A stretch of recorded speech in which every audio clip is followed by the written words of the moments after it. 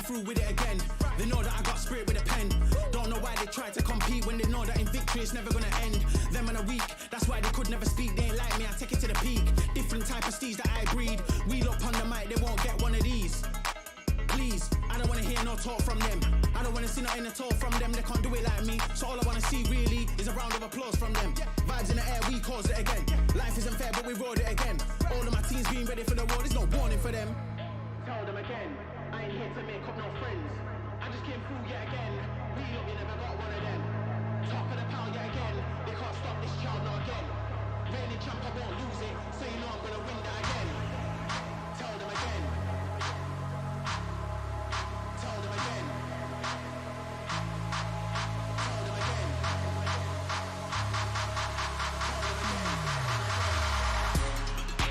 Tell them again. I ain't here to make up no friends. I just came through yet again. We look, you never got one of them. Top of the pile yet again. They can't stop this child not again. Reigning champ, I won't lose it. So you know I'm gonna win that again. Tell them again. Tell them again. Tell them again. Tell them again. Tell them again. I ain't here to make up no friends. I just came through yet again. We look, you never got one of them. Top of the pile yet again. They can't stop this child not again. Reigning champ, I won't lose it. So you know I'm gonna win that again.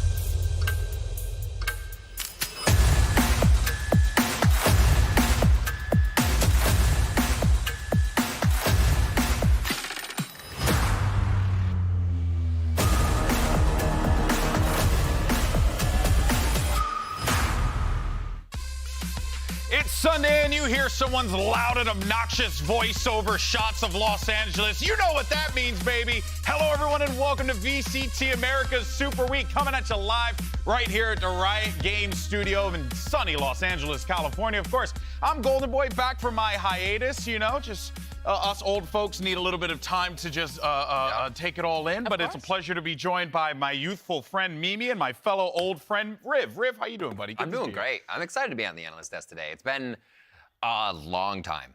It has been quite a while. So we're excited to have you here. Riv is going to be with us for the next few days. But let's go ahead and talk about what happened on stage yesterday. Because first, we had 100 Thieves take on Crew.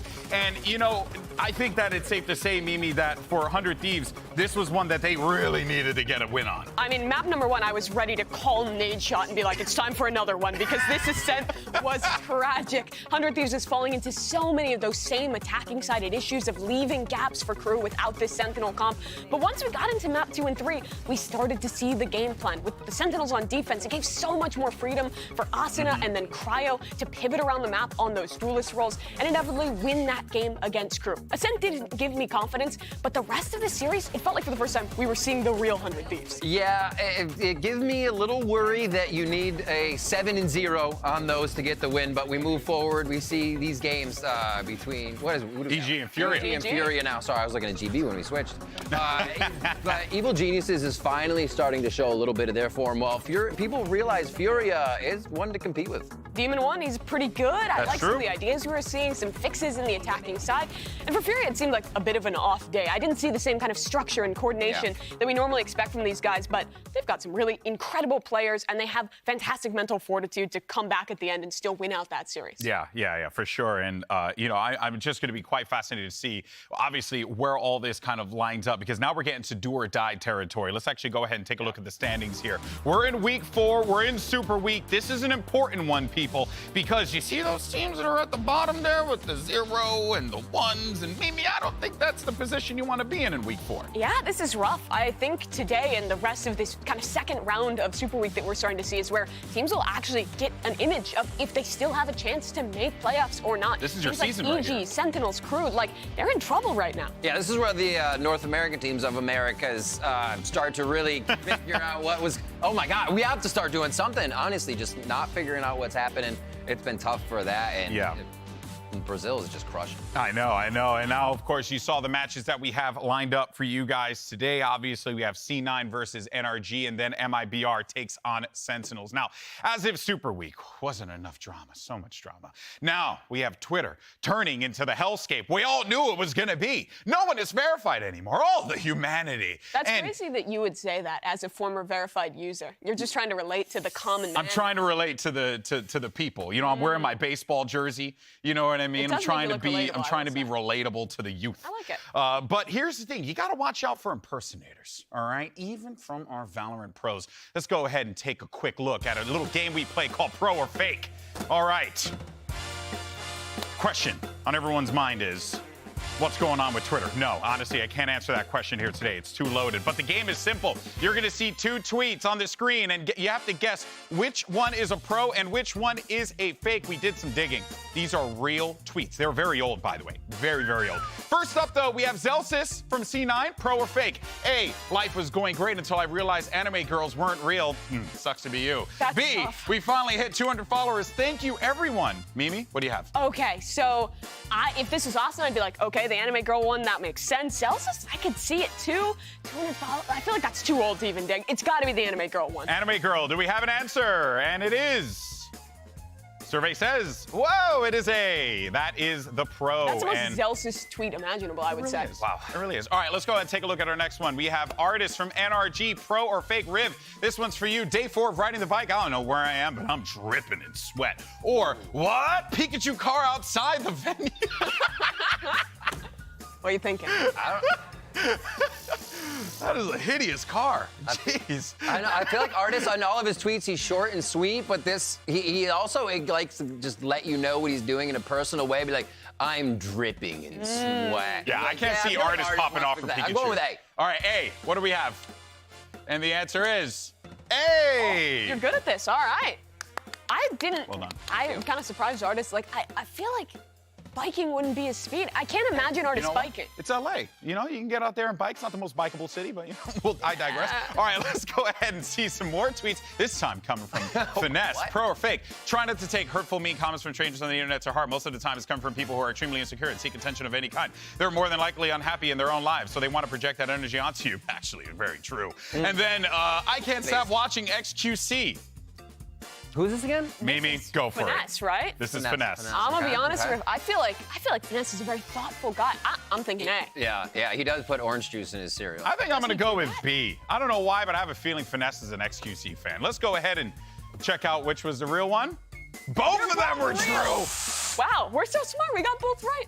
That's crazy. Man, he's definitely using that Twitter blue to its full potential as well. Again, a lot of those characters out there. All right, and finally, here are some tweets credited to Rooney. Pro or fake? A, anyone else dream of Valorant all the time? LOL, I might need to take a Brecca. Or B, can we bring @Florson to Tokyo? NA would never lose. Is that her @ Is it Florson? I think yes. Oh, it might actually be that. I think it's the fluorescent one, because I saw a lot of pro players in Americas hyping her up after game changes. Yeah, agreed with that point. Okay, all right, so both are going for B. What do we have? Hey. Wow. I'm glad to see a fluorescent believer. For those that don't know, she just won the first Game Changers event with version 1. Very good player, and maybe the last hope for NA if things aren't working out. Nasty player. So, well, keep your eyes on that one. But here's the thing, guys. Even though Twitter is an unverified mess right now, you could still use hashtags. They still matter. VCT Americas and VCT are the hashtags you want to use so that we can feature your tweets on the broadcast. As always, surely nothing can go wrong from that. But after the break, we're going to dive deep into our first match of the day. It's NRG and Cloud9. As always, people, I missed you so much. We'll see you on the other side. Identity theft is a serious crime. That's crazy. Jake's being so pesky. And he gets 2 clean shots out from him. The third falls. Jordy for the 2 kills and a Red Bull clutch.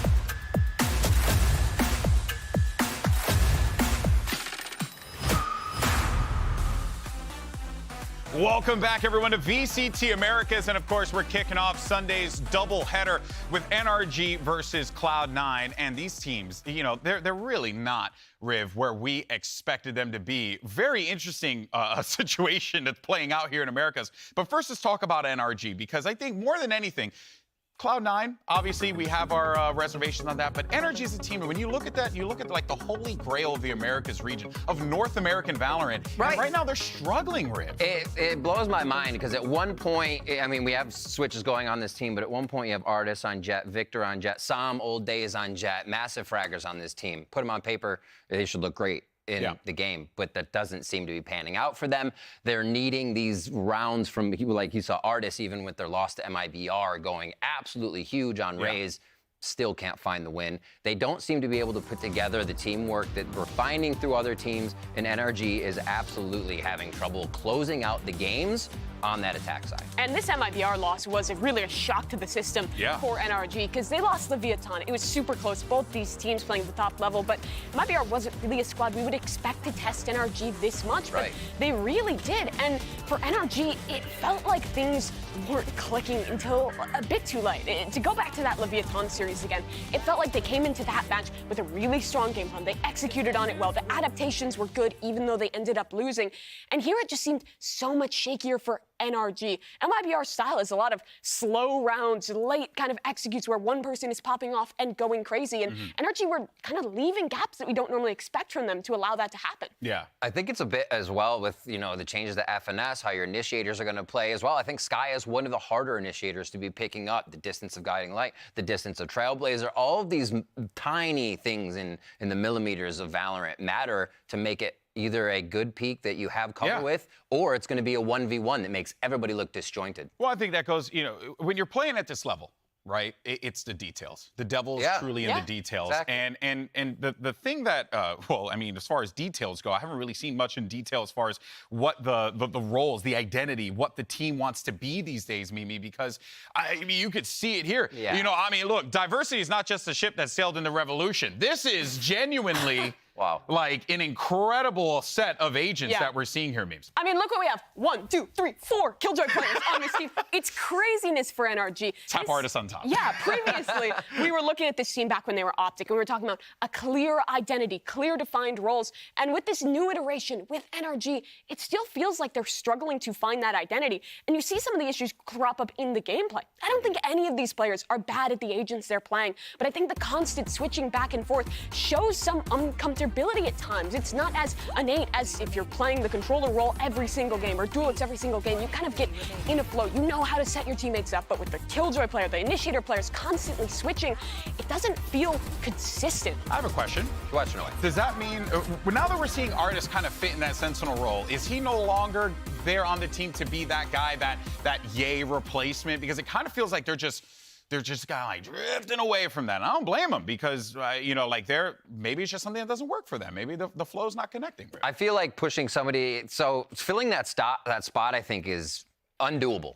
altogether, right? Everybody has to look for a different role. And to put Artis back on the Sentinel, I think gives him the idea of kind of a safe hands. We heard Josh talking about yesterday with Initiators, but more of a safe hands role to still have that fragger, somebody to produce all the kills and a bit of that post-plant power that you can get out of somebody who might go to a raise next time. But having the setups, where to have util, playing in and out of that range, I feel like makes the Sentinel also out of the team as well a little bit. So you're almost taking artists out. So it's still the flow, finding the way it's going to work for everybody, and I don't think they're all on the same page once they're switching around. And that's a question of, is this just the identity for NRG? Sure. Because the previous team that Artis was on with FPX last year, that was kind of the ethos of that squad. It's like, okay, we're going to play everything. We're going to be as flexible as possible. That was their identity. Right. For NRG, you wouldn't expect that to be the case. But I do in the same vein. While I have critiques about the changes, there are positive aspects too. Sure. I really like the Victor duelist. We were watching some of it a second ago. He's good on the raise, on the split. The defensive side of bopping was an interesting idea, and it worked well. His jet as well is quite good. I don't think this team needs to necessarily have Artis be a star, have Victor be a flash initiator. Everyone can play everything. It's just a matter of how can you coordinate between these ever-changing roles to find a team who's not getting upset by teams like MIBR. And what I like about this team, you know, genuinely, it is a lot of no fluff. It's a lot of just get the job done, because at the end of the day, you're here to pick up dubs, plain and simple. You know, superstar teams, all that stuff don't matter. If you ain't winning, it doesn't matter, right? But here's the thing. For more on role swaps and the comps that we're seeing in 2023, let's actually go ahead and talk to Crashies and some of the other VCT pros for their thoughts. I feel like every team right now is role swapping just to figure out like the best style for their team. It's definitely different for me just because I've always been the main initiator. I've kind of mastered that role, I would say. And then to play like Viper, Killjoy, it's definitely like two different play styles, so I definitely have to like work on it. And I'm not perfect yet, but I'm still trying to get there. Crashies is there, and he's ready, and he's waiting. Especially right now, as results aren't consistent for hardly any team really right now. So I think just while it's early in the season, everyone's really just trying to figure out how to min-max everything. Quizá los malos resultados a veces te fuerzan a tomar como decisiones arriesgadas. Crees que es como un shuffle y volver a barajar. Y a veces como barajar y dar de nuevo, quizá le da como frescura al equipo. Unless you had a team with where it worked out in the meta that the personnel made sense. I think we're seeing this adaptation through every single team, just because that's how kind of the game is developing as more agents come in. What? Saucy gets 3! Asuna not able to do it the 4th for him! There's obviously certain jobs for each agent on each map. You could obviously swap it around so that everybody can still get the same consistent impact, even if they're not on, the same agent. Leaf comes out, and C9 answer back. You could play the same comp, but some players might feel more comfortable playing smokes on Haven than Pearl. Valorant's really diverse right now when it comes to agent comps. Let's trade it off by Joggimal, a 4K into the round. También puede ser que algunos equipos lo hagan simplemente para sorprender, porque creen que, digamos, su playstyle ya está muy leído y quieren cambiar el ritmo. Me sinto muito cómodo jogando diferentes personagens, então faz com que qualquer coisa que a gente queira modificar, mudar, eu estou ali para fazer sem problemas. I love hearing from our players, mostly because, well, they're way smarter than me, but also because they provide just so much insight there. And we knew that coming into the season, Mimi, that there was always going to be that shakeup and confusion because, the compositions, the meta, the chamber literally just got nuked from the game. Like, there's just so much that had happened there. So, yeah, it makes sense that these players are all just trying to find their groove right now. Yeah, and what Davey said there, the unpredictability is, I think, the aspect that stuck with me most from that tape. Sure, yeah. Because for NRG, in previous iterations of the scene, we've actually really prided them in their flexibility, in being able to play these different comps, because Finesse is a caller and the consistent core of Crashies and Victor of this team are so incredibly good at being able to switch onto a different role, come up with a different game plan, and adapt on the fly. That's what FNS's teams have always been the absolute best at. So I think they can try and continue this and maybe even try and lean into it as a strength in that unpredictability.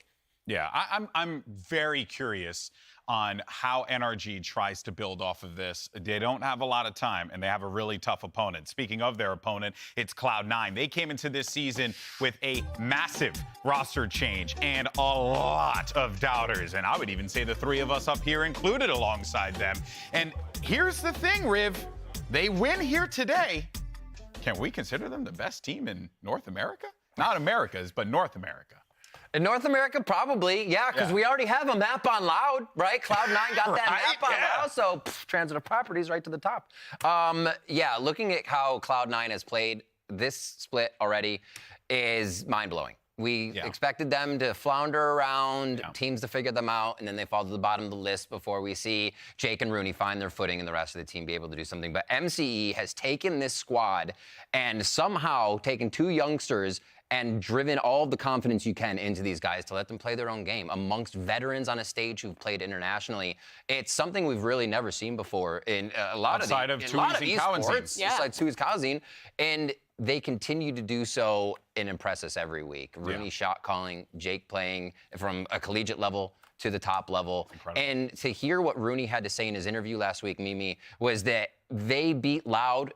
They feel like that's amazing progress already for this comp of 3 weeks. Yeah, it really is good progress for them. But the players that I think a lot of us forgot about when we were considering this Cloud9 roster were the veterans, the guys who have been on this squad for so long. Yeah. And one of them is Leaf, who has always been in the conversation as a top player in North America. Previously, he's a top player in the world. And he's showing that consistency again. We were just talking a lot about role changes, flexibility. Leaf has had that because he's playing the duels. He's playing all these different roles, flexing to the initiator, sometimes to the sentinel. This guy really can do it all. And he's also just such a vocal member of the team. Having him and Zeppa available to Rooney, I think has definitely helped this team to be able to kind of find their place. It is interesting to hear how much everybody is having a voice in this, especially when you see what they're doing in the mid-round of the game. A lot of the times we'll always hear back that people, if you're a leader, you're an IGL, you're a little more quiet, but it seems like everybody has a voice on Cloud9, and it's just catapulted. Which is, it's good, right? Because, it helps out players like Jake and Rooney to feel like, oh, hey, if these three guys are, talking and including us in it, then we feel more inclined to contribute. And I think for Rooney, that is particularly important because this young man's the IGL for this C9 roster. And, I know you have a telestrator, Mimi, you wanted to break down here, but yeah, I mean, Rooney really has been impressive for a guy who has really just been plucked from obscurity. He's been fantastic as an individual, and the decision-making of this team on the defensive side in particular is something that I wanted to take a focus on here. So this is a clip from their game versus Cloud9, or they are Cloud9, from their game versus 100 Thieves in this one. And I want to talk about the way they pivot their defensive setups in the mid-round. You notice the way they start out this round is 3 towards A, the Viper holding down B, and then this utility towards C from the Killjoy. As we let this one play on out here, I'm just going to keep us on the minimap. And you'll notice it starts off with a neon stun, a flash towards A. They see nothing there. So immediately this reaction is coming of both the neon and the sky in conjunction to rotate over. While that's happening, 100 Thieves as well is starting to take space. They've worked their way into B, and their idea is to split in and take Mountain through door. You can see Cryo opening it up right now, but immediately there's another reaction. You saw that flash come over the top from C9. That shows them that no one was yet into Mountain, so they're again pivoting, running all the way back towards this A site, because they're willing to just leave this Killjoy player to anchor. Maybe you get one, you play the retake, that works out, but again, flash gets sent, and look at the rotation again. Back comes this Sky player. They're realizing that, hey, A is probably a fake. If they were going to commit to this, they'd be further up. And while they keep the neon there, that's because this neon can be that last second rotator. Seekers will now come out again, as well as another flash, which pops right here in front of that Viper wall, which means they know no one is close on A, again signaling that this could be a fake. And this will end with a pivot back towards the C site. The dog is going to come through B, which allows this Viper player to be freed up to support on the C site. And as we watch the last few seconds play out, there's only 30 on the clock, and C9 is going to be hitting into this site where they don't know who's going to be there. They think they've pulled the Killjoy off, but they never did. There's so much stall utility available, and it's going to be a complete shutdown in just a second when they do go into this one with multiple mollies on the floor. With that neon player running on in, everyone for C9 is there to shut this down. Another round, though, is continuing to talk about Xeppaa's utility in the mid-round. This one, we're going to just jump forward into the second map of this series. And here, a lot of 100 Thieves' idea is around this Viper, around kind of faking mid-pressure with that Viper wall, making Cloud9 fearful, having to re-push that space in the mid-round, and then going for these late executes in main. And C9 here is starting with a stack towards this B site.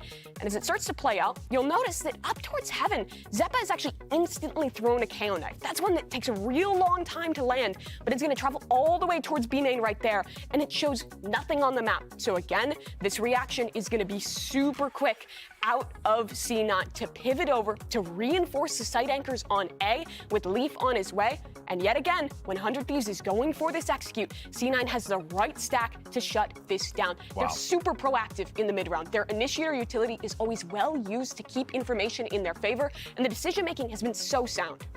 What I want to see in this series, funny enough, because I do feel like this is a circumstance of the entire team contributing. I'm not trying to take anything away from Rooney, but this is, I think, going to be that big test for Rooney, for the IGL, for this whole team. You're going up against one of the best minds in the game in Finesse. He's so good, Riv. But on top of that, though, he's got the support pieces to help him out here. Does C9 have what it takes, though, to be able to topple down the captain? If they can play and kind of mimic teams on defense, like we just saw Cloud9 doing to 100 Thieves, I feel like the Cloud9's ability to defend, site take, retake is actually very, very good. That's where they are one of the strongest teams in the Americas, is being able to retake sites. Yeah, the retakes have been incredible from them. And it's not just when they can have that mid-round to actually anchor a site. It's understanding when to give, when to play together on the retake. And this is where you see that synergy that you were kind of talking about, GB, between the core of this roster. It's so scary to see how this team simply just clicks. And that is not normal. You would imagine, Riv, that the new car smell would have kind of gone away at this point, but it seems like they're loaded up on Pinewood, baby. They are good to go. They're smelling fresh as a daisy. And there's cans dragging behind us. The honeymoon phase in here as well. They got everything on the car, everything on board here. And we're just looking at these two IGLs and how they match up. I think it's incredibly fascinating to even have this chart, to have this possibility to pit a Rooney against an FNS. Yeah, I mean, just look at the gap in experience. Finesse has been calling it a tier 1 level for over 10 years. I mean, has Rooney even been alive that long? Just barely, something like that. This guy is new to it. And look at the stuff he's won. The VCS LAN tournament, a Knights Arena monthly. This guy has won international tournaments. He has been there. But that's what makes this series so cool, that an IGL that is so young, that a team that is so new has put themselves in a position where we're actually thinking, could they pull off this upset? They could win this. Yeah, which would just send shockwaves, I think, throughout all of VCT. Because, Riv, you know, I'm going to take you back to week 1, right? Okay. We had this really funny segment where we were like, we're going to use the wall and we're going to rate all the teams. And you know who was in last place? Oh, no. Yeah. Cloud9. Cloud9 was. Cloud9 was That last wall. place. That wall's been a plat chat prediction the entire time. 100%. And I We think don't talk about that. part of the reason why is because of the players they haven't seen. Rib, before we move on, though, I really just want to kind of get your thoughts here. What does Rooney do differently than NRG, than FNS and NRG to get them that win today? Honestly, you almost have a fresh bank of strats to pull from. There isn't years of what did work and what didn't work, really. You're looking at what is working now. You don't broke it. You don't fix it if it's not broken. Don't broke it. Don't broke it. Don't fix it. And you'll be all right. You used to could, but not anymore. Oh, man. But yeah, you look at that and you just kind of think, where's the pressure come from? True. Right? You know, what is on Rooney that's going to make him fail today? And it's Rooney. You know, he doesn't bother with what the fans say. He's happy to be invited to that team. And I think Rooney and Jake both have the greatest mentality to start there because they want to learn and grow, and that's exactly what they've been given the space to do. Yeah, for sure. Now, look, guys, we all know what NRG is capable of, right? And I think we've talked about it. We all know what C9 is capable of, right? Cloud9 are very aware of it. Actually, one of those players is Leaf. Here's his take on the squad. Let's take a look. I think that NRG is very strong. I think they showed it when they played Sentinels. They definitely have a lot of depth in like comps and stuff like that, and they definitely have an understanding of how they want to play each comp. I think they've always had that. They have a really good core. They have a really good coach. Basically, just like they're just kind of the perfect like core team right now, and I think that it'll be a very hard game against them, just because of the way that they are. All right, well, there you can see. I mean, obviously, everyone fears and respects this NRG team because, you know, they're NRG, and they're a very good squad. But I think that Leaf, you know, as far as I'm concerned, he might be one of the best players in the Americas region right now. He's making a case for the world as well. He's playing so well right now. He really is. Leaf has been incredible. And I think a lot of what this match will be is kind of a battle between the two core duos of this team. Leaf and Zepp have been together for so long on pretty much every iteration of Cloud9. They've always been fantastic together. But so too is Crashies and Victor on the other side. It's kind of these two duos of the old guard with new players being built up around them to, I guess, define what's the next step for NA. Who will, in 2023, start to push to be that best team? Yeah.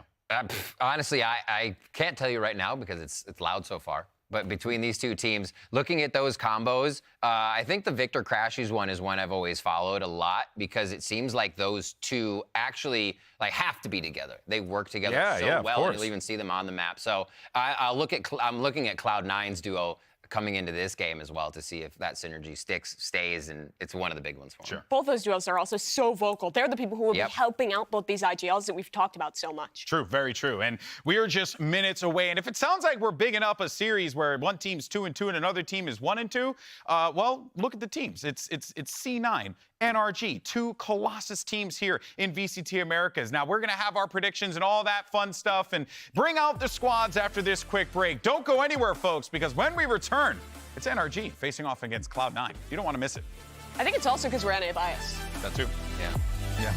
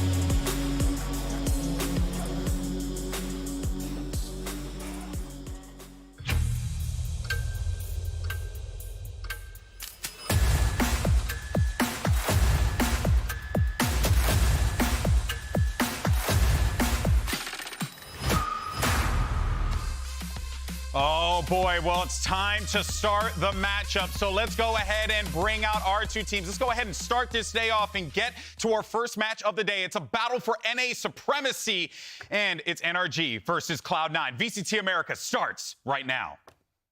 This stream contains fast-flashing images that may affect viewers who are susceptible to photosensitive epilepsy or other photosensitivities. Viewer discretion is advised.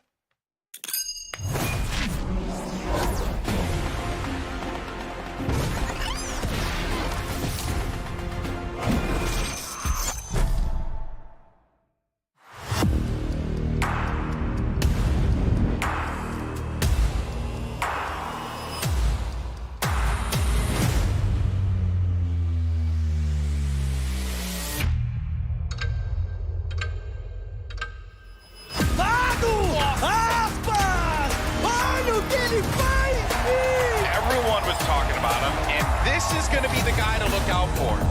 Too much Cryo again. Does this guy miss? Does Cryo ever miss? No, he doesn't. Essa onda dizer, escala bem, faz duplo abate, vamos, Portel! Se acaba tempo e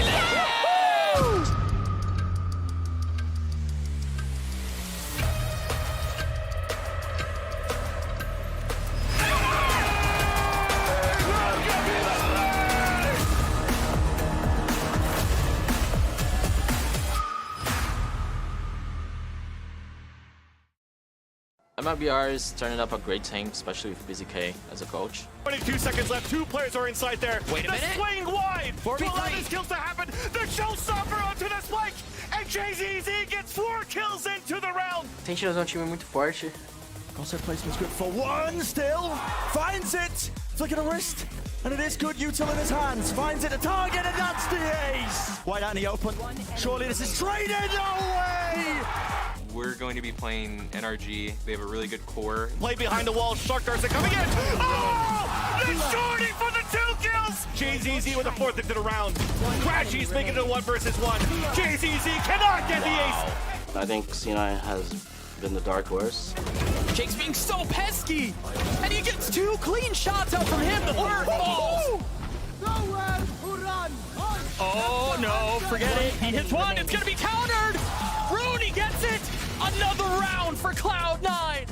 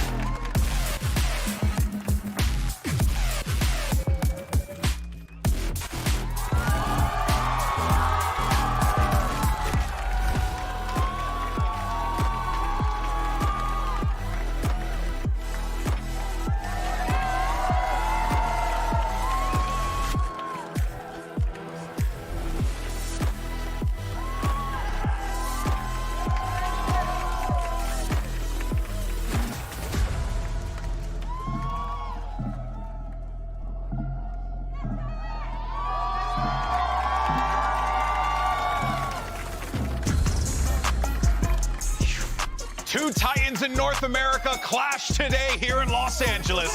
Cloud9 versus NRG. The crowd's hyped up except for that one guy who's asleep. Outside of that, though, the rest of it, this is going to be an awesome game, and I'm so excited for this one, Mimi. NRG's core has defined North America for more than a year. This team has always been on top, but we have another challenger approaching. C9, their core's been steps away before, but now with these new players, they win here, they could be on the precipice. They could. I'm a little afraid here. MC did not snail on chat. So that fist bump was in, I think it was a little too even. That's what you're breaking down right now. That's honestly. Really, it's all in the details at this point, right? Was the fist bump good enough? There was no extension of the arm. You know, that's the reason why. No, but what is really fascinating about this, and indeed, you just got to let Daddy call. And what is fascinating about this is that both of these teams are coming into this in I would say, very do-or-die types of situations, but probably more so for NRG. This is a team that expects excellence, Mimi, and right now, they're not in that position that they think that they should be in, and I think everyone thinks they should be in. 1-2 in the league right now, winning here, trying to continue that momentum through Super Week into their next few matches. Yeah. They're tough, but that's where we can get the vote of confidence, have people again talking about NRG as the top squad, because they still, I think, should have that consideration around them. They should have that respect built in. Of course, and you have to, because of what the core of this team and artists, and and also let's not forget about Sam, what he accomplished in a short time as well, like really making his presence felt at Lock-In. Like this team has grown a lot, but it's just weird. It feels different, really. W streamer. No, that's exactly it. That's it, right? That's what I was gonna say. Is we thought of Sam as we get into maps here as kind of a W streamer. That was answered. He could play. The artist fit. That was answered. Yeah, then the rest of the composition is the question: can they answer that? Can this composition now work if all that other is answered? Cloud9 will start our vetoes by banning away Icebox. That's been their perma. My hope for NRG is that they get rid of the Lotus because they've been struggling to find a solution there. They found it last time, but Cloud9's been great. Instead, they like to get rid of the Split, another map that C9 has shown a lot of willingness to play. And I haven't really ever been happy with NRG there. First pick, though, will be Haven, where Cloud9 is taking us. And, I guess looking at what maps NRG have played, it's been a very small pool. And two of those maps are already out of there. So that's rough. So we're going to see maybe something fresh here, perhaps from NRG. And we're going to be getting some Pearl from NRG here as their second pick. Yeah. Well, NRG does have one of the strongest Haven attacks. We'll see that. Pearl coming in with a Lotus ban. Both teams are actually good on Pearl. So I'm glad this is our second map to be a decider for the third. Ooh, Mimi? We'll see. I don't know. She had a no. What's the no? She shook her head. I am just excited for that. Okay. I was like, wait, where are they bad? That was a happy shake. That was a happy shake. Pearl is going to be such a great map in this series. NRG have been turning over to that Harbor Viper composition. Actually looked so good against Leviathan on that one. And C9 have such a cool read, this Phoenix Sage composition. It's going to be such a cool kind of matchup because I think that comp is really good against Harbor Viper. And right now, teams are struggling to find the answer of what's exploitative against Harbor Viper. All right, NRG had the idea with that raise, and it really worked. Of course, and I think now we look at this series layout, and I have to say, I'm still very much undecided on who I think is going to win this. I don't really, because I feel like it's always tough to pick against NRG. It genuinely is, because there's always something cooked up. And we go into the agent select here. Let's see what NRG has, maybe. Yeah, NRG, we haven't seen them play this map in a bit. And C9, we haven't seen them play it with the new roster. Last time they were playing this Phoenix comp. We were talking a little bit about how Harbor denies the Jet a lot during this meta. I would love to see that coming for either side here, especially C9 since they don't play it, but we're past that already. The Omen comes in. There's quite a bit. Just quick lock-in, Mimi. Yeah, small change. Sam will switch over to the Aster. Kind of personal preference there. He's quite good at it, but C9's comp is pivot. Previously, we've seen them lean into some of the ideas they showed at lock-in. Here, this is something new, but it's also something standard. Double initiator comps with the Jet. It's what both these teams will play. The one difference in the controller shouldn't change much. This is very much going to be a fundamental map. This is the first test for these two IGLs. Real quick, who's winning this series? Riv. Cloud9. NRG. Ooh, split desk here. All right, folks. We've got North America's finest ready to go to start map 1. So let's go ahead and send it over to two casters who are as American as apple pie and baseball. It's Brennan Sideshow.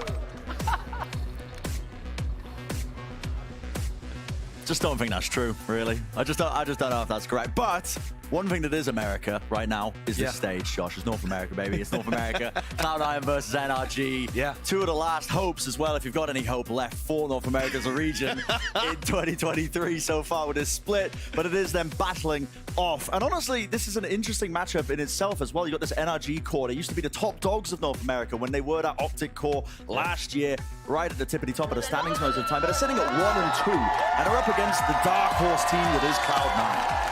And you think even outside of North America, this NRG squad, the core of this team, they were the best core of the pre-partnerships era. Yeah. And so now we actually see in 2023, they have some battle scars. They have shown moments where they look mortal, where they've lost, where they've been upset even. This is a game that Cloud9 can absolutely win. I am a little baffled, though, that we start here. Cloud9's pick on NRG's kind of home turf. Absolutely. They must have got some prep. Haven's the playground of FNS. Loves to call on this map. Got a good idea of how to play, but look at Cloud9 setting up for a bit of a pop, and it's a flush straight in as the plan starts to go down. No time wasted. And what a read. The entirety of Cloud9 just surrounding the site. It's almost like they expected it. It's almost like they knew, and it's up to Som. Would have to beat a 1v5 to try and win out the pistol round, and it's just looking nigh impossible. Spike not in a good situation. 1 star. That's all he's got to work with. And it's a double face-up. Almost triple face-up as well. Obscuring vision. Trying to offset some of the crosshair placement, maybe with that placement there. Just turning away. He's waiting for an easy kill, but he's not going to be getting that at all. Good discipline from Cloud9 and a wonderful opening from them with the pistol round taken away. That's NRG's classic C execute. I mean, that they threw all of the utility they normally throw on an exec like that. Fault line down the right-hand side towards logs, nanoswarm into the back, recon dart. We've seen that execute a ton of times on rifles and pistol rounds. And Cloud9 had a counter plan in their heads immediately. 2 players straight into the smoke. Paranoia comes through, swing, backside control as the plant goes down. I mean, I was just asking the question, why have Cloud9 come here to Haven, to NRG's home turf? And I think the reason is already showcasing. Because they know how NRG like to play here. They've done their homework. They know what to expect. Dart was timing. It was cheeky from NRG.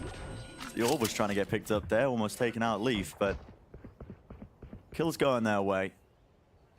Look to try and maintain control of this A lobby pressure. And for Cloud9, that preparation has been absolutely key in terms of how they've won some of their big games and taken some huge maps off the top tier teams, like that split game against Loud. They just looked so incredibly prepared right from the beginning. Took pistol round, went up to a 7-0 lead. And think about how this defines the map pool for them. If Cloud9 go ahead and pick Haven, that actually means that they can predict the first 2 maps of the series very easily.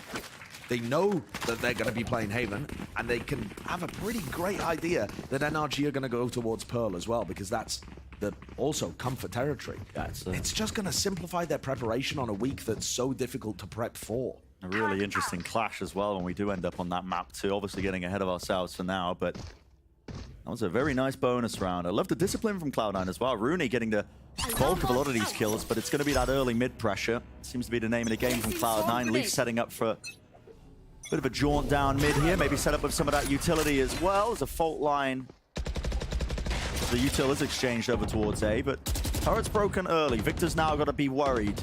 He knows that mid's compromised to some degree. Doesn't know how many players are going to be meeting him on the other side, and the answer is 2 or 3. Just watching these angles.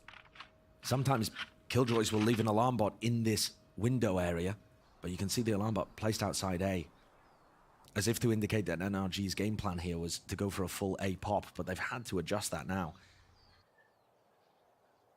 Yeah, fully pushed up. Oh, and it's just opened up. Slide angle. Victor's lucky to walk away from that one without too much damage done. He's got to know the push is coming, and he does indeed. Still, with that kill, there was a whole load of utility. A fault line and a paranoia also to accompany it, and they're still trying to squeeze this into mid, but NRG are containing. Any sort of aggression is being absorbed and met pound for pound. And that's beautiful adjustment of the pace by NRG. I think their original game plan in this round was to try and take early A control, whether that's towards short or long. And as soon as the turret got broken, you see that protocol gets triggered by NRG. Wait a second, we need to slow things down. Cloud9 are trying to take control of the tempo here. Now that they've got a massive player advantage in a 5v2, this should be fairly easy to clean up.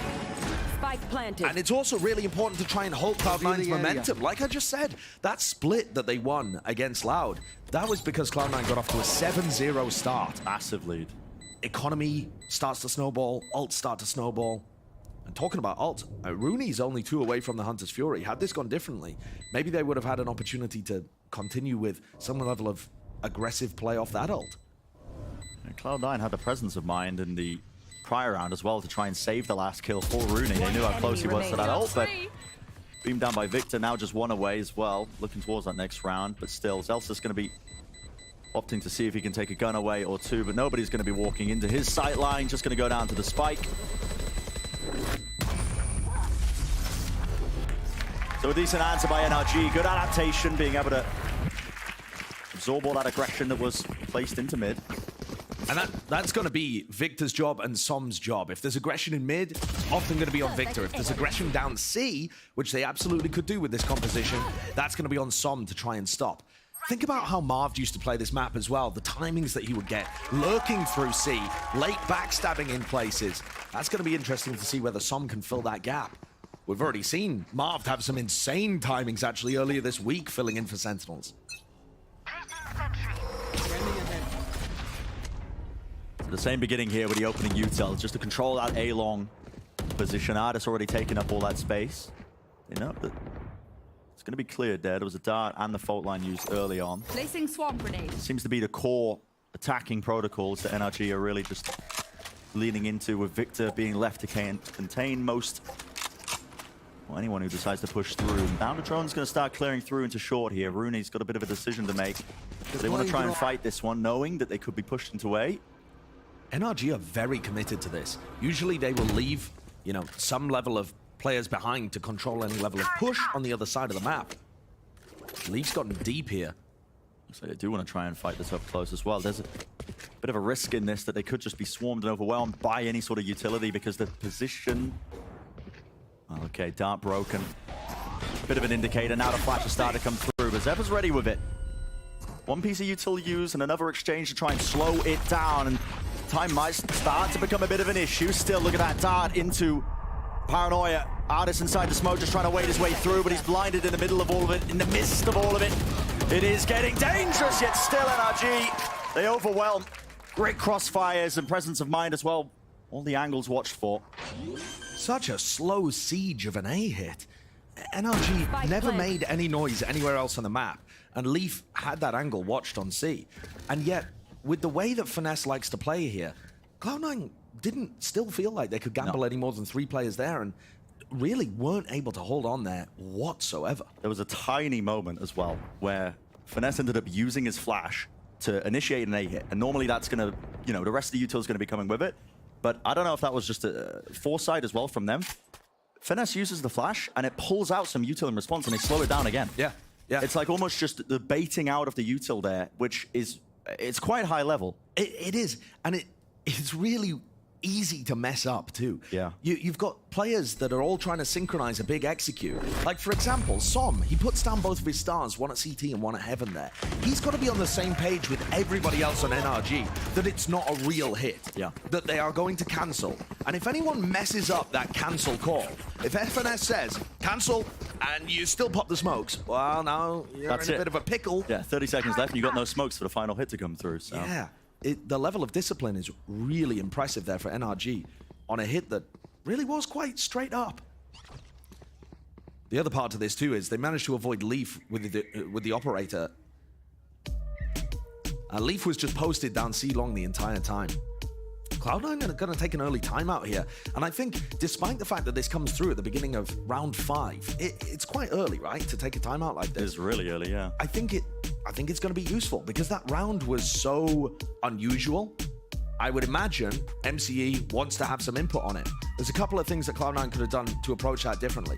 They could have been a bit more proactive in terms of looking for information, and I don't mean that just by recon darting, because they did recon dart A long, but I mean in terms of, if it's been slowed down a little bit, trying to push players up short, perhaps, to get into a sticky position.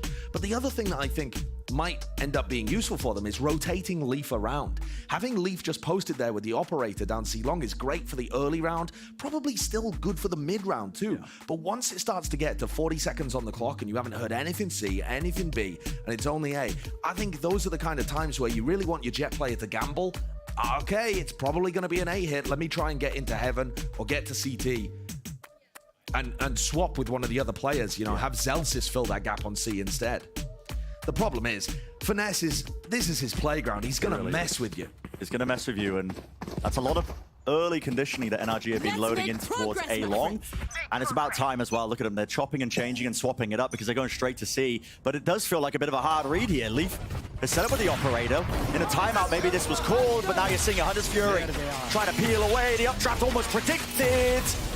But just shots going wide there. Maybe a little bit too low. Tiny amount of damage there. Just a chunk of AD onto Artis. And now a quick pivot. NRG have sniffed out the stack and they are leaving. And this looks like another round where Leaf is probably not going to be able to have too much impact. There is a possibility that Celsius might be able to slow this down long enough. Look at where the nanoswarms are. One to block them getting in and one to block that plant that's underneath heaven, with a turret to tell them whether it's a serious commitment. And that's a lot of respect already. Victor dropping the lockdown. Yeah, they spent a long time clearing A. They're worried about a fast rotation and a fast stack. That's Celsius. One attempt from him as well. More than an attempt. He's rewarded. Gets the kill and now left into that 4v5 for NRG. They do have the spike down though, so post plants with a bit of a weapon advantage. Fault line now cuts its way across along with a paranoia, jumping straight down the turrets, doing most of the work. Flashes, Artis behind as a plant. Can't quite find anything here. It's still Cloud9, they're just swarming. Angles watch for Victor low enough. Last player standing now, dropped down to 11 health in a 1v3, and it's looking not quite doable. First shot found. Tapping a spike, knows it's not stuck, but can't land the second one. Beautiful retake by Cloud9. That's incredibly impressive. Cloud9 did not have very much weaponry to work with there at all. They're in a 5v4 retake, but they're still not favored, I would say, with the fact that half of them are running with frenzies. It's only an op and a single phantom. But what is going in their favor is this strange stat. Cloud9 are the best team in Americas at 5v4s currently. Which is ridiculous. It is absurd. They're currently sat at 4th in the standings, and there's still way more movement to come over the course of the Super Week. But the fact that Cloud9 are doing that well when they have a player advantage, and you just see it demonstrated there even in a kind of thrifty situation, that puts such a premium on the early fights. Here's potentially where the adjustment lies. Cloud9. Leafs posted up with the operator jet over towards A long.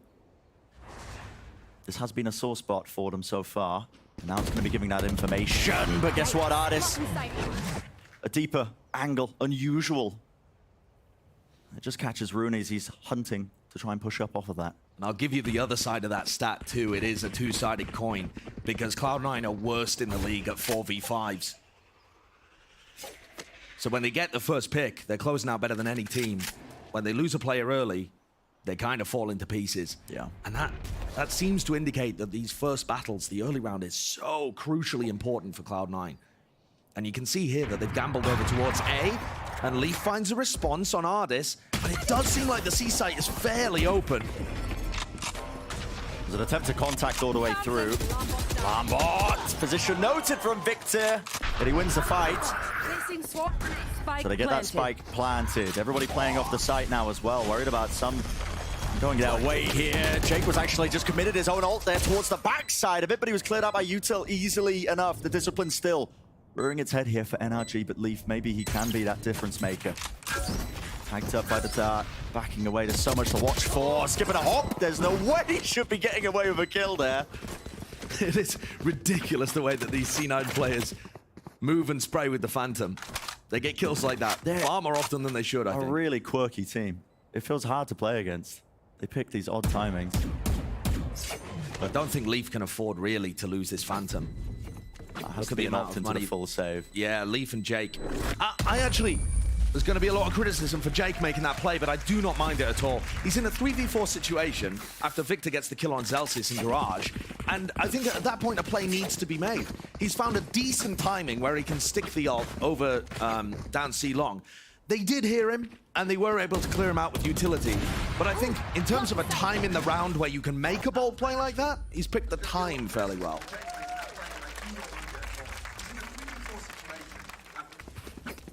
So it's an even scoreline that's been painted for us. Seeing some of the benefits as well of the Astra being picked here. Star laid down in towards that A lobby. Possibly recalled off. Leaf, there's a common position for operators to play, and he's been stunned. Pushed to the sidelines for but a moment and a fight to be taken and won. Gun here. That head-to-head is going to be incredibly important. Leaf did find the kill on Artis in the previous round, though it didn't matter to the round outcome. Here, It certainly could. Another 5v4 for Cloud9, and look at this position. Zeppa. Oh my goodness, we're looking like a half clearance, but Victor does latch onto him. And he's still looking for a bit more as well. Pushed all the way up, spamming, he could hear the turret. Gets out, but Celsius responds. Very nice read on what's going on there from Celsius. Meanwhile, contact into A. One of the reasons NRG are so dangerous on this map is that they'll mix up those big, heavy executes with some contacty plays. They've got the lockdown to be used here, and there you can see it. Off to the side as an aftershock. Shock darts, do they land? Does it break it? Yes, it does. Enough damage done. Clear preparation for that one. That was prior. Yeah, very well done. Here comes Jake on the flank, too. An important series of events is about to happen. Stuns used as soon as the dart was let loose, so Cloud9 don't get anything done with that one. Still, Leaf has those knives, dodges the flash. Not in his face. Paranoia moving forwards, but wow! That is a hell of a shot. Still need to deal with Rooney. Drops down into hell, left out of finesse. Versus Celsius, a wider swing, sprays him down. Is the time? No! Doesn't get on it. It was close. Milliseconds away. But all for naught. That's NRG stealing away the round. The angle that Finesse takes there towards the end ends up being vitally important. Oh, yeah. You could argue that going for a more aggressive swing favors you in the fight, but by tucking close, he might have just bought enough time for Celsius to fail the defuse there. That one comes down to a matter of inches. Jake was on the flank with an operator and gives away his position with the paranoia there too. Still managed to find a pick out of it. Huge round for NRG to take. Already, you're seeing it opening straight away. No time to catch your breath. Wasn't even aware of this one happening. A quick battle.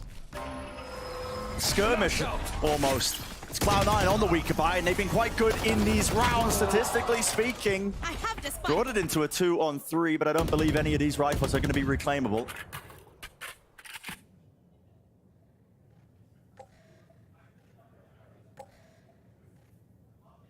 NRG love to just pump the brakes in moments like this. Yeah, they've slowed it all the way down. Like, okay, make sure we hold the space as well. Ensure that none of those rifles exchange in the hands of the Cloud9 players, the remaining ones. Are close with the Stinger. Celsius' reposition is risky. I've seen far enough away. I've seen Celsius do some funky things. This position could be a godsend for them because the dart doesn't clear. Holding close, knows that they're contacting through. No way! Damage is done, but okay, trades.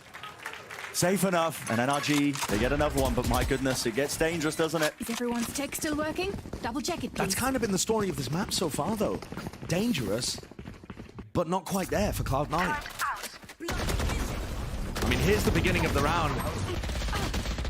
Just a barrel down C-Long from Cloud9, and they met NRG, but the better weaponry bore out, and the fact that NRG, if they are committing C-Long, they're doing it with a lot of players.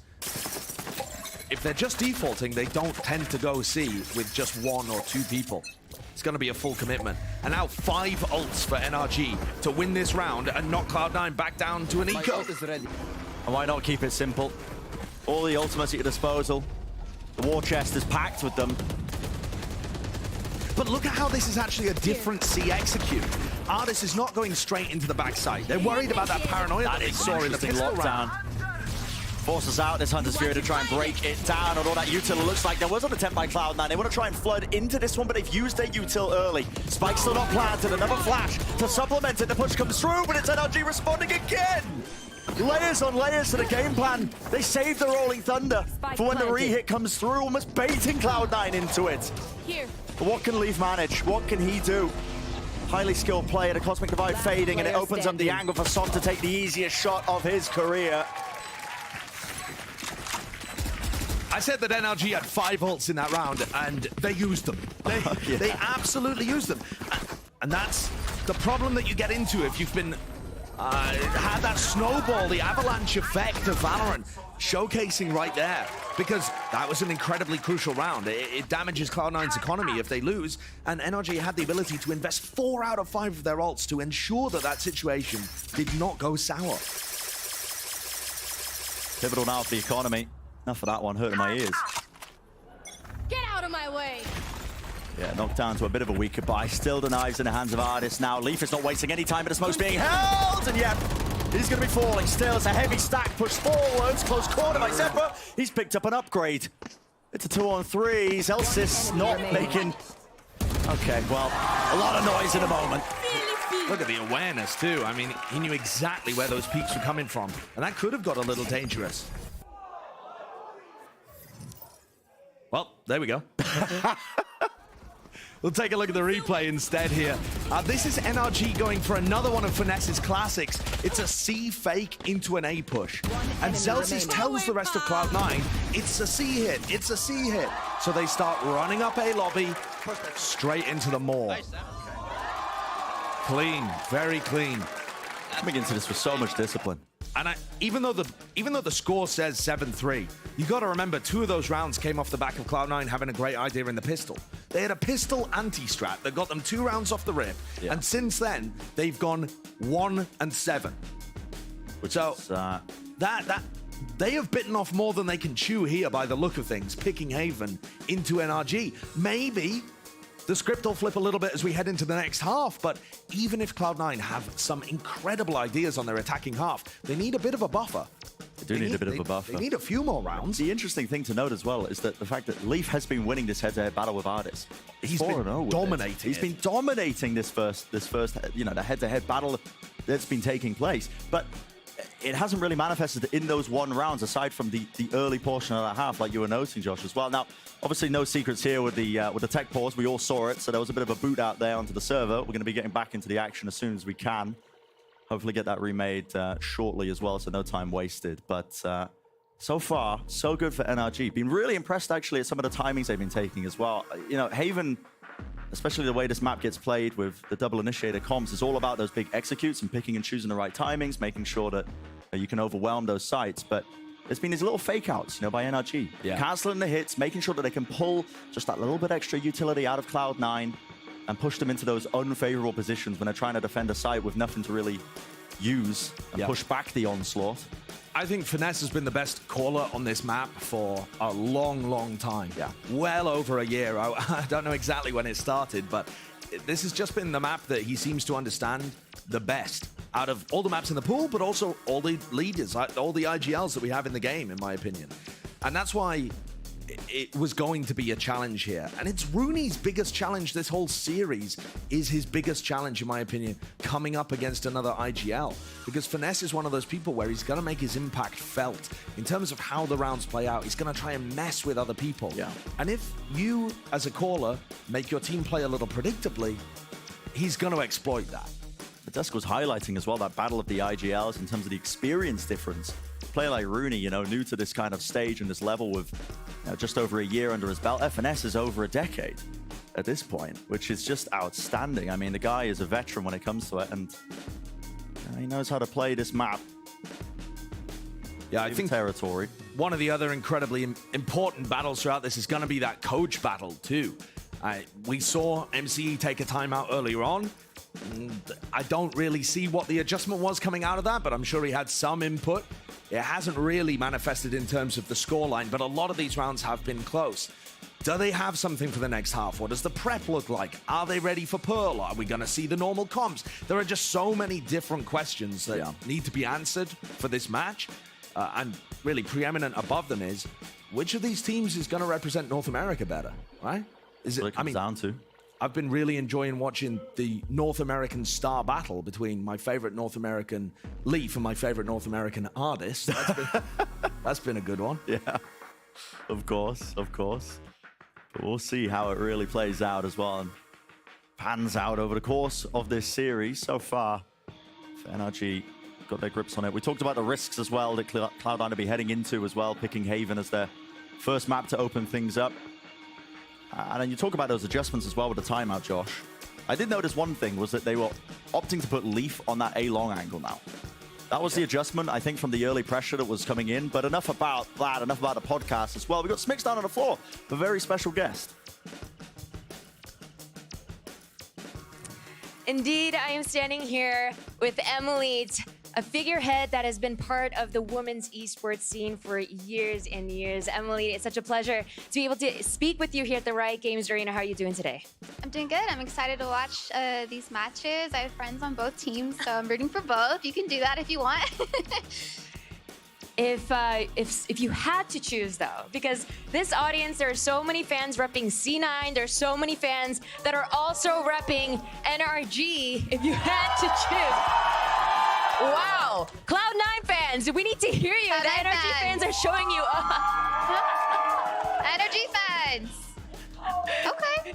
Yeah, they were rooting very, very loudly. But if you had to choose, or even predict, what do you think would be the outcome of this series? See, anything can happen. Seriously, even if it's 9-3, we've seen the 9-3 curse. Literally, anything can happen at the end of the day. So, I can't go for one team. Don't do that to me. Come on. Okay, I'll let you go for that one. But I'm noticing that you're wearing a homemade T-shirt here. Signed Team Karma. Team Karma, the team that you have been part of for so long, all the way dating back to 2014. Tell us what's been going on with you lately. Yeah, so I've been competing for quite some time, as we know. I originally made my team, Team Karma, since 2014. We've been playing internationally. We've won 5 world championships, 4 in Valorant, and just kind of been fighting for, women to be on the big stages and compete, and we're seeing that. I mean, last Game Changers, we had 48 teams sign up in Game Changers. That's incredible. So, How much does it mean for you as someone who's been part of this scene for as long as you have, to have known where we started from, to see the amount of teams, as you just mentioned, signing up, the amount of players that we see looking to compete, and then seeing the recent Game Changers season and seeing the level of competition? How much does that mean for you to see it all develop? It's so inspiring. I mean, when I first started playing, there wasn't really a female role model, for me to look up to and be like, I want to be like her on the big stage. So that's kind of one of the reasons why I made my team. I wanted to compete and travel. We fundraised money with no orgs through Twitch to travel. We used some of our college funds to get where we wanted to go. But the goal at the end of the day is just to be the best team in the world. And Game Changers is a great resource for people to start putting their foot in the door that way. And I know that one of your teammates right now has been your teammate rather, from all the way dating back to Team Karma 2014, Rain. Tell us about your teammates, the roster, and will you be competing in the next Game Changer season? We will definitely. We plan to, not only in Game Changers, we don't want to limit ourselves there. We're going to be competing in everything and anything we can. We play in local tournaments too, here in California. Rain's been my teammate since 2014. We are best friends. She was the bridesmaid to my wedding. We've won, all of our tournaments together. So, what is going on over there? Do I see a bear? Where's the bear? Show us the bear. Can we get a close-up on the bear? Thank you for that. Oh, there are some amazing signs in the audience today, for sure. And last question for you, Emily. I think what you do is so respectable because you are able to balance a ridiculous schedule where, you just talked about how you're competing, but not only are you competing, you're also working full-time as a nurse. I am, yeah. I love nursing. I love helping people. It just brings joy to my heart. I can connect with my patients by talking about video games. If someone hasn't smiled in a long time, we talk about Valorant and they, it helps their healing process. I love being a nurse, but I also love being a competitor. And balancing working as a nurse while competing is challenging, but it's my passion. It's what I love to do. Well, Emily, thank you so much for taking the time. Hopefully we'll get to see your roster sign with your organization soon. For now, let's head back to Bren and Sideshow. Yeah, great interview, yeah. Just to give everybody a quick update as well on what's happening. So we are going to be rebuilding the game as soon as possible, trying to get the, back into the server, back into the action momentarily as well. But that's going to take a bit of time. So what we're going to do is we're going to go take a quick break, don't go anywhere, or maybe go somewhere, but somewhere shortly, grab a snack, a drink, something like that, listen, bit of a chill out. But we'll be back with the action soon enough, so don't go anywhere for too long. We'll see you in just a few.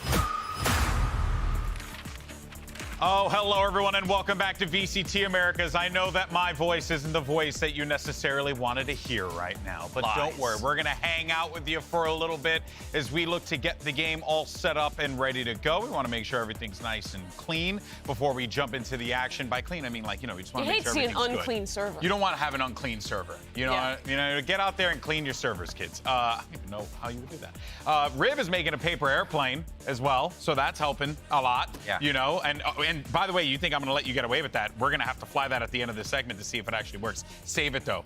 That's content. Okay, anyway. That is the content we need. Folks, all right, as we know, there was an unexpected crash on the stage, and we're going to be rebuilding the match. And, you know, unfortunately, that means we're going to be taking a few minutes before we get back into the game. And as always, you know, since we have those few minutes, we're going to have some fun. We're going to test our knowledge of this video game that we, you know, analyze in Where You At? It's a new game that we just made up. Totally. It's never happened before. You will not find a correlation with this game and any other game that exists in history. Even yesterday. No. Here is how it works. It is so simple. We have a very small, bite-sized piece of one of the game's maps, and based off of the limited view that we have to guess which map it is. So let's go ahead and see the first one. Let's pull it up on screen. And here it is. Okay, first area. What do you have? Rib, you first. I know the answer. I don't. It's Pearl. Right off the bat. Is it Pearl? I haven't flown around Pearl yet. I feel bad. So, okay, but let me try and figure out where on Pearl is this? Where is there a bit? So I think this is in, if you think about B Long, there's that little like window in the room up there behind the pillar where I think there's a back right, and I think you can see down into this. Isn't that? That's where that's where the famous cart restaurant is, though. The car, like the trolley that's turned into. Yeah. No, I'm talking like top B Long, like in the little room with the pillar, you know. Interesting. Well, honestly, the room with the let's pillar. see. Oh, Pike Shop area. Let's get the reveal. Where is it at? I don't know. And it is in obviously Pearl, but it's in mid. Wow. Interesting. It's B connector there. Oh no, it's Spawn. Okay. Yeah. I thought it was gonna come out to long B connector. I've never looked that's there Spawn. I thought that was mid for some reason. That's Spawn. We're doing great. I'm dumb. Moving on. Let's go to the next location. I've never looked at these maps outside of just like looking at them as a human being. Oh, yeah. That was a good one. I am awful. Okay. So this. I think I know again. I think this is Lotus. Yeah, I think you're right. You can see mostly like, because the Lotus petals. Mostly because of the Lotus petals. I have no idea where this is though, but now I want to steal all those little stuffed animals. This like whole segment was made by like our cinematic observer, and he just like knows every little weird nook and cranny with the little bears to see. Yeah. And you don't see these when you play. It's a little. Okay, so we've settled that it's Lotus. We do know. We just don't happen to know where it is. Yes. Okay, let's go ahead and see the reveal. Where are we right now? It's somewhere at B. But there's nothing at B, is there? What? Through the little. That's in a crack. Door at A? That's oh my gosh. Oh, that's a thing. That's cool. Amazing. I would have never thought about that. I'm tripping. Okay, let's go to our third. Wow. It really shows you got to take the time to smell the roses. Look at the. It really does. I can barely see this on our monitors. Wait, I got it. This looks like my emotions. There's the back wall. No, it's even worse on the back. Oh God, I can't see. Age is creeping up. That looks very. Wait. What? That looks like a Haven. Wait a minute. That looks like a Haven wall with a Haven 2x4 going up the wall. Oh, is it B side on Haven through the little? No, it's like it's industrial down there. It's like a nuclear like. No, but I do think that's Haven though. That has to be Haven. Is this A lobby under that little tarp? Are you hiding, little? All right, let's see. I think it's in the box A lobby. All right, in the box A lobby. I think so. All right, reveal. Zoom a ding dong here. Oh, it's what? on a scent. It's a scent. There's a little body in there. Wow, bro. I am a terrible architect. Oh, I'm pushing the stage again. Oh my word! Dude, I'm tripping. All right, again. That's crazy that there's a bear in there. Let's go for the Night Prep is now going to be flying through custom maps. I guess so. Okay. Oh, this is easy. This is I Bind. know where that is. Yeah, This is Bind B site in a little cubby where like Wait, cubby? yeah, where the chamber TPs used to always get set up when you had the two Fair of them, enough. I like thought the it little was corner. spawn. I thought it was just Everything is spawn. called cubby. I know in it. this That's game. exactly It's the crazy. I'm location. such a fraud. Oh, I know it. Yeah. We called that urinal when we were starting the game. Really? Yeah. Was there any other? Because you played like the early playtests and Right. stuff. Were there any other like crazy callouts? No, I don't think so. Oh, okay. But everybody knew what you were saying when you called that. Because Yeah, it when you wouldn't be said anything urinal. else on site. Oh, yeah, they're tucked Well, in there let's see. hiding. Is it urinal? Let's go ahead. No, it's not. Well, it's above it. Is it a urinal? How is this? No. Is it a porta potty? Yeah, it's it's the above it. corner. Right. It's kind of more Okay. like How, spawnish. can you explain to me how that's urinal? Like break Yeah. this down for us. Hey, can you explain how many things are named? Well, in- honestly, in Mimi, when I look games? at that, you know, I gotta take a whiz. So I guess that's what it is. We'll You're just- hiding from everybody else while you're in there. I don't know if that's okay. Sure, I'll take it. That's correct. Yeah, more. absolutely. I agree. Let's see it. Show it. Oh, this is split. Is it?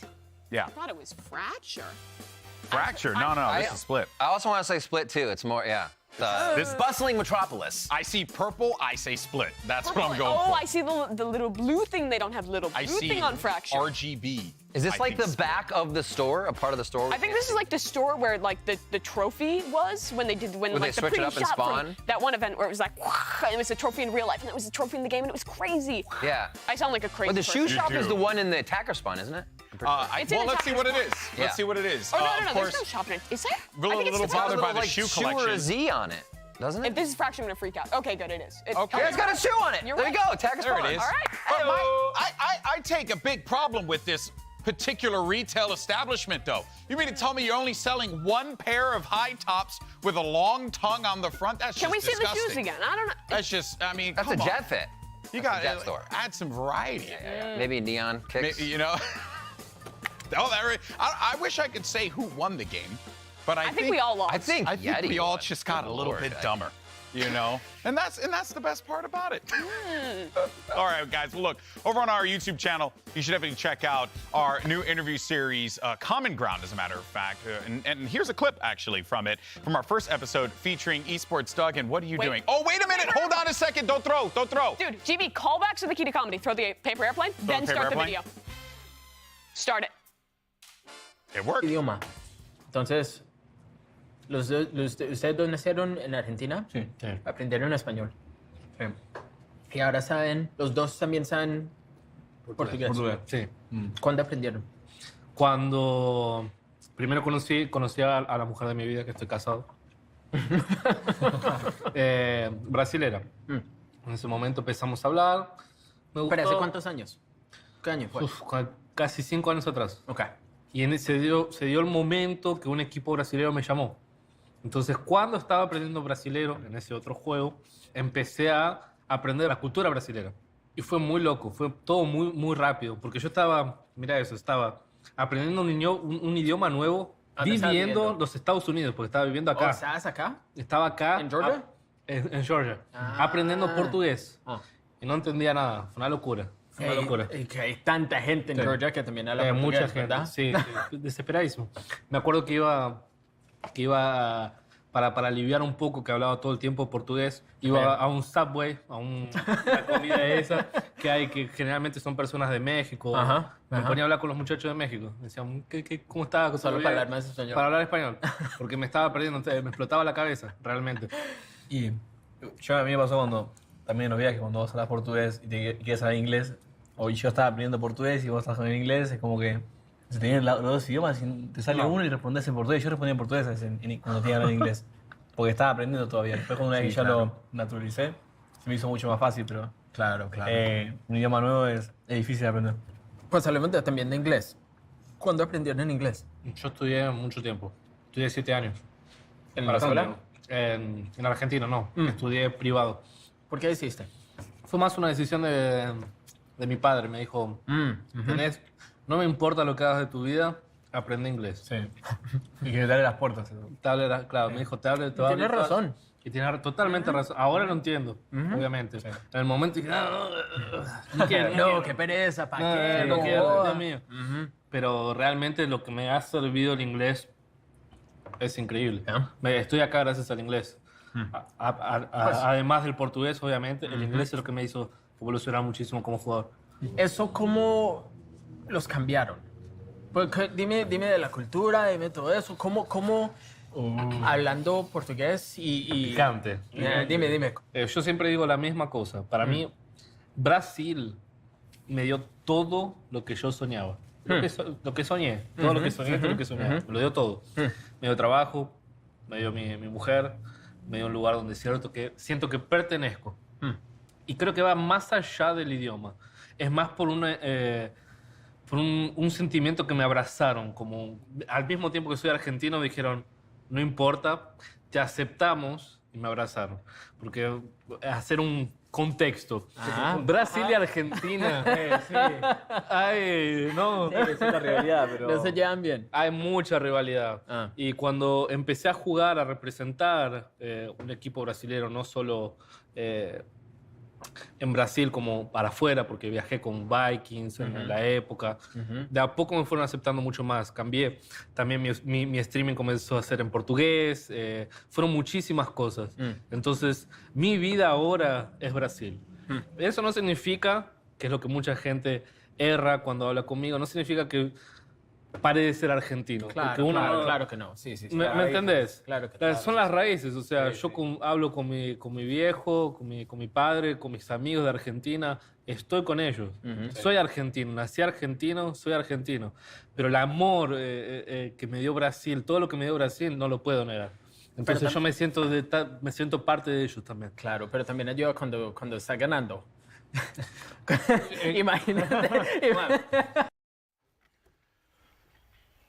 First of all, I want to give Doug a huge shout out. Excellent job with that, obviously. But also, I can totally relate to what Sadak was saying how, being like right now his life is Brazilian. Like he is doing what he can for the Brazilian community, for Brazilian Valorant. And, it's given him so much, his life, his wife, his career. Yeah. And I can totally resonate with that because my wife is Peruvian and I didn't know anything about Peruvian culture when I met her. And then now, here we are, 15 years later, and I feel like I am a part of the Peruvian culture because you've been there for so long. So I think, Riv, for Sadak, it's a beautiful thing to see him fully commit to the process, fully commit to the culture, to the community, to really embrace his team. Yeah, absolutely. Being able to kind of have that diversity, that knowledge, the understanding of being able to step outside your own shoes for a moment and look back and know what will benefit you is a huge thing. And he even says it himself. He's like, I'm really glad my dad made me do this, but I also realize how I'm built from everything else here, how my time in Brazil and my time in Argentina made Sadak who he is. I think also hearing that from his father at the end as well, not only kind of encouraging him and making him learn English that ended up helping him in his career, but also in another part of that, when his mother passed away, his father encouraging him to finish things out, to play at Champions, to do his best, and then to go back and take care of his wife and his direct family now. It's just a really fantastic story to surround a fantastic player in Sadak. And we didn't hear as much from Noswar in that clip, but so much was lent in from him as well that you guys should go watch that entire video. It's really, really good. Seriously, you can go check out all of that again, Common Grounds on the Valorant YouTube channel. Go ahead and check it out. And, I know you guys tuned in here expecting to watch some games, but I'm going to give you a little bit of an educational history lesson. Learn a second language. Trust me, it's good for you. It makes you more worldly. Anyway, apologies for the delay, everyone, but don't worry. We're going to get back into the matchup. C9 versus NRG. We're going to take a quick break, and when we return, hopefully, we'll be back to the game. Thank you so much for sticking with us. I learned French. You think I could play for Carmen Corps? Oh, yeah. I could try and help fix it. I don't know.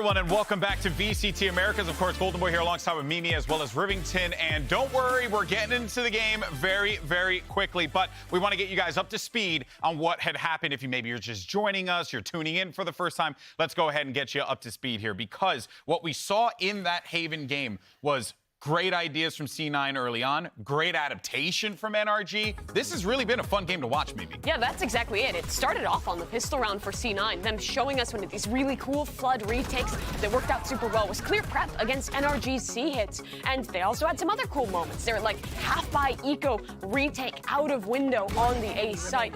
Those were great moments, but thus far it has been NRG dominating the conversation. Finesse's calling has been really, really good, adapting to those retakes, changing up the way that they're executing into these sites, and also containing the aggression really well. They have been kind of figuring out where this operator is now going for Leaf that they just found coming out onto the map. We did hear Sideshow talking about how C9 is kind of really favoring these 5v4 conversions and how they can play into them. If they can get an early pick, let the map kind of waffle out, they just figure out how to take down Energy a little bit further in. So I think we saw Energy there towards the end, letting C9 set up, but Energy is moving as a 5 death ball here. They're not really allowing the map to be, or I'm sorry, they are allowing the map to be figured out by Cloud9. So if Energy keeps moving like this, they have to retake space together. So I think it could get tough for them.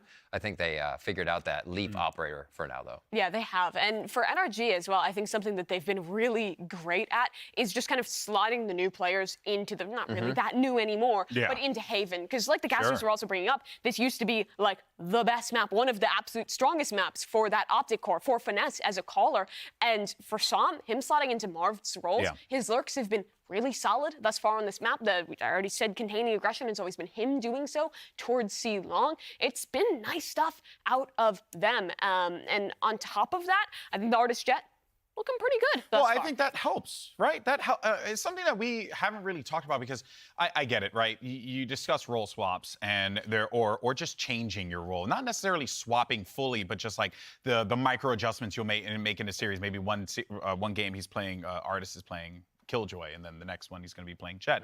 But I think it's interesting, Riv, that is the flexibility that you can get from a player like Artist, a guy who can do those things and do it pretty damn well, which has been a big advantage for NRG. It has. You see him being able to bring out the Raze, the Jet, and recognizing how far or how little he has to play kind of this jack-in-the-box, as I call it, Jet style of play. Or how long are you staying in the smoke? Are you waiting for the util to come over, or are you pressuring the back of the site? We already saw an adaptation from Energy in that situation where noticing Cloud9 would flood rush sites, they played back, and they did not give as much to Cloud9 in that sense. The executes have been so well put together as well. Oh, God, they're going back to the standard stuff with the Breach Sova composition, but the way that they're kind of using their utility on those XX is great. I think back to that one round where Finesse throws an early flash to kind of pull out the counter utility and then just waits like 2 seconds and then sends in the full volley for the site exec. This team is so well structured around the calls that are made for NRG. I really love how they're storing their util and using it when they absolutely need to, and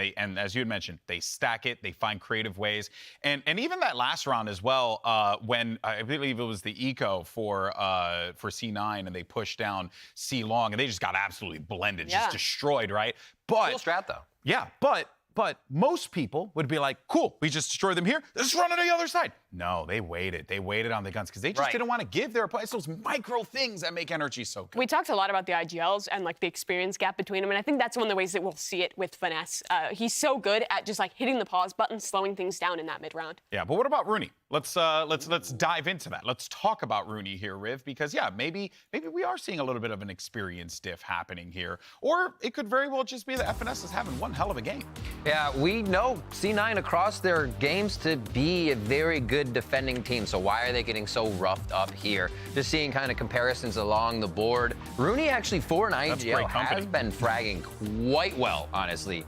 Been doing quite well. You see the top 5 rank here. But looking at this, I feel like they're getting diffed across the map, right? If the mid-round calls that Rooney was able to call before, I think because of the delay C9 would put into their rounds, they're not getting. Energy's already behind enemy lines, and I think in that chaotic call, maybe Rooney's finding a place to where he fits and needing more voice from the rest of the team. Defensive side Haven is very, very hard to call for an IGL, especially for a less experienced one. It is very, very difficult. The things I do look towards for maybe some improvement in these last 2 rounds of the half is that kind of core of this team that we've talked about with Zeppa and Leaf and being proactive. When I was talking about their defense versus 100 Thieves, something they did really well was having those players proactively getting information and feeding Rooney the information, helping him out in making those calls to have the right read. The thing is that compared to 100 Thieves, NRG does a much better job of denying information, of making you think and not really giving away the game too early on that attack-sided mid-round, which makes it pretty difficult, and he's been chilling. That's a bold strategy right there. Some say that's how you bring great balance to the Force. I heard that he actually dropped his keyboard right after this, and after that, that's why the tech pause is still continuing. A darn shame. Oh, well, you hate to see it. Also, Mimi spreading fake news. Yeah, I'm intentionally spreading misinformation. All right, guys, let's go ahead and give you a quick update. All right, so the game lobby is being remade, which we told you guys before. It's going to take some time. We thank you so much for bearing with us here. There are a lot of great people behind the scenes. I don't know why I did this. I did this instinctively. Hacker Man did it. So it's the Hacker Man. But most of our audience is like 18 years old, so they don't know what Hacker Man is. Is that just like a TV trope? Is Hacker Man like a specific thing? It was like a little gimmick years ago. You know what I mean? And then there was obviously Not that long ago. Yeah, it felt like it was years ago. A few years ago. How long is a few years for you, Riv? 20? That was a few years. That was 3 years ago. Yeah, I guess so. But you know what, guys? Look, folks, it takes time. Plain and simple. All right, but let's go ahead. Check out another clip from our interview series, Common Ground. Here's Doug with Sadak and Nauser once again on what Valorant means to them. Check it out. All right, let's talk about Valorant for a little bit. Gecko, newest agent, has a really cool story, right? Both of his parents are Mexican. He's first generation American.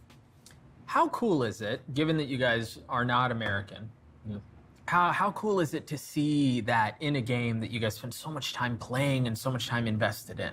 Creo que el mejor ejemplo es que estamos acá por una empresa de los Estados Unidos. Sí, ¿no? Sí, representa un poco eso, ¿no? Creo que Valorant nos dio un montón de oportunidades. Un montón. Sí. O sea... Sí. Y honestamente, para mí también fue lo mismo. Porque sin Valorant, yo no tengo las oportunidades que tengo. Yo no, I'm not casting, right? Yeah. Porque antes de Valorant no tenía esto.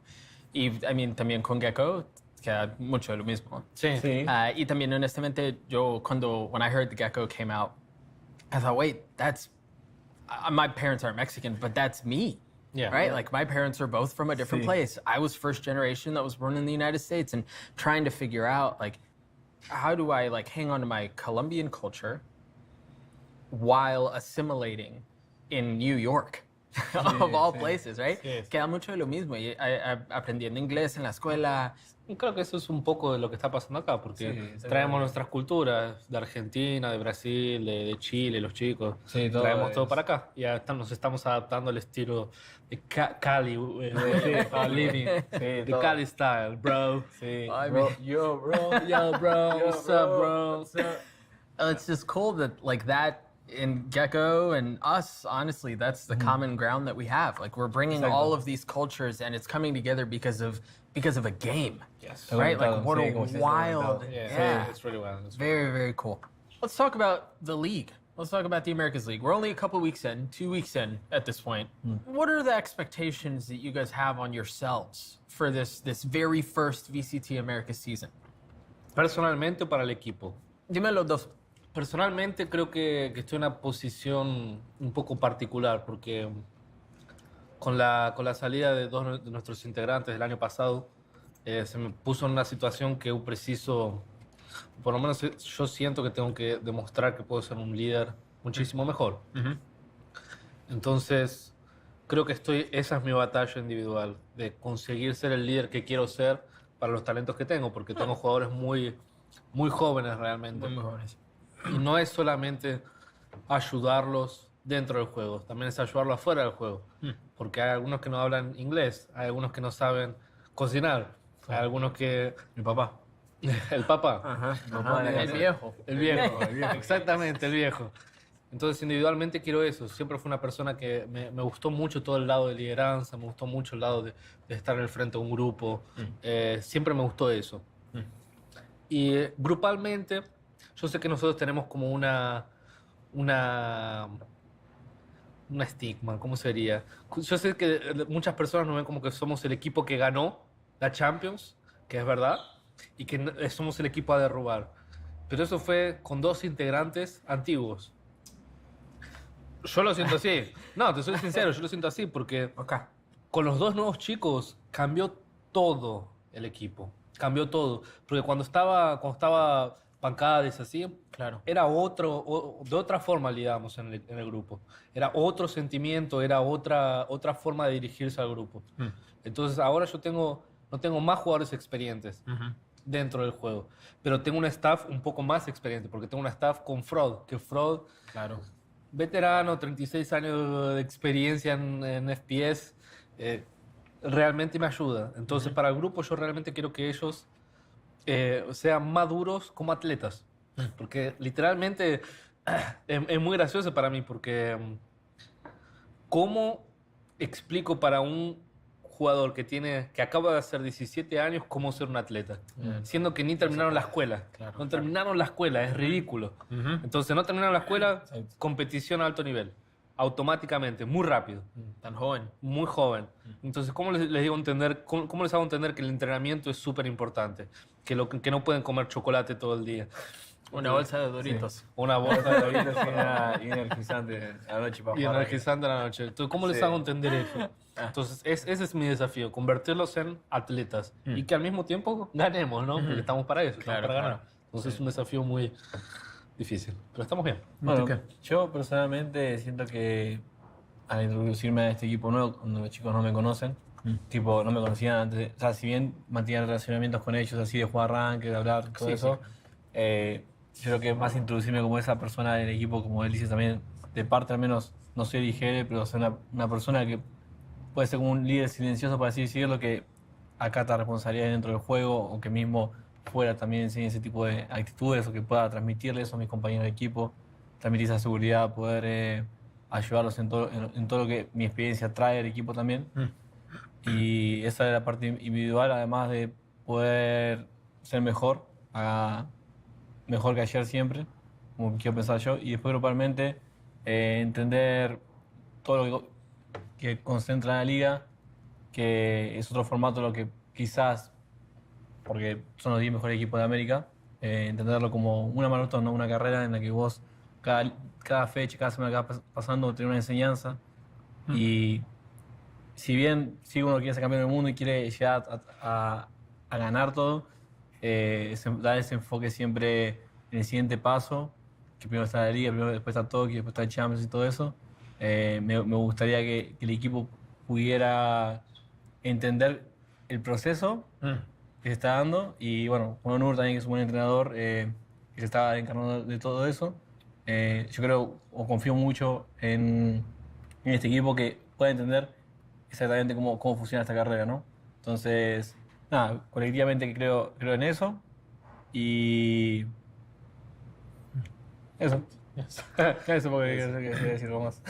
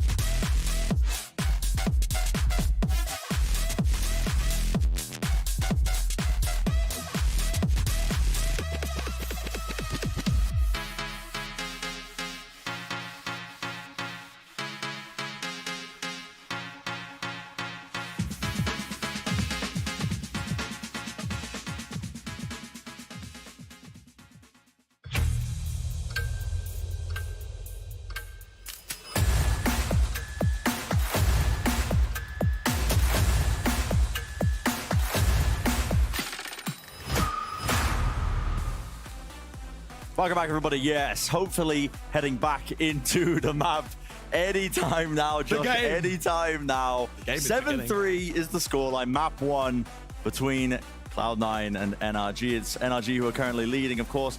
Server crashing, had to remake it. Takes a bit of time, but finally, we're going to be getting back into this one. 2 rounds left in this first half as well.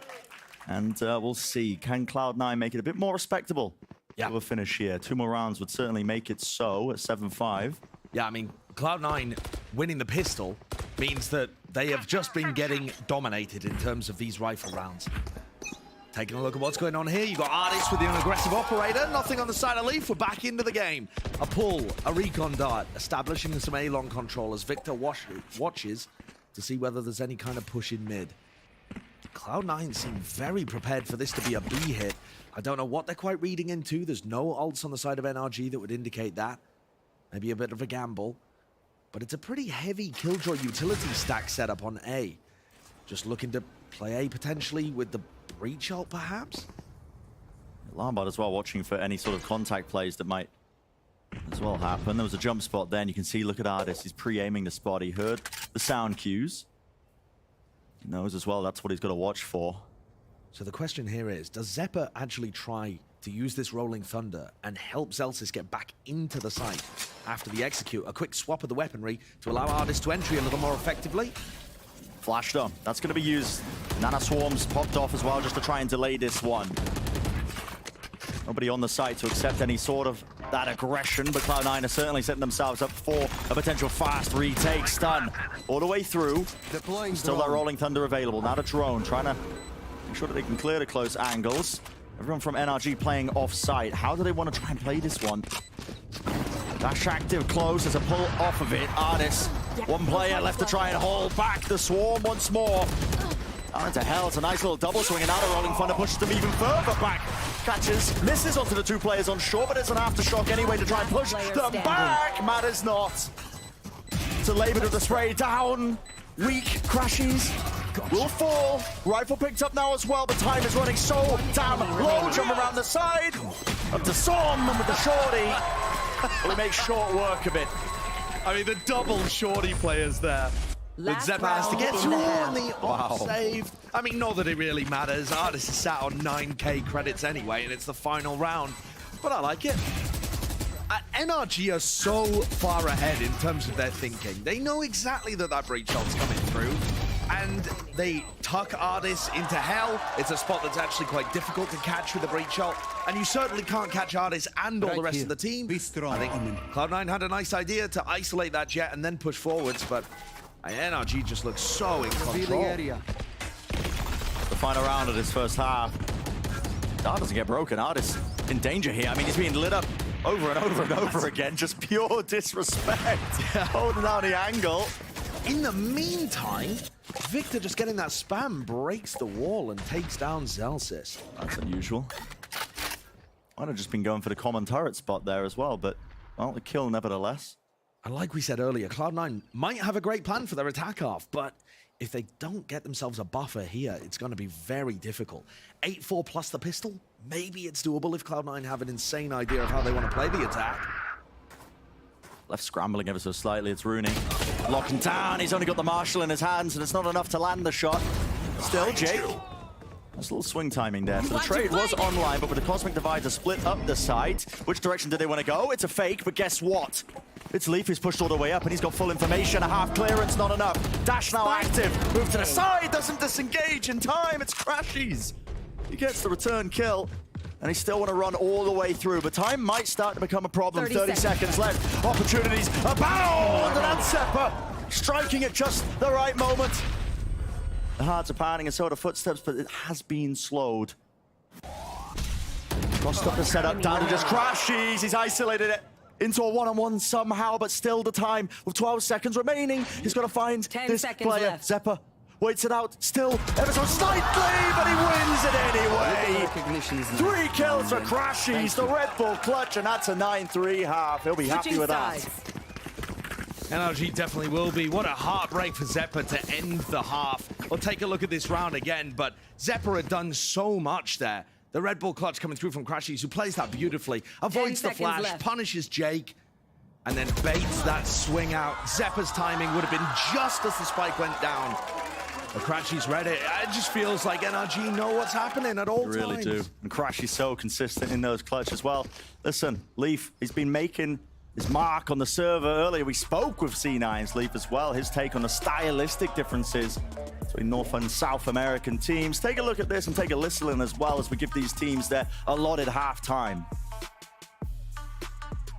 The South American teams and the North American teams, I think they have different styles. I think it's always been like a thing in South America. They're more loose. They're more like pack oriented. Like, you know, if you can't beat them just running at you and like hitting you with side execs, then you don't deserve their respect at all.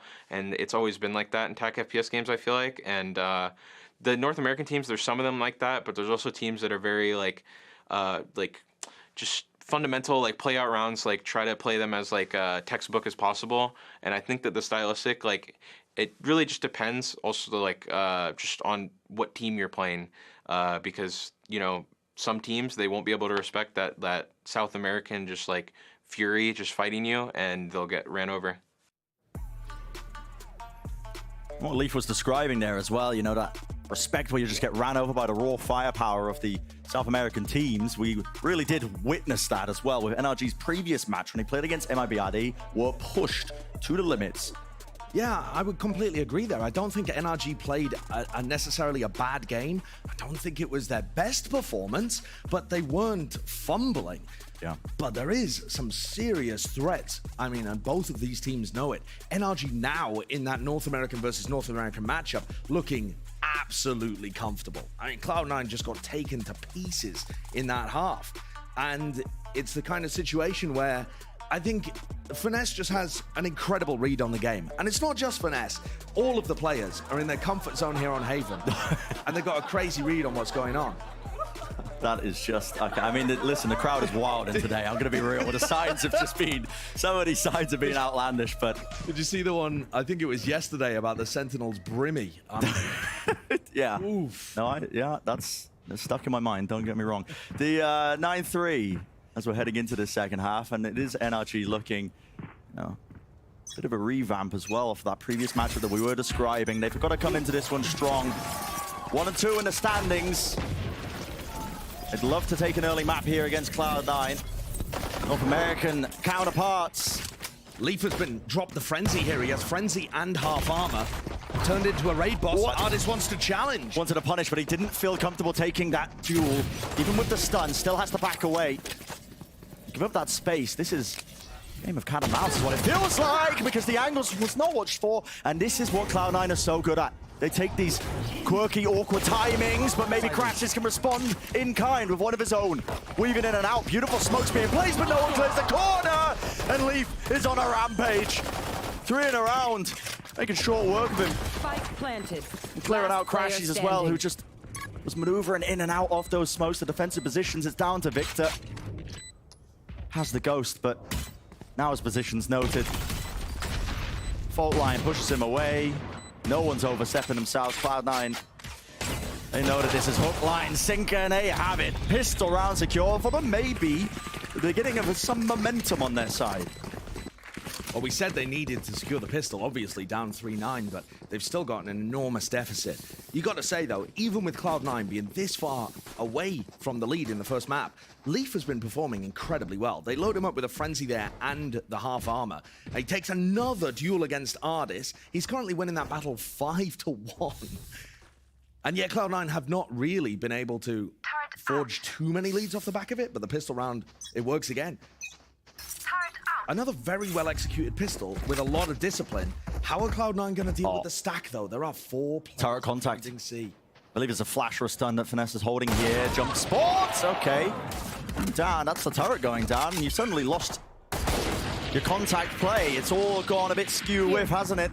Dart also spotting it out. Realization from Cloud9, are like, okay, there's a heavy stack of these players and they're all weak. Trying for the taking to try and farm up some of those ult orbs. They're not shying away from the fight. In fact, they want to take it straight to them.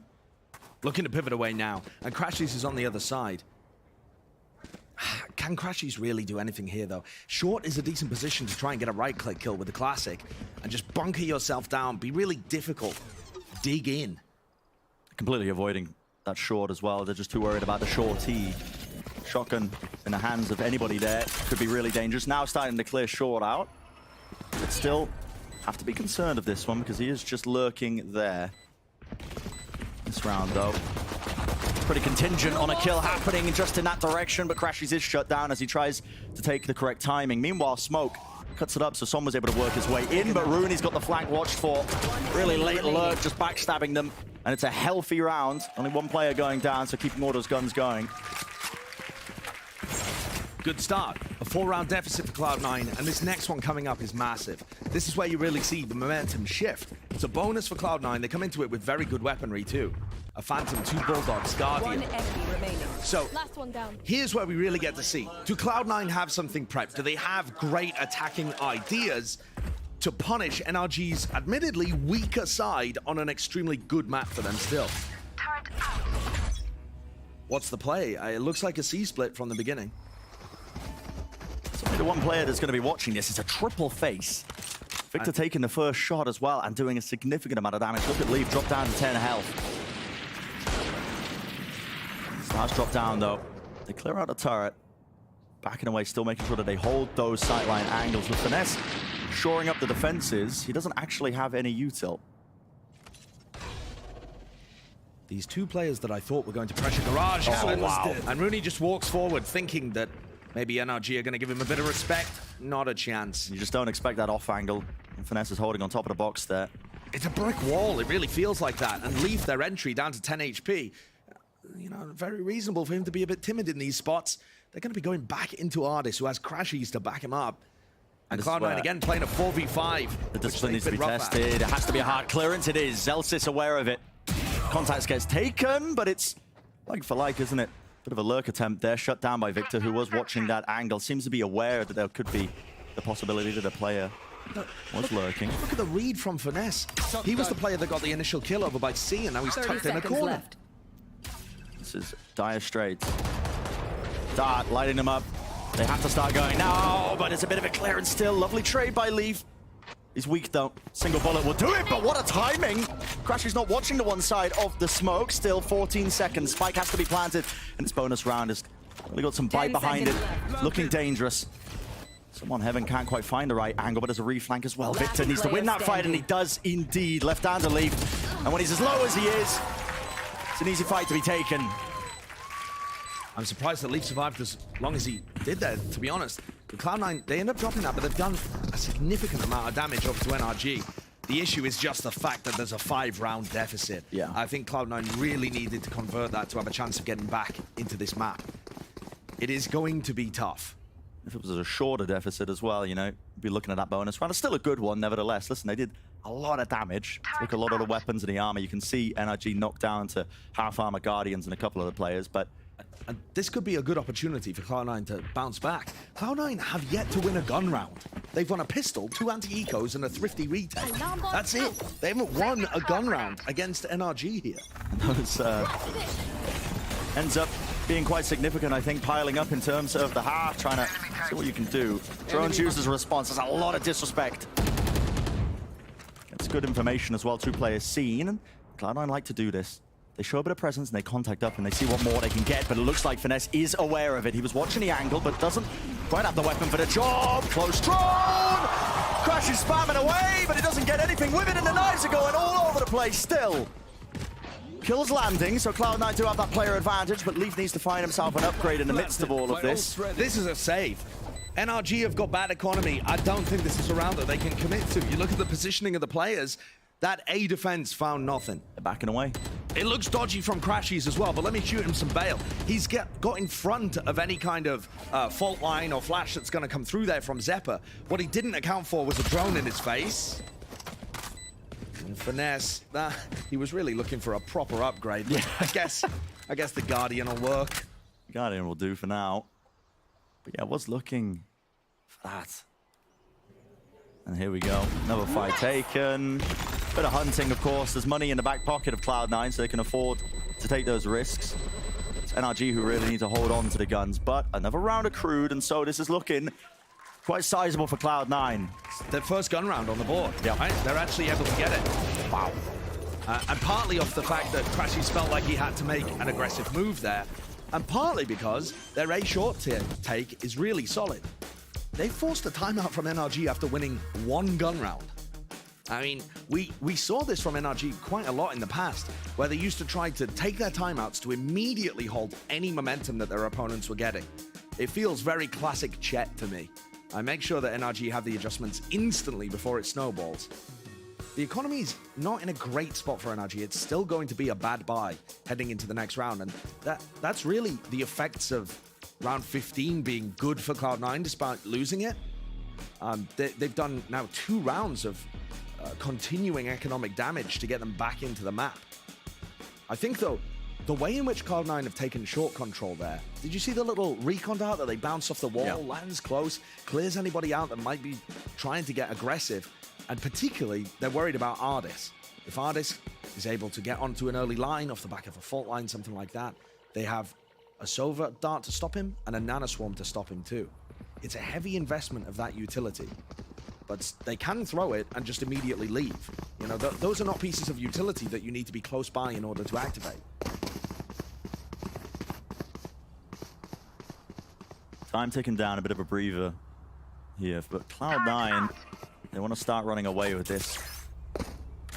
Big ultimate online in the form of that rolling thunder that Zeppa's holding on to. Might see something cooked up through with it, but ideally they want to win the round without it, to be honest, because look how close some of the NRG players are. See, this is the utility I'm talking about. How do you contest a short against something like that? In essence, you really have to refight it. For example, a Finesse might choose the timing about now to stun and have Victor swing. Got a turret to take contact here. I think that's the play in mind. Turret on top of the box. If it spots anyone, there'll be a swing from Victor, but that play with the alarm bot covering the back. Exactly, and here it is. They hear the drone. Victor tries to take the timing there, but he's tagged nevertheless, and now we see a rolling thunder to punish. Dash forwards. Victor is in danger. Flash in his face. Could not see a thing. And that's one of the rifles taken out for NRG too. So they lose a bit of sting in this round. They lose the A site. This would be a very difficult retake.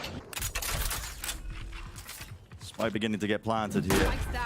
Som already well away from the fight, which implies that he wants to save that rifle, and it's just NRG looking to see if they can do some damage. Out to the side, there's a nice peek actually, well timed with the smoke dissipating, so that's Crashy's 1 kill. Jake just got outplayed. I mean, that was lovely from Crashy. Really quite nice. Economic damage is not too important here. Cloud9 have a ton in the bank, but it doesn't look like NRG have time to commit. I mean, from the look of it, they might just be going... Oh, they're catching just people as they retreat. So quite nice. Yeah, they get a couple of weapons out of it too. Crashies. I mean, he's got the spike behind him and players in front. Can he take a couple with him? He can indeed. Gets 1 for the effort, still traded out. Does put Rooney 1 away from his own ult, but nevertheless, Cloud9 was expensive. Still another round claim for them, and they're steadily creeping closer and closer to that equal scoreline. Ardis still has a Guardian here. You know, it's not been a good buy in terms of 5 rifles on board the whole time on their defensive half. The ult situations, like you were talking about, Bren, Zelsis with a lockdown that he could use to attack, but Crashies has the counter to it. So Cloud9 can't really make a game plan around that. What they could do is try and play for Rooney's ult, and that's what they're going to do, pick up the ult orb on C. Now this could easily be a bit of C pressure just for that, but they're going to follow in with a push. Very spammable. Victor almost claiming the kill. Not too much safety when Leaf was hiding behind his own smoke, but they want to try and fight this. They do indeed. Stun coupled. All the util being exploded out onto the site. Nobody can really see a thing. Lockdown being used, but no one's cleared. Leaf, and he sprays it down. What a transfer. He gets 2 on 21 health. That's insane value to be found. Is that low shot down at the back? Crashim's just looking to try and re-drone. Read like a book is what it feels like there. So now into that 2v3. Cloud9 with the re-hit. Fast play by Victor. Wants to try and fight with the help of the stun, but can't quite manage it. And it's Finesse again, forced to back away, forced to save the rifle. This has been repeated rounds now. And excellent, excellent ultimate usage by Cloud9. I mean, you got to give them credit for that. They got Rooney's ult up very quickly. They go into a C hit. NRG tried to come back into the site, and they Soberall to try to stop them and help Leaf in the first place. Leaf converts his 21 HP into 2 kills. Which is absurd. That's crazy good. Off the back of Zeppa's flashes, Jake's paranoia, Rooney's Hunter's Fury, you know, they loaded so much stuff in. But then Cloud9 find themselves in a position where they're not actually on the site. So they use the lockdown to get back in. I mean, every part of that round is beautiful from Cloud9. And it's exactly as we were theorizing here. The attack half seems to be where Cloud9 have really put the preparation in, trying to target the slightly weaker side for NRG. Ardis with an op. One of these players is again not going to have a good rifle, but Victor can afford light armor Bulldog. I don't think that's going to worry him too much. Does Ardis Operator make the difference? Taking his sight line over towards A long. All that util has been clearing him out towards short. Can't really opt into that angle. But he's ready now. This is going to be giving a lot of information as well. If he can post up here, gives Finesse quite a bit to work off of, knowing that nobody's crossed. But there is a smoke in his face, actually. That was popped up in A lobby. It denies that information. It forces Ardis to actually push deeper as well, looking for a bit more. And Cloud9 instead opting to take more of a quiet approach. They are lurking, contacting. I think Ardis was able to get a crack through that smoke. So I'm fairly confident he's not worried about short here. The hit's coming through on B, though, and this is where that player with the Bulldog is in backside. Players are swarming their positions, though. Right it to the back, dash to the side. It's Victor with the Bulldog. No kill to be found there. Ardis still just getting all of that information, and a pivot is called right into it. Smoke in the face. Just to back away here, but Som is still going to be that anchoring player, and guess what? There's layers to it. Victor drops down that lockdown. There's not going to be anything to break this one. It's split up the site, and it makes it such a hard task for Cloud9 to chew through. The recon dart, the paranoia, they didn't find Som. Didn't clear him out. Did they even know he's here? Plan timing, 30 seconds left. Bit of patience with the play, and wow, rips it away. The hopes and dreams of Cloud9 of trying to get anything done in the round. Man of the hour for Som. Leaves Celsius in an unwinnable spot there. And you can see that as the tempo was increased, Cloud9 had a little bit of a gap there. The utility very much on the fly. I don't think that's a pre-planned, you know, garage to see execute that they were running. It was with the dregs of utility they had towards the end. But the recon dart landed on a wall that didn't catch Som, and then the paranoia flew past him. Wow. The paranoia was for back default, and Som just tucked in the corner, never worried about anything, biding his time, and that patience paid off. That's a round that NRG desperately needed, and it's going to prompt another timeout from Cloud9. The battle of the coaches in this game is incredible. It feels like there's a momentum shift fairly heavily whenever either of them get involved.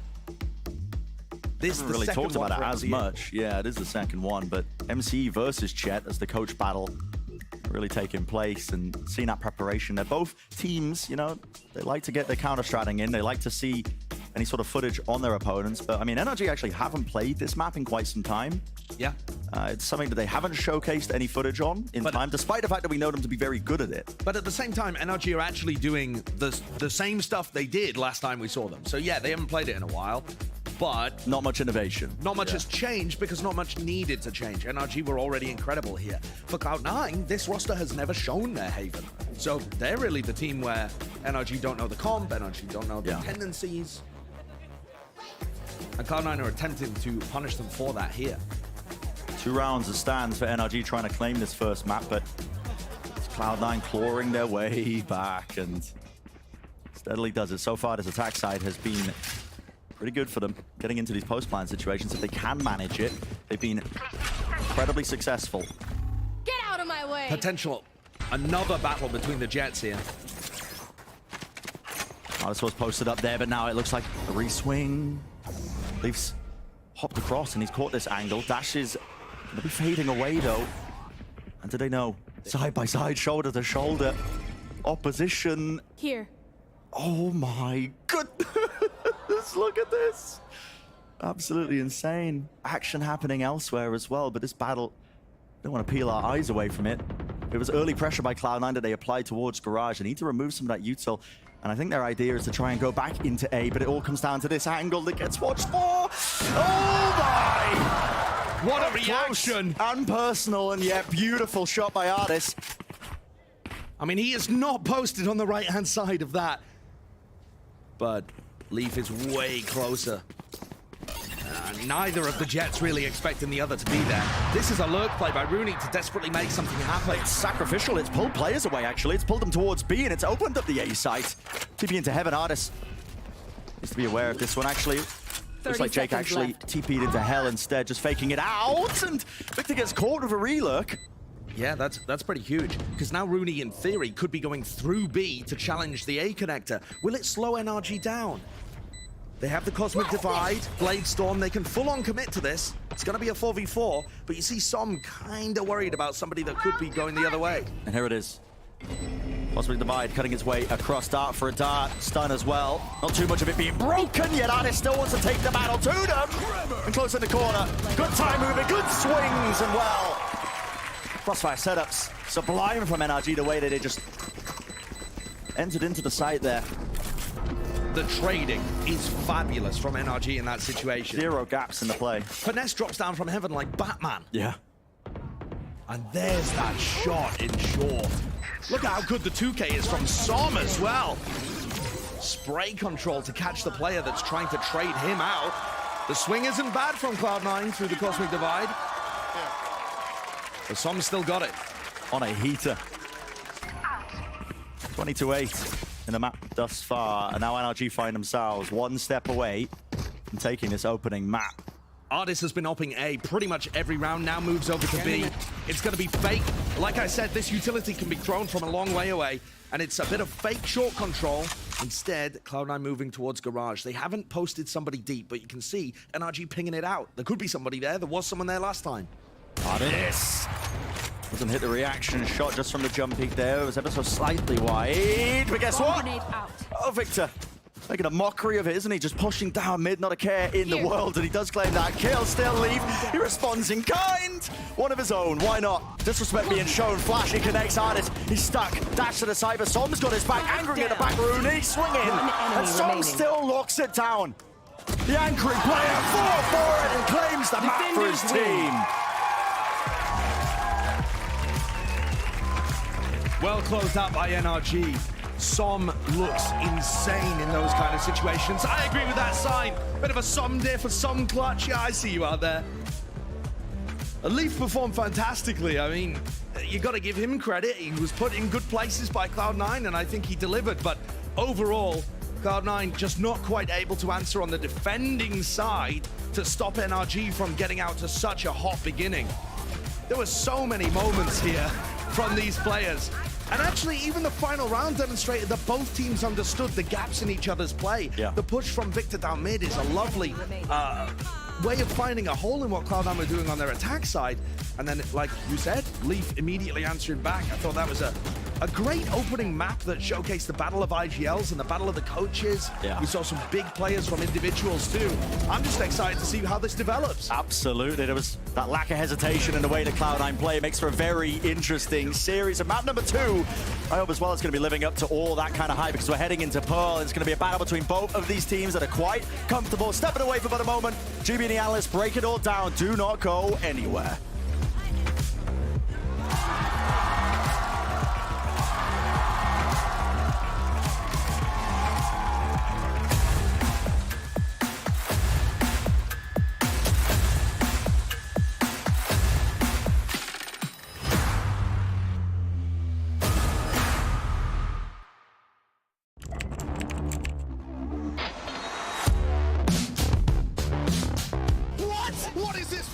He is currently unstoppable.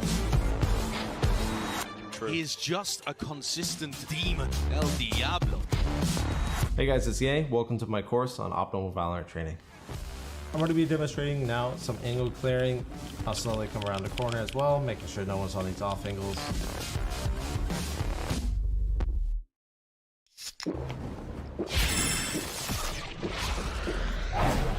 Red Bull gives you wings.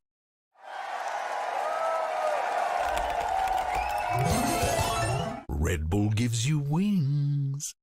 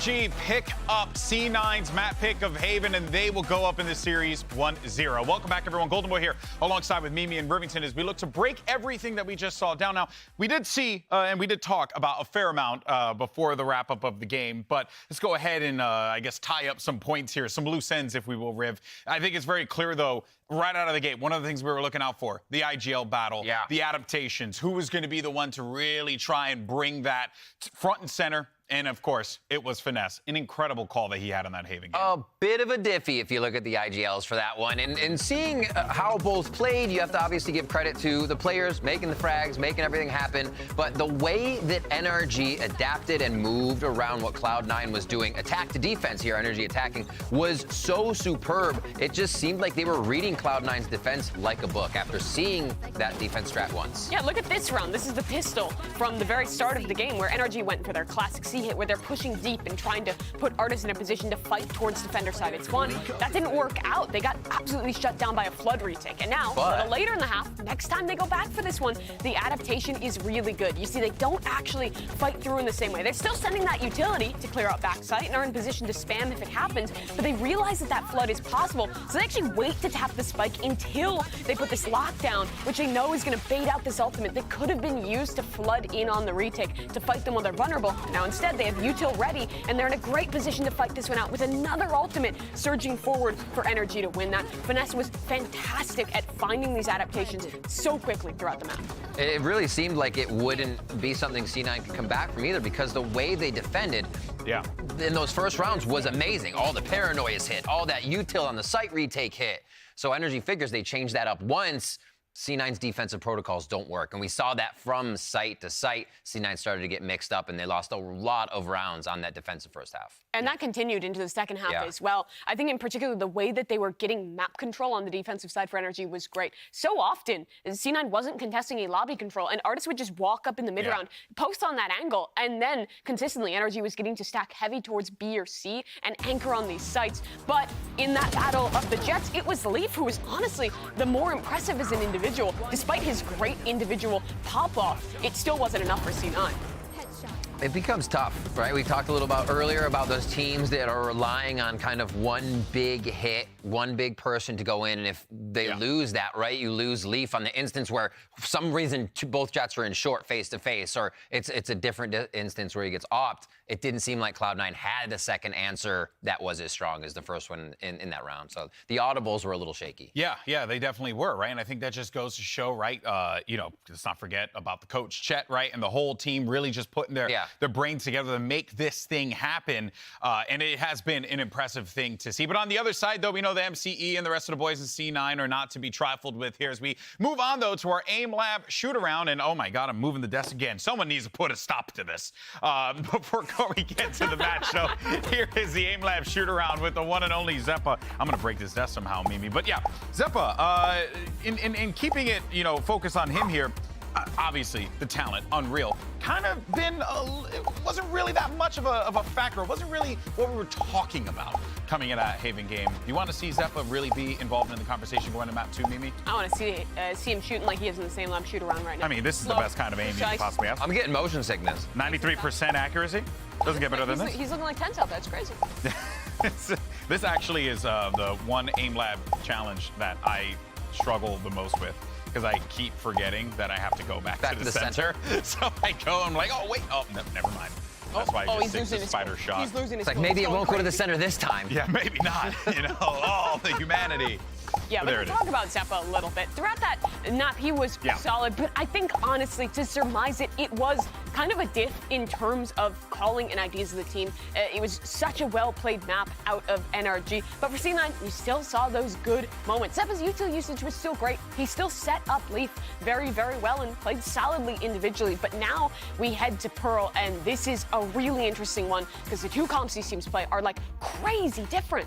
Yeah, it's a difference of philosophies for Pearl, but Cloud9 has to have a little bit of doubt creeping in the back of their head, because you lost your map pick on Haven. You didn't just lose. You got picked apart a little bit, with your battle plan, which is a little bit demoralizing, Riv. Now you're going into Pearl, and you know that you're going to get some wonkiness from NRG, but it's going to be the good kind. It's going to be, the good kind you hope you can figure out, right? They're not too wonky to where they're diversifying their strats to where, you cannot have a defensive protocol on them. And I'm saying that from C9's view. They had trouble defending what Energy was doing on those attack sides of the site. Energy plays the Harbor Viper composition, but with the addition of this Raze for Artist into the mix. Not many teams have went for that, but I like the idea, particularly when you're playing against other Harbor Viper teams. And what's the reason? Like, what is the advantage of Raze versus, Jet or something? In my opinion, a lot of the idea was around nades to deny Harbor Viper Cove plants, which are really common on this map. Sure. It can help you in that. It can also help you in retakes to have that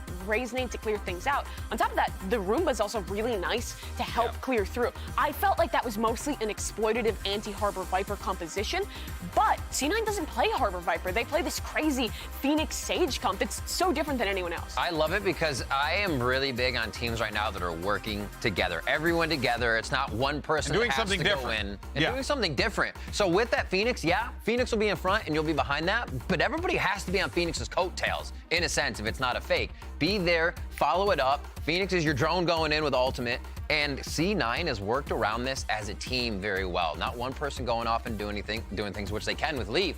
But if they have to bring the team together, it's my favorite style to see. And Cloud9 is perfect at it right now. Yeah. It really is. And for Cloud9, what this Phoenix is really strong at on their attacking sides is mid control, is arc control. Having the flashes to get into that space is super nice to have, and it gives you a lot of options in the mid round. The Sage as well can really help with those plants. It gives you more variety. You can ace, but walling off one portion of the map, there's a lot you can build off of it.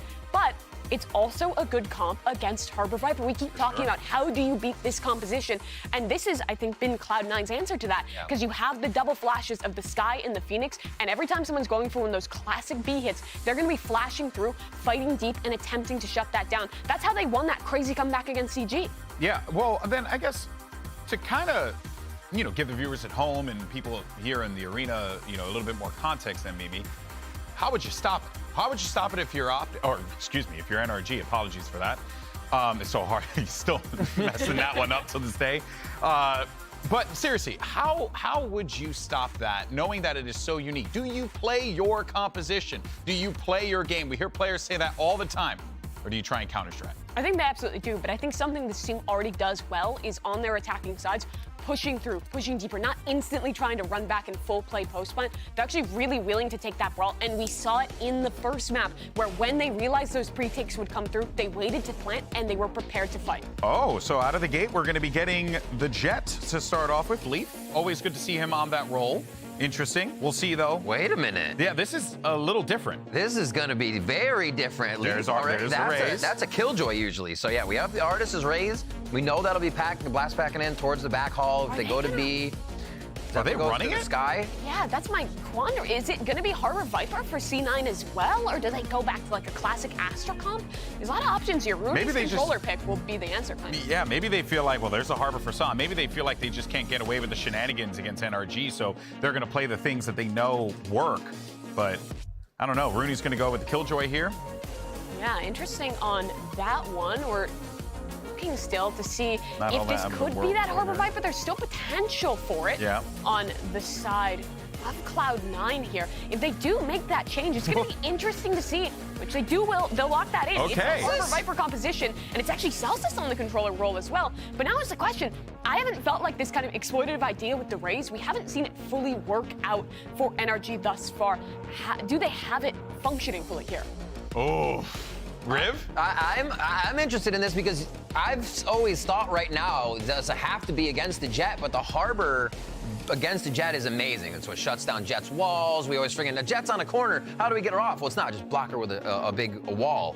So having the Phoenix on the composition for Cloud9, I thought prevented that. But now they have a Jet. Leaf is on Jet. Are they just going for long the off game? And it's Leaf and Zeppa together on the Jet in the Sky. Such a good duo for C9 in this map. Oh, well, I hope everyone's strapped in. You got yourself a snack, a drink, and you're ready to go, baby. It's map 2, and we're going to send it over to the finest casters this side of the Mississippi. It's Brennan Sideshow. Thank you very much, Golden Boy in the desk. Yeah. Who's on the other side of the Mississippi? I don't know. Where is the Mississippi? I don't know, Josh. I don't know. I don't know my geography. But we're heading into map number 2. Pearl is the battleground where both of these teams are facing off and already upsetting our expectations, the Death's expectations. We thought at Cloud9 we were going to be playing that, you know, the double flash comp. We were talking about the Phoenix potentially being played. It looked like a good answer to this standard meta that's being settled to some degree. Yeah, and also it ended up being quite predictable, I think. And we've already seen teams actually like EG hard counter-strike what was going on. You know, you got to give credit to Cloud9 for the comeback, but also remember that they were down 3-9 in the first half on that map against a team that's on the kind of the opposite side of the table compared to NRG. So this is very interesting. We haven't seen Cloud9 run Harbor Viper at all. This is their first time trying this. Entirely grouped up, actually. All 5 players on either side. A fast dog straight through, and that's a dash to disengage. And a response. NRG look to try and take up all that space. Still, the angle's blocked off by the High Tide. There's Cloud9 who are the victors in this engagement, that skirmish that was taking place. They're so fast, and it looks like another pistol round that Cloud9 will win. They've got both of them on Haven. And that was actually half of their rounds that they were able to acquire, pistol and anti-eco. Som's got something to say about it, though. And Crashies, he bought the Ghost instead of buying double Nanoswarm in this round. He's lost all positioning. But also, Zeppa doesn't know he's here. Last player standing. Touchdown. Frenzy doing work. Up to Crashies here, but what a great beginning for Cloud9. I mean, taking a brawl in mid there. NRG as well, just putting their entire setup in terms of they just really wanted to take that space, but it was just disrespected off the rip. Another great idea. And Cloud9 in every one of these pistol rounds has been able to find a player on NRG, in fact, often Ardis, and punish him. And it's not because Ardis is in bad spots. It's because they're not anticipating the level of aggression coming out from Cloud9 in unusual situations or timings. This is gonna be fun. However, Cloud9 didn't really win too many of the gun rounds once we got deep into Haven. It was mostly that pistol success. So that's gotta change. NRG with a heavy stack on their eco over towards B. Thought process behind us as well. I mean, B is where most of these rounds land when you're running this double controller with the Viper and Harbor. Yep. Most post plans end here on this particular site, so it's just the way it's worked out. Interestingly, we didn't see that in the Loud game against Sentinels. Yeah. But we did see that in NRG playing against MIBR. That's one of the big ways in which NRG were really heavily pushed on this map last time they played it. They just couldn't stop the B execs from coming through.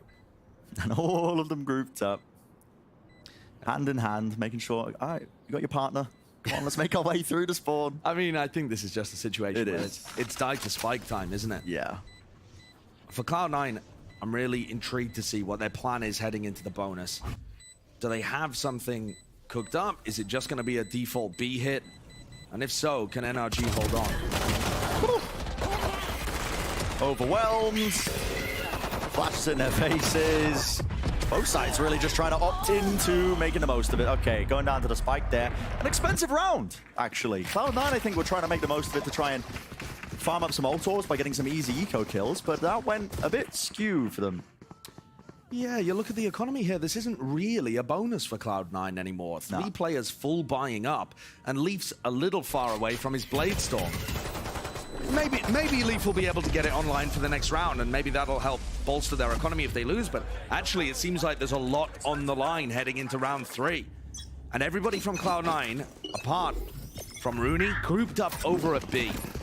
Cascade, Flash, Viper Orb, all the classics. We've seen them before. Yeah, this is what we're more used to. Steady takeover towards B long. The Harbor Util very good at just trying to incrementally taking a lot of that space bit by bit. And now they're waiting out the timings. A big opportunity presented to them actually as the Viper Wall goes down here because it's their time to stride. Looks like Crashies was ready for it though, spraying it down but returned with the fire. He's traded. Ardis in Heaven could be a difference maker. Tap of the spike, forcing out the nade, and the Phoenix Elsis has to back away here. And it gets a bit awkward now. Still a minute on the clock. But that's the Cove burnt. It's been the goal of NRG, honestly, as well. Just making sure that they use their util to try and burn out the important cooldowns, that important utility. With no Cove, there's no easy plant. And important that Artist didn't just send an nade into the cove, he actually threw it where the plant was coming down. Those are two different things. Victor's watching this angle.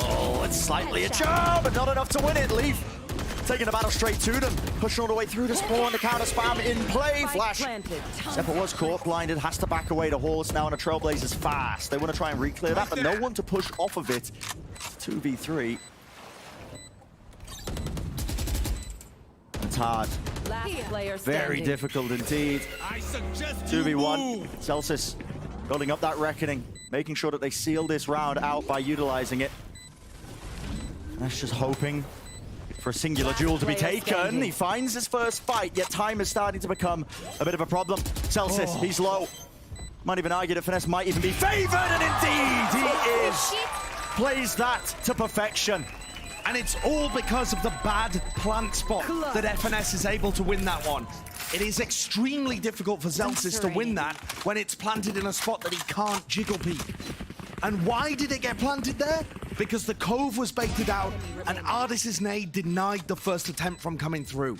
You're starting to see the ideas behind why they're picking the Raze on this map. It's brought into question. A lot of teams opt into that Jet, but it does make sense. Raze is very good. The utility, very good at trying to lay that plan. And now Cloud9 are in a bit of a pickle. They're going for a force. A Bulldog on Leaf and brought down to 400 there, Zephyr. This is a weird buy. Leaf is going to have his Blade Storm for the next round, so I don't mind him going for a hero. You know, hero Bulldog, I suppose. Yeah. But for Zephyr, right there, going to be a weird one. It is a weird one. Down to 400 credits. Not a lot left, but fully grouped up now towards A. Wave crashing. Even one player, that's Jake, just watching mid as well, and he was removing any sort of utility that was gathering. The dog was broken prior. Seeker's not being used, and that's a double face. Wow! Swinging straight into it. That's taking a fight.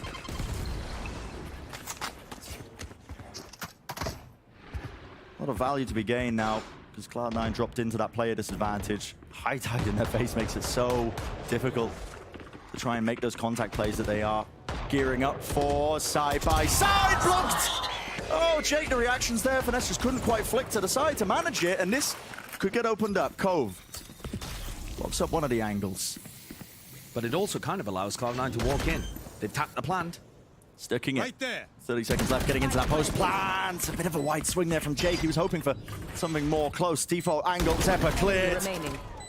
Good awareness from Ardis to know that that was compromised, and Rooney trying to make the most of it. Risks taken with that swing in main, but it needed to be done. The devs were criticizing Cloud9's audible calls on the previous map, but I actually think despite losing round 3 and 4 here, Cloud9 have been good at calling something unusual with their aggression to try to equalize the round. In round 3, it was Leaf walking into B-Link and Zephyr walking into Spawn that got them back into things. And this round, despite the fact that they're in a 3v5 initially because of those 2 kills, they made it somewhat winnable. You know, Jake with a reload, Zephyr gets deep, they get the plant off. Yes.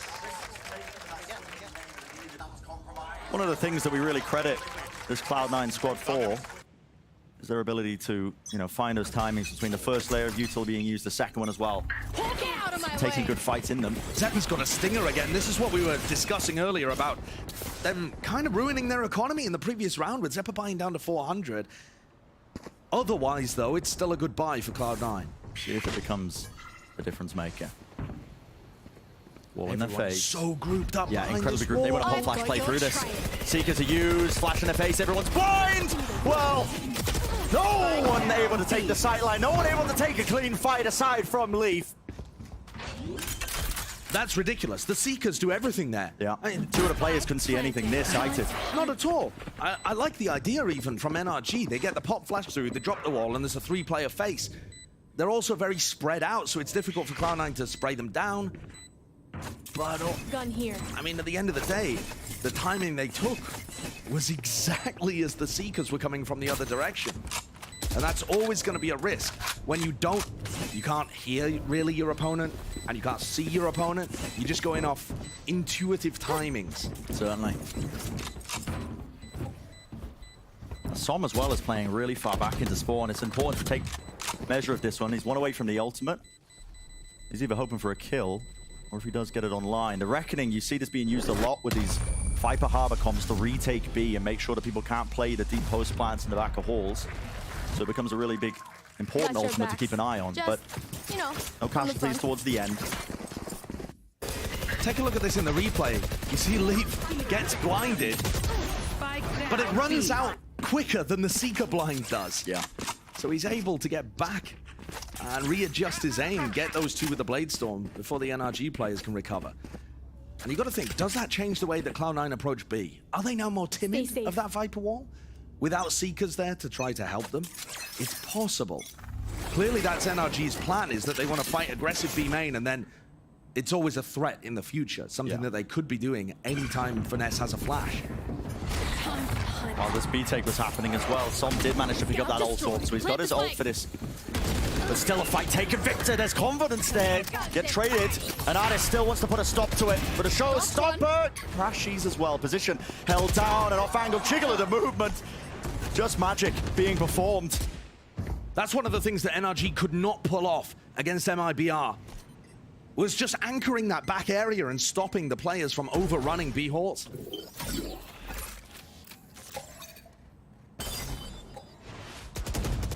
Now down to that desperation, the double face. Good trade. Yeah. Nicely done. Celsius spotting out the positioning. 2 seconds until he's got his own wall online. There's enough time here with 40 seconds, but no cove, so opportunity of a safe plant. He's hoping for an easy fight, isn't he? Anticipating a top heaven position. Nade rebounds. That's close. Into the corner.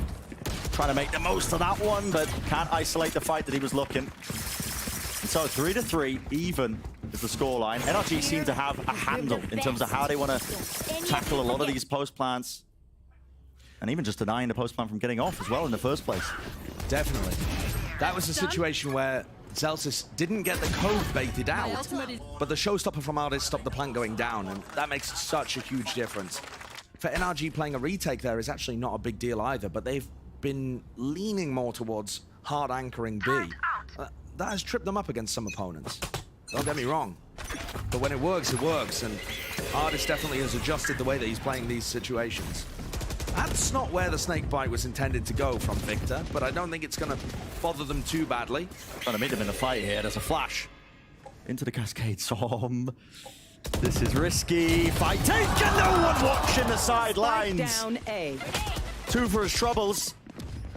Return of fire left into a 3v4 now for Cloud9. And it's actually a bad high tide that Celsius threw. Didn't cover Art and allowed Finesse to take contact and Som to swing. So Celsius with a couple of those so far, maybe demonstrating that small lack of experience on this. This is so proactive by NRG. You've got players pushing all the way out through B, so they know that this is going to be landing and ending towards A. And Artist's job, just to delay.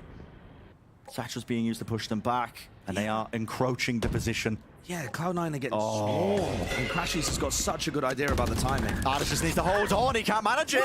Fighter taken, his claim, but no, out in the open. Spike down. Spike dropped down to the floor, but the Viper's Pit's still active, but there's a lockdown to answer. And now a decision has to be made by Cloud9. Do you plan? Do you run away? You got 25 seconds left. You have to end A. In theory, they're just going to make the run all the way, the sprint to B. I mean, NRG can hear this happening. Victor's going to try to beat them, but no utility, no nanoswarms, no snake bites. 10 seconds remain. And this is it. Time is of the essence, and they don't have enough of it.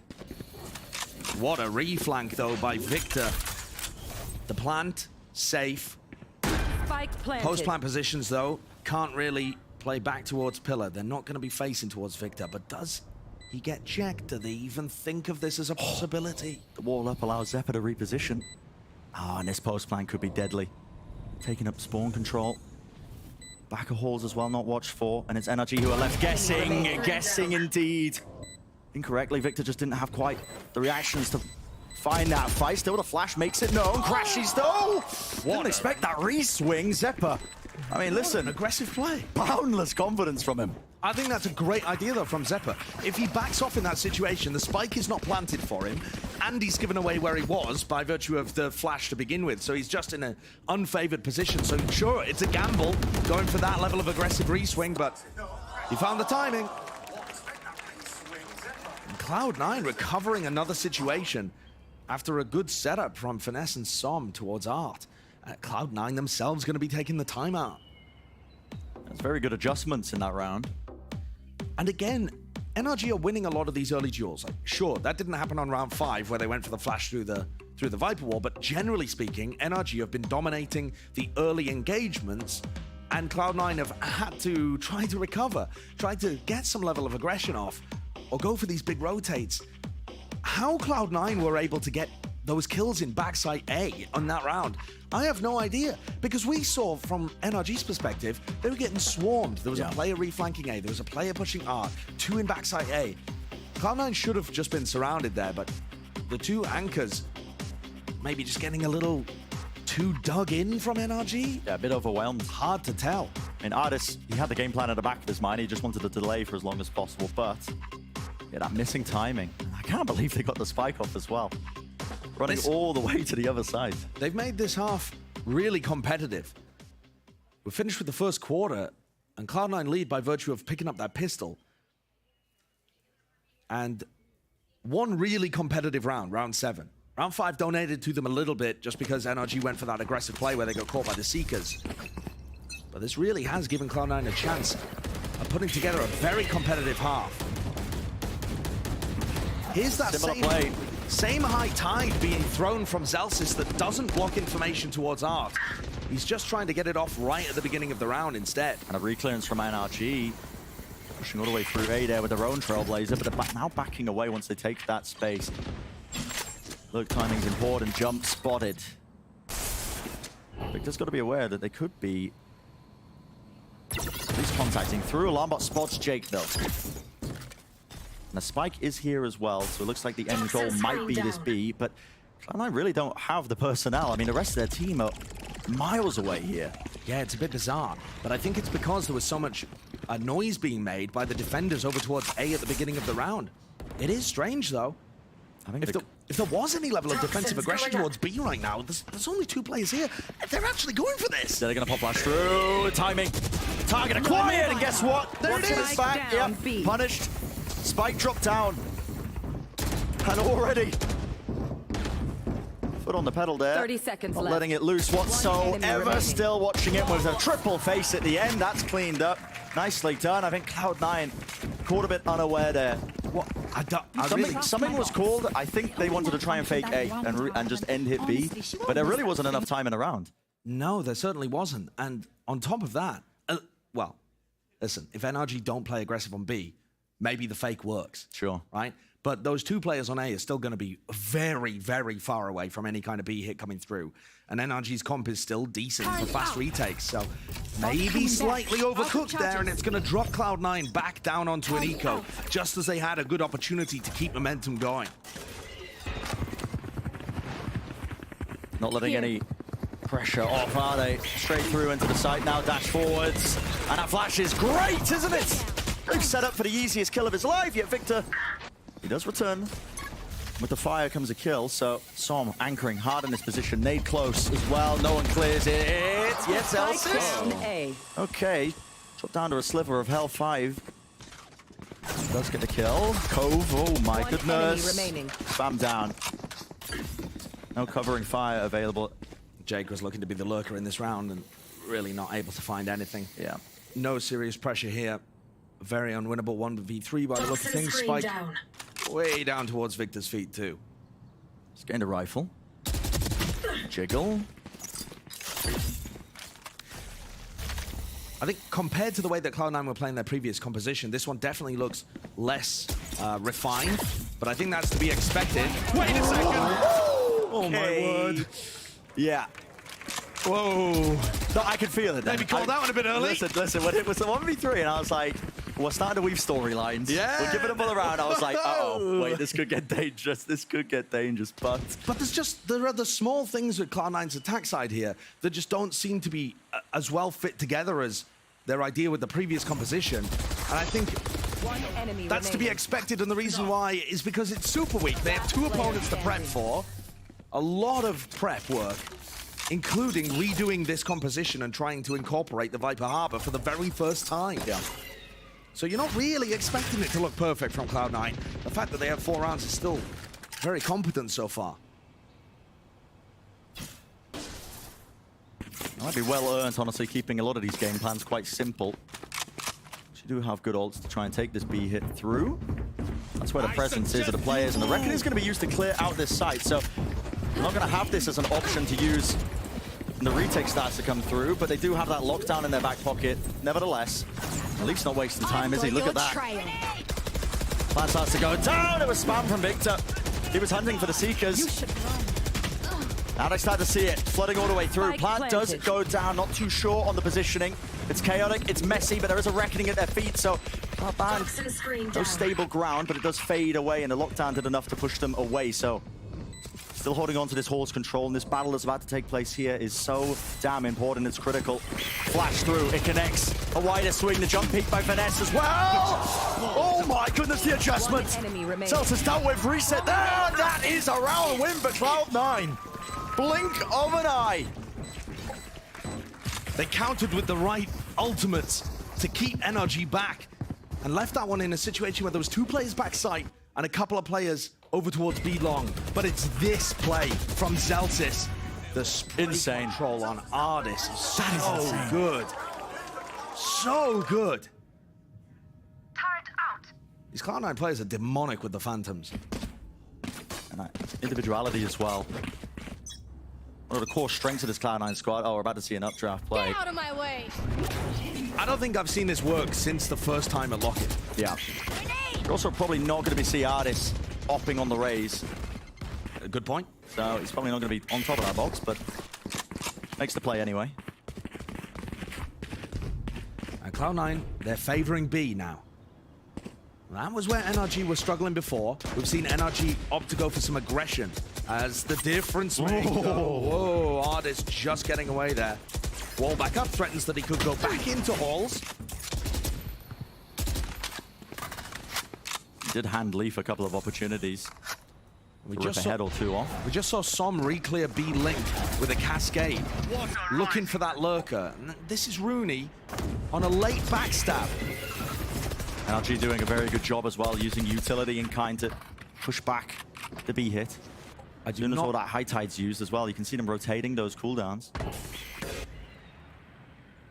This timing is important from Rooney, but again, it's time.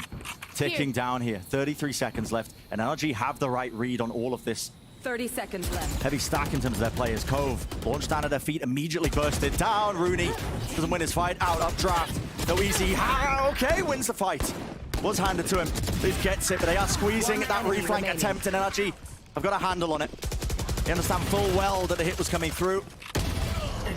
Jake's got the most to do, hasn't he? Viper's Pit. But doesn't opt to use it. No time left. Taps the spike. One enemy remaining. Well, Crash is all he has to do is survive here. It's round 1. Expensive, yet still.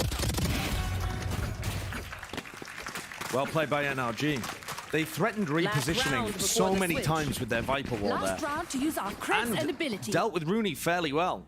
Rooney did, in fact, go 1 for 1. But NRG knew that the flank was coming through, dealt with that.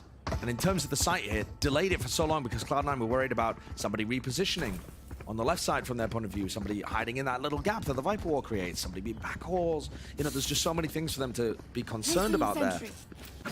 And NRG's spam, NRG's utility keeps them back. Another just straight up B hit. The A side of this map sometimes simply does not exist.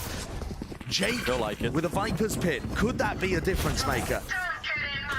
Well, in the middle of all of this, there was a reflank towards mid, and utility was broken, so Cloud9 should be worried about the reflank, and with the Viper's Pit in their faces, B just looks unassailable, but they're going to do the counter pit. Okay. Spray and pray. Yeah, and it's going to come down to this, isn't it? Good luck casting. Phantom spray on either side. A messy affair. Anyone who takes a step in there is going down to 1 HP. Well, but now Victor will have a good idea.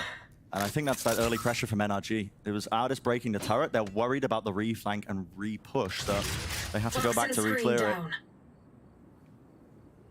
But I mean, you're fairly happy if they try to end B here. If they do re-hit B, they're going into the pit. And it's not like Victor has to be too worried. They still have turret, they still have alarm bot. It's going to give them good info. This is going to start to bring the NRG players back to B. They're really going to try and lurk through mid? Oh, this could get crazy. 30 seconds It's left. all over the place. I mean, again, down to like 25 seconds in this round. The pit is still up. The site is split into two when it comes down to this fight. Crashies. The nade's good. Yep. Less than 20 seconds. Push them away. The positioning is more than recognized. Because look Finesse. at who's holding this one. It's Finesse. He knows the lurk timing. He knew the mid was compromised. And it's 10 just seconds down left. to desperation. Finesse can hear them running. Running their legs 6 all the way seconds. through. There's 5 seconds left. 4 seconds left. Gotta get a plan. Not enough time. Oh my goodness. Failure on the final round. And it's NRG with the round win. Pushing it back. And only Switching milliseconds difference there between Cloud9 pulling off a last-second plant and having something to fight over, and this being a half that favors NRG. Yeah, absolutely. A bit scrappy there with that final round in the half itself, but NRG have shown some good signs, I think, as well. Definite improvements as well from the last time that he ended up playing Pearl as well as a map. But enough about us as well. I believe we've got either the desk or someone else. I'm not too sure. Someone waiting for this halftime toss.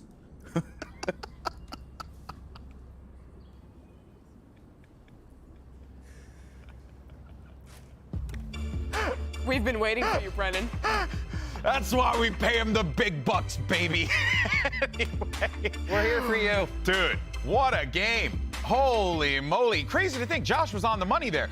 Seconds we're splitting whether or not Cloud9 had something to play for or it just being a favorable half for NRG. And now we're 7-5 in, and I got to give Cloud9 credit, Riv, to be able to do this with a composition that they have not played on an official, at least not here in this stage. No. Quite impressive. And they keep their pistols consistent. They go up to bonus, lose a bonus, yada, yada, yada, easy. But no, looking at the way Cloud9 was doing this and what Cloud9 should be able to do with a new composition, I think 6-6 is a great half to have. 7-5. 7-5, thank you. But could have been 6-6. Yeah, right. It was right there when we got up. I was like, yeah, this is 6-6. Not even worried about last round. But looking at what Cloud9 produced here, it looked promising for the second half, but I think energy is only heating up at this point. We're about to see some crazy attack pro. They are, and heading into this second half for NRG, their attacking side is really strong for them. Right now, 60% win rate. But what I want to focus on is how they vary between the normal B hits that you expect of these Harbor Viper comps and playing a lot of the mid-round. This is a team who oftentimes you will see end late A or even on this B site, plant not at that default in the middle, but deeper in because they're really playing in that mid-round. But when they do go for these harder executes, NRG is really good at getting aggressive in their post plans and not over-relying on their utility. You see the way that the Trailblazer moves in this for the entrance of Energy's site. They check backhaul, but from reverse side, they clear the site as much as possible while scaling into it, moving forward as they gain control of that backhaul. And honestly, in the position that they have, it leaves MIBR wanting with the utility they use. They're not getting info, they're not finding the targets that they need, so it's contact play once MIBR gets into the site. And that was from their game last week where they showed us some of those really good game plans on Pearl. But you rewind even before that game versus Leviathan, when we were so impressed with Finesse's calling, it was the read that he was finding on the attack side of Pearl. This is where they're strong, and for C9, Harbor Viper on defense is pretty hard. We talk about Finesse, IGL still in the lead right now, topping the board for his team at 13-8 to That's right. He's 5-9. So You got to feel pretty good when your IGL's fragging like that. Well, let's go ahead and send it back over to the casters who have no idea where the Mississippi is located. It's Brendan Sideshow. Where is it? No idea where the Mississippi is located, and also no idea how to throw to a desk, apparently. We'll brush over that one, but 7-5 is the scoreline. Steady lead here for NRG. And that's despite not winning a pistol round at all in this match. That's been the big thing that's carrying Cloud9 forwards. Half the rounds that they've won have been pistol and anti-eco. Let's see whether that trend continues. It's a very heavy stack on the B side. I mean, this is more than heavy. It's almost the entirety of their team. Looks like they anticipated this is going to be a bit of a play. This is a cute play that has been cooked up with a snakebite across, but NRG slow it all the way down so they don't get too much done, but Leaf has pushed himself in a 4 position. The question is, do they anticipate it? Do they recognize it's watched for? It's an entire firing squad. The Trailblazer as well. Dash to disengage this. There's a nade at the back. There is coverage there. Bit of relief from the pressure, yet still NRG who's favored. It comes down to that. The shots rattle back and forth. And damage done to NRG, Josh. They are weakened. Barely any health between them.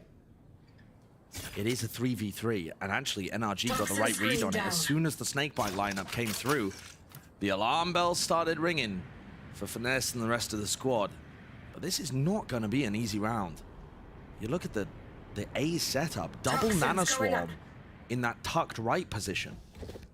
And a turret that looks like it's in the naughty corner, just facing the wall, but does get good information. Spots it out with 30 seconds left now. 30 seconds left. Screen down. See this getting really deadly. Of course, the Killjoy setup not made to really deny the plant there. Timing. Artis was hoping to win that one, but it's contained now, and that was the backup plan that was there for NRG. They are still placed into this post plant with the spike planted. And then walking towards this one. That's a jump spot around the corner. When you're this low on health, you've got to take risks, but it's on the precipice. One shot missing there. Snakebite pushing them back. If NRG win this, it could be an absolute miracle. And there we go, finally dealt with. But the reflank and the reactions can't survive it. Zelsis flick to the side, and the right click does the job. A lot of Cloud9's ability to win those final few fights is based on the damage that they inflicted at the beginning of the round. Artis went down in one bullet because he was so weak. And the right click towards the end there too, after Victor reflanks, is much, much easier after a player's been softened up. So that is 4 out of 4 pistols won for Cloud9. Assuming they win this, again, it has been the vast majority of the rounds that they've won across this entire series. And maybe if they can find some more of those set ideas and set plays, that could be a good thing to rely on once it gets to the gun rounds. Need something else outside of it. He may not be in 4-4 on the defensive side, so that's a nice and easy AWP. It's going to be claimed, so Finesse really prioritizing trying to build up the Seekers. Screen down. But backing away. This re-push by Cloud9 is quite nice. This is going to be getting him a lot of information as to where people are leaning. Doesn't spot anything. And Leaf as well, making sure to capitalize because he's pushed up right off the back of it. With all that space now, it should be Cloud9 with a very clear read of where the spike is ending. It feels to me like Cloud9 are trying to play super aggressive on B in the first, 3-4 rounds of this half, if I was to guess how it's going to continue. Found them. And then try to play retake in the fourth quarter and just see if NRG get pushed back based on the conditioning. NRG have worked their way into the side. They're going to be able to get that plant down on top of it, so extra money in the back pocket, but they're looking to take it one step further. Maybe even winning the eco would be grand, and this reflank into mid, well watched for. I don't know what else has got the cue from there, but he does deal with it. Victor falling becomes that much harder, but Artis wants a little bit more. Look at this, pushing all the way deep. Left down to just crashes, though. How does he win this one? Frenzy, 5 bullets. Oh my goodness, almost claiming the second. Yeah, that's some reasonable damage done, actually. Cloud9 might be put in a situation where they buy up for round 15 again. We saw this before, where the economy got a bit wonky because Cloud9 decided to invest instead of going for a true bonus. It looks like they might go for it again. You see Zelsis down to 250 credits there. If Rooney goes for it as well, then this becomes a strange round. Yeah. If Cloud9 lose. It's a difficult call. Money's a little bit all over the place here, but NRG happy with it. Round 13, round 14, we saw them play very aggressive over towards B, and they're not going for that. The Killjoy is still over on A, but it's now only Zephyr on the B side. A flash, a cascade, faking like it's aggressive on B, but instead playing over mid. Might be meeting a match here. Look at this. The dog is close. No one to break it. No way!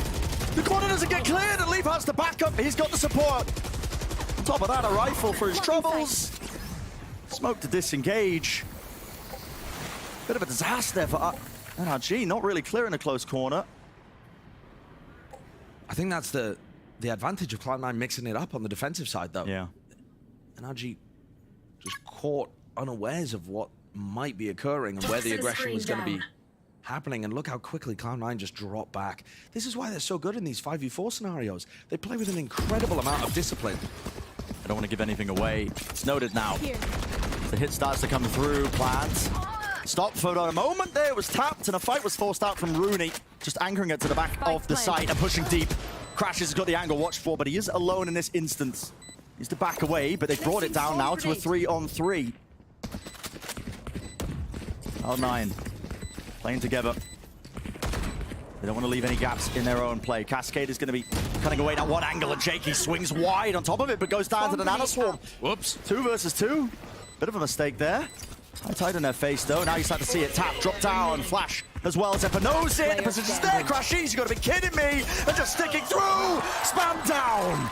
NRG coming up with just a miracle in that round. Converting a 3v5 when we've seen Cloud9 be so good in those player-favored situations.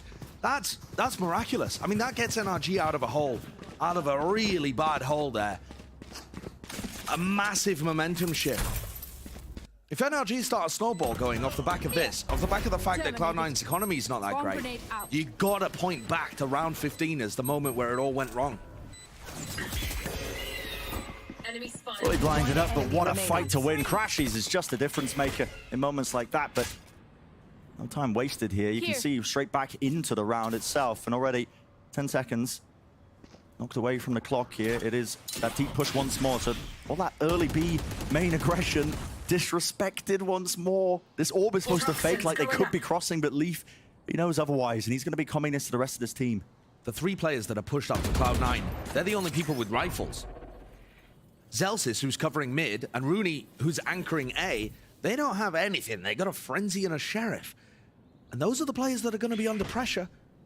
The problem with pushing deep on B, and the reason why most teams don't do it, is that if you see nobody there, it's so far to rotate. Yep, and it leaves massive gaps as well in those defensive protocols, because NRG, they're able to lurk, twist and turns through the middle section as well, the alleyways. They gained all that space. Now, Util did force themselves back, but there's 40 seconds left. They still have control of this middle area, but where do they want to land? The timings are so strange right now. Yeah. Leaf got over to this site with his Blade Storm, but NRG pumped the brakes and are going for a re-hit. Does he sneak past them? High clearance onto the corner, but 30 seconds this needs to be cleared. Oh my goodness, the knives, and well, disengages in time with the dash. NRG not wasting it though.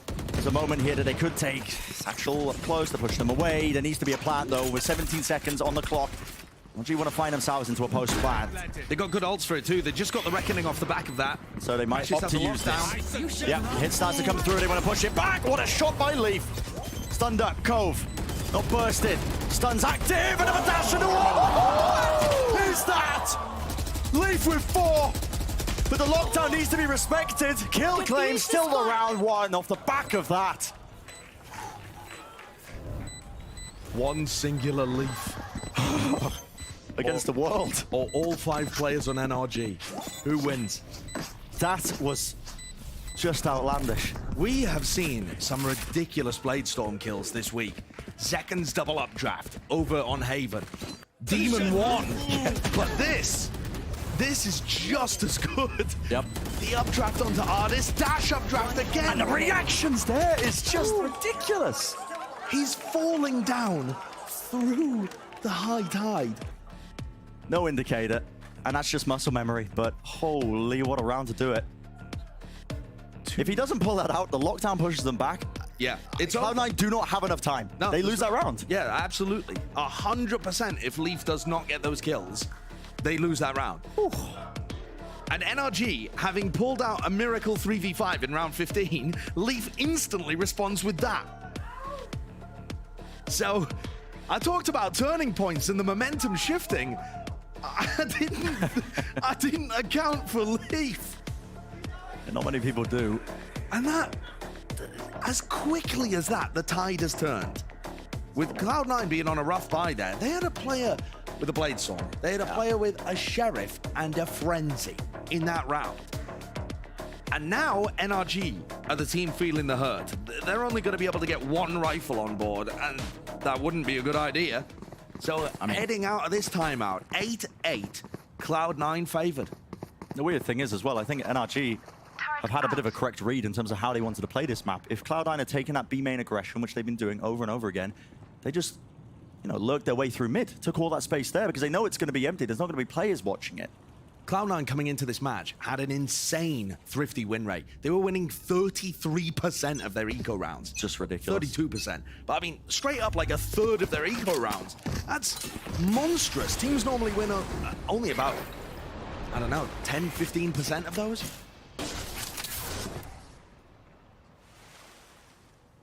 A difficult team to get a read on, this Cloud9 squad. Heavy presence. Look at this. All the Killjoy utility waiting for this B hit that's coming through, and NRG, it's going to be matching them. Artis swinging all the way through. There's a Reckoning as well in his face. There's everything in his face. He's blinded up. Can't see anything. Nade though. That nade is good. Forces the dash. Skipping a hop. Zephyr survives. How does he get away with that? Still Seekers pushing forwards now. There's a gap in the high tide, and they spam it down. Anticipating that level of aggression. No time wasted though already. Making moves through, and this back horse position needs to be critical. Finesse is there, drop down to 5 health, and too much to do. Zelsis also almost with the ace in that round. A lot of them just by spamming, anticipating where NRG were going to be. But there it is, clean anti-eco for Cloud9. Puts them in the lead at 9-8. And at this point, Pearl is anybody's game. On both of these maps, it felt like Cloud9 didn't really have a chance in the first half. NRG were in control, and yet by virtue of Cloud9 winning the pistol, and then winning the pistol in the second half too, they've really kept things level enough that when they have that spurt of, you know, a good idea or a sick individual play, or just better prep, suddenly they're right back in it. Now, what on earth is that defensive Viper wall? That is unusual. I mean, a huge sideline, I suppose, for the players to push through double doors there. But also just a crazy situation for them to pop flash through. I mean, I feel like... Yeah, I mean, that stun locked us, I think. Zeppa's probably going to try and flash through that if B link control is taken. I've not seen a Viper wall like that. Viper's pit laid down towards B, so not an avenue they can take. I mean... And yeah, this... maybe we'll see this Viper wall active, but again, the turret gets blocked off there by the high tide, and all that space taken once more. Flash doesn't get anything. Well, Zeppa's got to be aware that they could have pushed up, and yeah, now he's using the dog to re-clear, so recognizing that. 2 players spotted, so good information. What do Cloud9 want to do with it?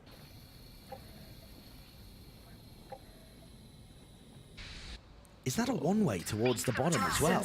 It looks like it. Flash from Finesse, push back with an Nanoswarm. Time might start to become an issue in this one because NRG have been thrown for a loop. A wider swing. Victor, he's got a rifle. Why is he going for the short? Okay, I mean, why? Oh, okay, sure. Why not? Had the rifle, went for the right click, and he was blessed apparently. Coin flip, Opon's luck, still Rooney at the back, and what a reset! The aim is cool, calm and collected, yet last one standing! Can manage to short on the Viper's pit, ducking the head down. It's laid down. Time to spare as well for the plant, NRG somehow are gifted with the post plant. But Victor is so incredibly weak. A breath of fresh air had taken down, a sneeze.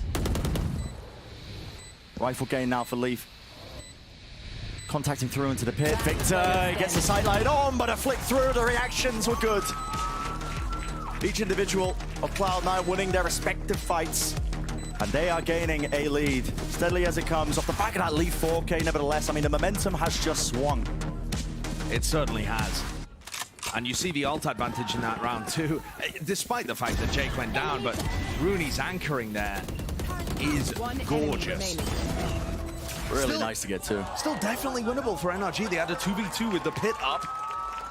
They had their chances to be able to win that, but it's been 5 retake rounds in the half for C9. Turret out. And it's not like they've been playing super heavy B retake with the Viper walls and the Harbor walls like we've seen in the past. It's actually been a level of aggression that puts them in favored positions. Whoopsie daisy. Yeah. Bit of a self blinder does happen. Locked down the line of side angle though. This is Leaf. Dash still active as well. Jiggling. Double swing and skewered. Can't withstand it. Leaf just is that guy. Spike drop, 3v5. We've seen NRG win them, but not with this level of poor weaponry. Finished. My ultimate. They're watching for it. They know that NRG have been exploring mid and are at these player disadvantage rounds. It's watched for with the Stingers. Looking like an impossibility. Cloud9 looking like they're going to claim that 11th round on the board for them. On top of that one, a few away from these ultimates. Some position is watched for the bait and switch. Rooney holding close. Masterclass from Cloud9, the way they play these rounds, so disciplined. The question for me heading into the next, do NRG try to invest a lot of utility and pressure early to take a part of the map where they think Leaf is going to be off? left. Victor knows he's not got really too much of a hope of winning that one. But they know that Leaf is opping. They just spotted him in A main. And normally it is very difficult to get good op value on this map. You will have a cascade in your face here most of the time. Spike down A. It's an eco round for NRG, so, you know, you can't really blame them too much for how they played that situation. But coming into this one, when they have rifles, coming out of a timeout, how do they play this? Do they want to take early B long control? Are they going to invest? Cascade, flash, really try to pressure and take that fight if Cloud9 are playing it aggressively? Where on the map do they want to establish early control, and how do they want to navigate around Leaf's op? There's so many variables to consider. You've seen this NRG push to the limits. And for the first time in the series, Cloud9 are actually even with NRG on the gun rounds. We were talking about it earlier. Cloud9 had gotten close-ish on Haven and close-ish in the first half on Pearl just by winning the pistols. They won a Thrifty. They've won the anti-ecos when they needed to. But now they're actually starting to get value from the operator, from the guns, from having a set game plan that's really throwing NRG off. And the way that Finesse was controlling the map on the attack side of Haven, it is different here. He's not been able to mess with Cloud9's defending rotations and open up all the space he needs.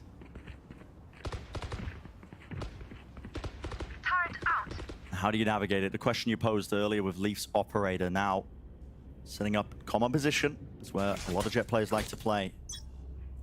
Is he on top of the screens? It looks like it. Normally there's going to be that cascade in your face, so you can't get too much done. And yep, the util's popped up. Flash as well. Good diligence there by NRG just to really make sure that it's clear. The dog, I think, also spots this house. Now they know where the operator is. The Leaf was saving his dash. Wants another go of it. This is so much utility. Both cascades, Flash, Trailblazer. This is everything. But I think you've got to commit B, and also Cloud9 know it's coming because they've pushed out A main. The Reckoning's used there. High Tide pushing back, has to clear the common corners. This with the nade up top. Just in case there's anyone setting up Heaven, looking to try and deny that plan from being spammed down. But this is the other level to it, the lockdown. Placed down at Heaven, and this reflank from Cloud9 is so damn important. It needs to be contained. So many different levels to it. There's going to be entertainment there into the back of the halls, but this fight is also critical. A distraction there. Reset, spamming it down. Finesse does trade it. Fight on equal levels. Showstopper. It sings true, but it's sprayed down as well. Left up to Crashies. The Reckoning can't stand his ground here. Can't stand his ground at all, but he almost manages still. Right down to the wire. Celsius gets to the fuse. Cloud9 on 12, and they are one step closer to bringing us to that map number 3. Only one step away. And Cloud9's approach to the retakes is so different to how other teams are playing this. Yes, there is still that Viper and Harbor utility coming through, but there aren't many teams that are trying to double flank and just apply that pressure onto the post-plant positions from both sides. And C9 didn't commit super heavily to the flank play. Zeppa just tried to basically distract and allow his players on site some space. I think this is a really nice idea of how to play the defense. Definitely well prepped, and it's causing NRG so many issues. It feels very similar here, though. The Cascade gets used, both flashes get used. They're trying to push Leaf away. The spike, however, is heading towards A. This is where Finesse tries to use his brain to manipulate. Trying to grab the orb as well. The walls are dissipating. You can feel the mistakes creeping into the play. Leaf was granted so many opportunities. Finally claims the kill, but this is what it was all for. The lurk attempt through, nade into the back. Jake's pushed out of that position and could he get away with it? Doesn't go down to the rifle spam. The spike's still in their hands. It feels a little bit half-baked almost as well. They're trying to fake like it's B, but Cloud9 just containing. They've got Som into a very deep position over at B right now, so the spike is coming back to him. Leaf with the first kill. He's been incredible with them in the map so far. And Cloud9 have also won 10 out of 11 rounds where they've been in a 5v4. So they're still really good in these player advantage situations.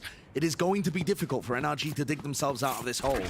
But it does feel more like a finesse round, where he's messed with the defender rotations, got somebody deep, and is going to return back to them. Wall comes up just in time for Crashes to be able to get into the side and get this plant down. Has the lockdown on top of it, but it's do or die. How does this get played? Still holding on to the back holes, control. There's the lockdown now. This is going to be pushing them back. Do Cloud9 even have an answer for this one? Yes, they want to try and flood in to the crosshair placement. Aris with 2, and you have to give up all your hopes and dreams of trying to play that one fast. Still got a lot of money to try and commit back in, though. 3 rifles versus 3. Yeah, they want to try and fight this one. Back horse, still locked down. Som, he's got to be dealt with. Nana Swarms away. Vulnerable duck. Cloud9 running out of options. Trying to deal with Som this entire time. A wider swing, but time has been bought nevertheless. Unwinnable round for Cloud9. NRG. They take it forwards. One step at a time of Crashes to sole survivor. It's big. Huge impact from Finesse there in terms of how he was calling the round.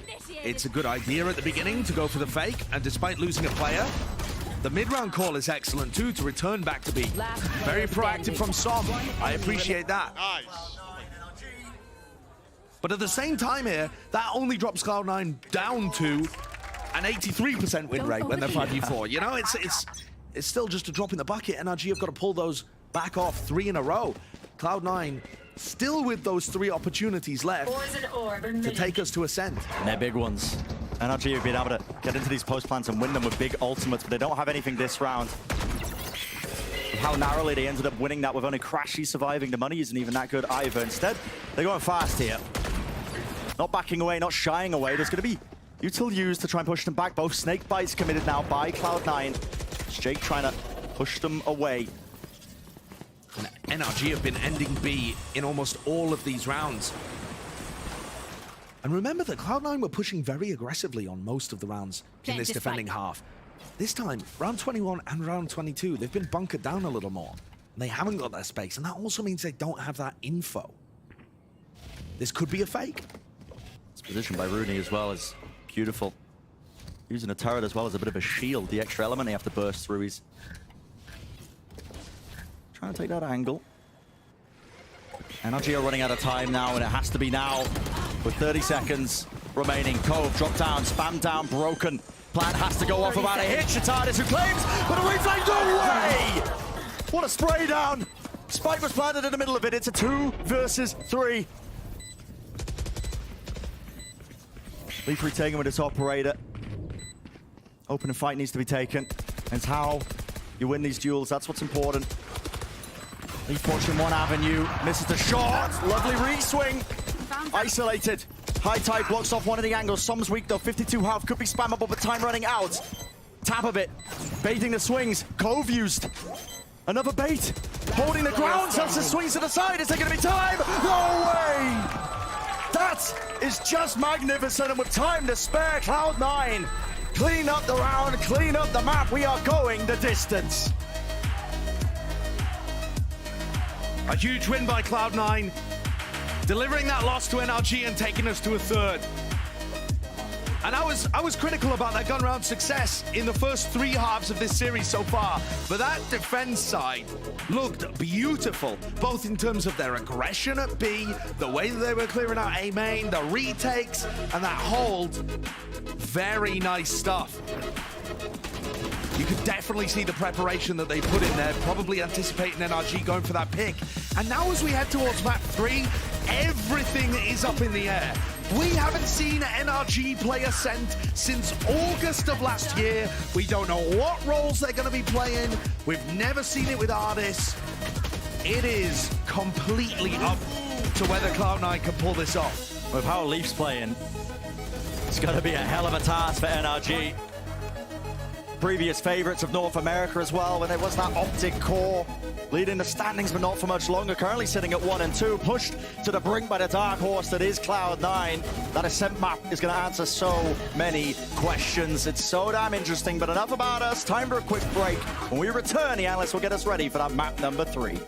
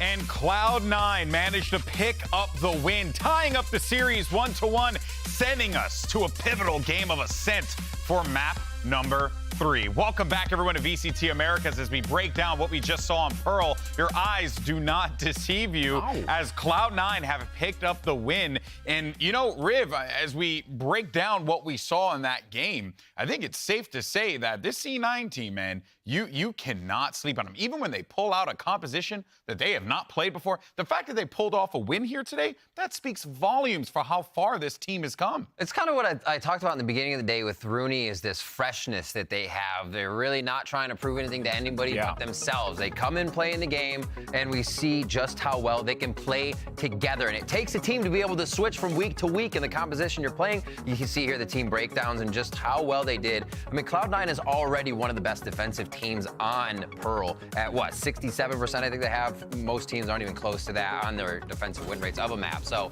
to even give them a chance in this game, it came from the Pistols, honestly. But to give them a chance, it's all on them on the defensive round. The attack side did not look this good. It started with the Pistols, but what closed out this game for Cloud9 was these retakes. They were incredible throughout the map. And one thing that I think C9 showed here that the casters touched on a little bit, that I feel like they've also illustrated being very good at in their series versus 100 Thieves, is in these retakes, playing with patience and understanding how to play around a flank when they have one of those. You saw a couple rounds where they would go for those double flank retakes towards B, and what they're so good at is taking the time to apply that pressure and basically just box their opponent in. Take their time to bait out that utility before they actually commit to pinching in. They don't rush into things. It's just so well set up, especially considering how new, how young this team is, and that it was a new composition. And on top of that, Riv, you mentioned the Pistols. They're flawless on them thus far. Yeah, being 4-4 out of those Pistols throughout their games, maybe they can't carry it to the bonus, but that's another thing. Bonuses are still always a hard fight, a little bit of a gauntlet. But looking how Cloud9's able to play through those situations, play it patiently, wait for the calls, leads me to believe that this team can do so much more. They remember the win condition. It's very easy to slip on that from just moment to moment within each game. Yeah, and for NRG, they weren't able to play a similar attack side to what they did in map number 1. The defense for C9 was so oppressive because, for one, they were so willing to play into those retakes, and also because of, I think, just the way that they were locking down B. We expected NRG to go for a lot more of those just straight-up B long hits, as you normally see on this map. Leaf was just, like, locking it down constantly, so they could never go for those straight-up executes. Yeah, glad you mentioned Leaf, man. When you need a playmaker in the server, Leaf is your guy. This dude just ripped. We were talking about, like, how important that is for an individual to just take initiative and make plays happen. Leaf is that guy. He is, and also knows when to back up, when to understand the situation is too dangerous and Leaf could get burned to allow the team to come back and help. That's, again, why we keep talking about the entirety of this Cloud9 roster. Leaf has been so insane for this team. His opping on this map is so impressive to me, too, because opping in this meta is difficult against these harder Viper comps. You saw so many times NRG investing a double cascade, a flash, all this util in his face, and he still managed to maintain that space and force NRG to play those mid rounds, force them to deviate from their game plan. Yeah, well, you know, look, granted, even though it was a loss for NRG, we were still seeing at the start of the game, when we talked about the compositions and we saw the difference, bringing in the Rays versus the Jet. And Mimi, I think, you know, it was cool to see that being implemented, the denial with the grenades, right? Yeah. Being able to try and, like, outthink your opponent. It really did feel like NRG had a great read with this composition, but credit to C9 for being able to take that win. Cloud9's answer to that B-side anchoring was classical. It's, put our Jet up on there, it'll go great. On the other side, for NRG, they had a lot of innovation. And what they would do well was you see some of the moments where this Raze is providing value. That's kind of the idea of the comp. Not just denying these coves, but forcing players off that plant, which meant C9 had to put the go here, try and bait it out. They were always playing from behind to get that nade, get that utility out of the way. And you see in this round, because of that utility, it ends with the plant in a weird spot, and Zelsa's in a position where they lose the 1 versus 2 because of where that plant came through. This is another example as well. You see the Raze ult is kind of baiting out that cove, meaning that they can't get into the site and commit to that plant, which allows Crashies to just anchor backside and totally own. The game plan on that side was so sound for NRG. It was really, really good. And you saw C9 having to innovate a little bit. And both teams now, GB going to have to innovate going into the last map. Well, we're going all the way. I was going to ask that, right? Ascent isn't a map that you would necessarily see a lot of, you know, innovation, and it would kind of Mimi. What do you think? What do you think? This is the old Optic Core, This and is I it. remember some 2022 back when this team played it. They were playing Triple Initiator, they were playing the default comp, they were playing Yoru, they were playing a Breach double Initiator comp with the Sova. This team is really yeah, they were so willing to innovate, and now we haven't seen them on them yet. It's with new players into the roster, and C9 and us don't really know what to expect. I will be disappointed if we go into the agent select and it's the same thing. It probably will be. It's It Ascent in probably will be. 2023. That doesn't change my disappointment, Mimi. I'm just informing you as a friend that I will be disappointed. Well, You know? I'll mark that in my calendar, and Thank you I'll so remember much. that for the future. I appreciate that. That's why we get along Prepare so for these well. days. But we'll see. We'll see what we end up getting here. But Riv, I think that, to Mimi's point, the innovation that we were seeing from the three amigos who would come over to NRG. you want to hope, if you are an NRG fan, that this is going to be that turnaround point for them. But I have to say, with the way Cloud9 played, I'm actually a little afraid for NRG. Yeah, you're playing a little reactive to how C9 organize and play fluidly with this composition, right? There's a point where NRG can say, yeah, let's go, we're in the lead. And I think Artis kind of takes that charge when they get the chance to, or Victor. So if those don't happen, NRG has to kind of almost play reactive, I think, to the C9 comp. Yeah, they will. For C9, though, they're starting on the defensive side of Ascent, and this is where we saw them look absolutely excellent against 100 Thieves in their game last week. This squad is really good at timing those defense side of rotations. Leaf and Zep are great at being proactive with their utility to find the right spot. We saw in Lotus. We'll have to see if we can see it here again. All right, agent select for Ascent, map 3, Cloud9, NRG. You couldn't have asked for a better game than what we're getting here today on a gorgeous Sunday morning. And look at this, we're already getting some changes here from C9. The Viper composition, I'm a fan of this one. NRG looks like they're locking in the normal, but C9 have made a change. We've seen teams experiment with Viper. Loud was doing it. 100 Thieves was doing it. Less success for that squad. But what this gives you is really good retakes on the defensive side and really good extremity control with those mollies. One of my favorite things to watch is Rooney lurk on Viper. I am so excited for this match. Look at this variation as well. It's not the double initiator. They're actually keeping the Killjoy in the comp. That was 100 Thieves' struggle. Without the Killjoy, they were constantly getting flanked, leaving these gaps. They have both the strengths of the Viper and the Killjoy. I love this idea. Let's see if it works. It's going to be awesome. We've got ourselves a third map, people. Come on, Riot Games Arena. I need you guys to get excited because it doesn't get any better than this. We have NA bragging rights on the line. And speaking of America, I couldn't think of two casters with more American pride than Bren and Sideshow. Is he allowed to do that? Is he allowed to just claim us for North America? Yeah, I mean, I've never seen a bolder eagle than myself. Okay, right, let's get into it. Map number 3. Weird comps. It is weird comps, right? But not missing. I was a bit scarred when I saw the Viper and the Omen coming out, right? From Cloud9, with them selecting that. But they do have a Sentinel in the mix. It's one of the things that was tripping up 100 Thieves was the heavy flank pressure that was being applied and not having that to catch it out. So a variation on it. It's different. I'll hold my tongue for now in terms of, you know, how much I like it, dislike it. I mean, it feels very similar to the Loud comp that they brought out in the past. The weird thing to me is that Cloud9 have changed this up so much. NRG, like I was saying earlier, we have not seen them play Ascent. They were banning it at lock-in. Prior to that, they played it in the grand finals against Loud. That was a 15-13 game.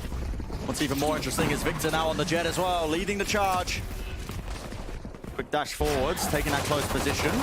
Trailblazer broken, any sort of follow-up. Front of the site is contained, but the smokes are blocking them off for now because guess what? Rooney's still anchoring this position at the back of the site. Hasn't been cleared out. Cooled down for about a moment. There's a flash to try and get them into the back of it, but Rooney's dealt with. He was the anchoring player. Close to logs, no clearance, no comms, no idea in the world. Victor gets away with 2.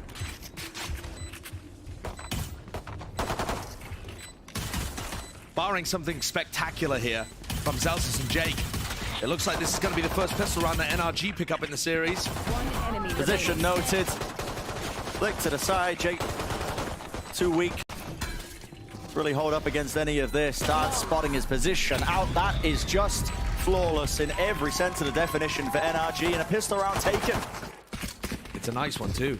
The way that they get into the front side of B, pump the brakes a little, and then use a flash to get into the back B site as well and overwhelm Rooney, who's playing the anchor role again on this map, like he was playing on Pearl.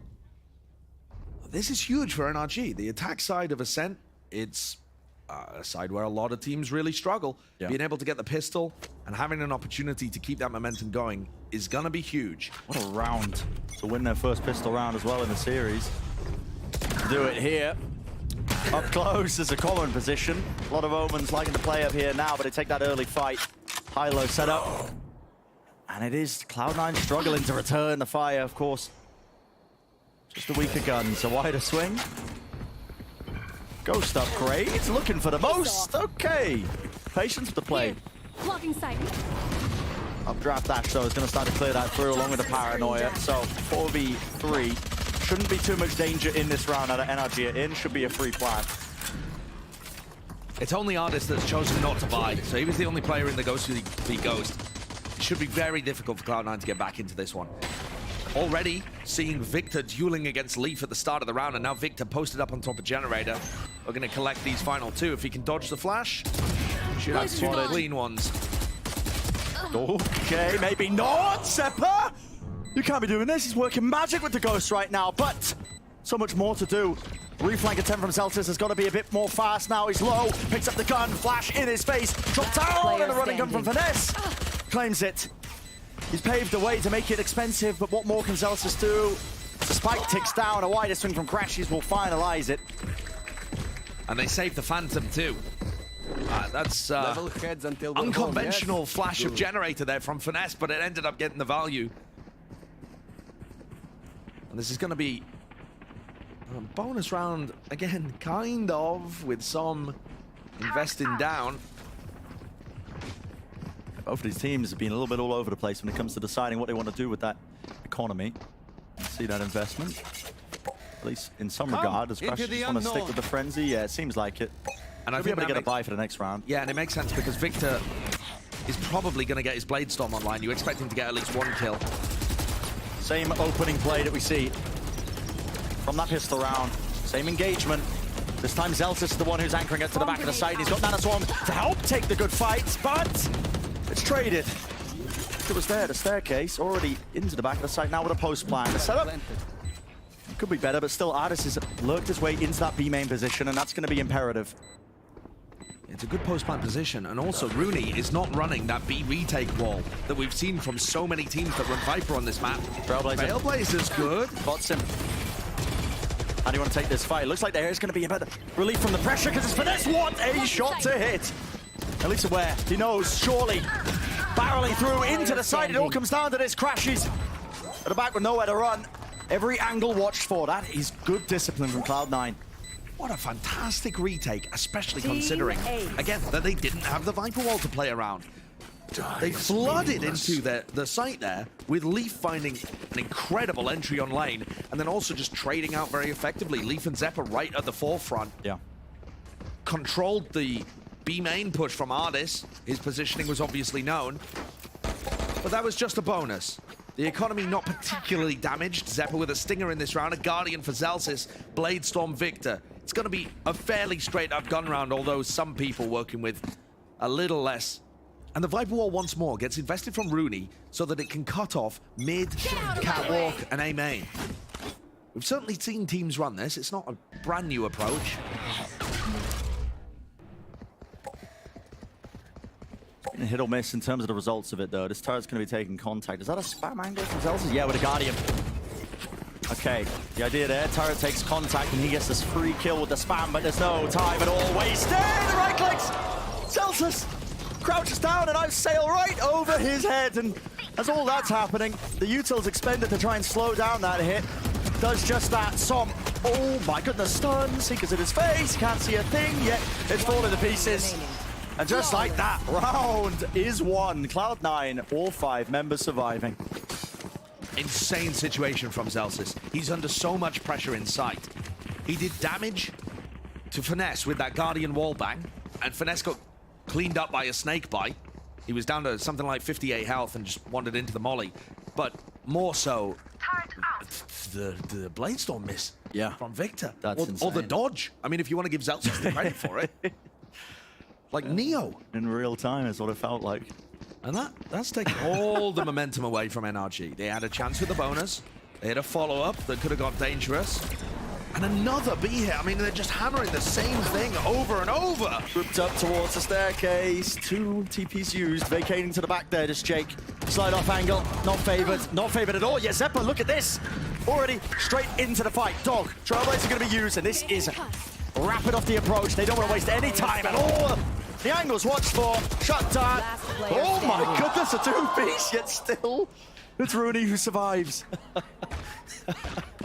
I mean, that's absurd. That's absurd. Bonkers way for the round to end. But Zeppa deserves a ton of credit. He is playing so confidently, so aggressively. NRG are going to take a timeout here, but watch it from his POV. He is just swinging through the smoke. Wallbang headshot as well. 1 enemy remaining. He's already up to 7 kills here, Zeppa, across 5 rounds. And most of that is coming from supporting his players in backside. The player's job for Cloud9, when they anchor B, is just to try and survive as long as possible, to delay, to drag utility out, and provide that distraction for Xeppaa to flash himself through the smoke or just swing based off of timing. At some point here, if NRG keep wanting to hammer the B hits, they need to be ready for that. I mean, if you post somebody up at market or you post them just tucked at switch, places where they can play anti-flash and be able to swing through the smoke, when they hear Xeppaa, it might be able to collect. But thus far, the flood rotating has worked very well for the defense. And that almost felt like a bit of a just run it in and get it over with from NRG. I think that they could do well with slowing down the opening rounds for attack side. Maybe that's what's being called as well through this timeout. Because it's been very all in. And when you're playing against a comp that's, you know, listen, it's gaining popularity when people are playing this Viper on this map. It's not necessarily a new concept, but it does cause you to rethink.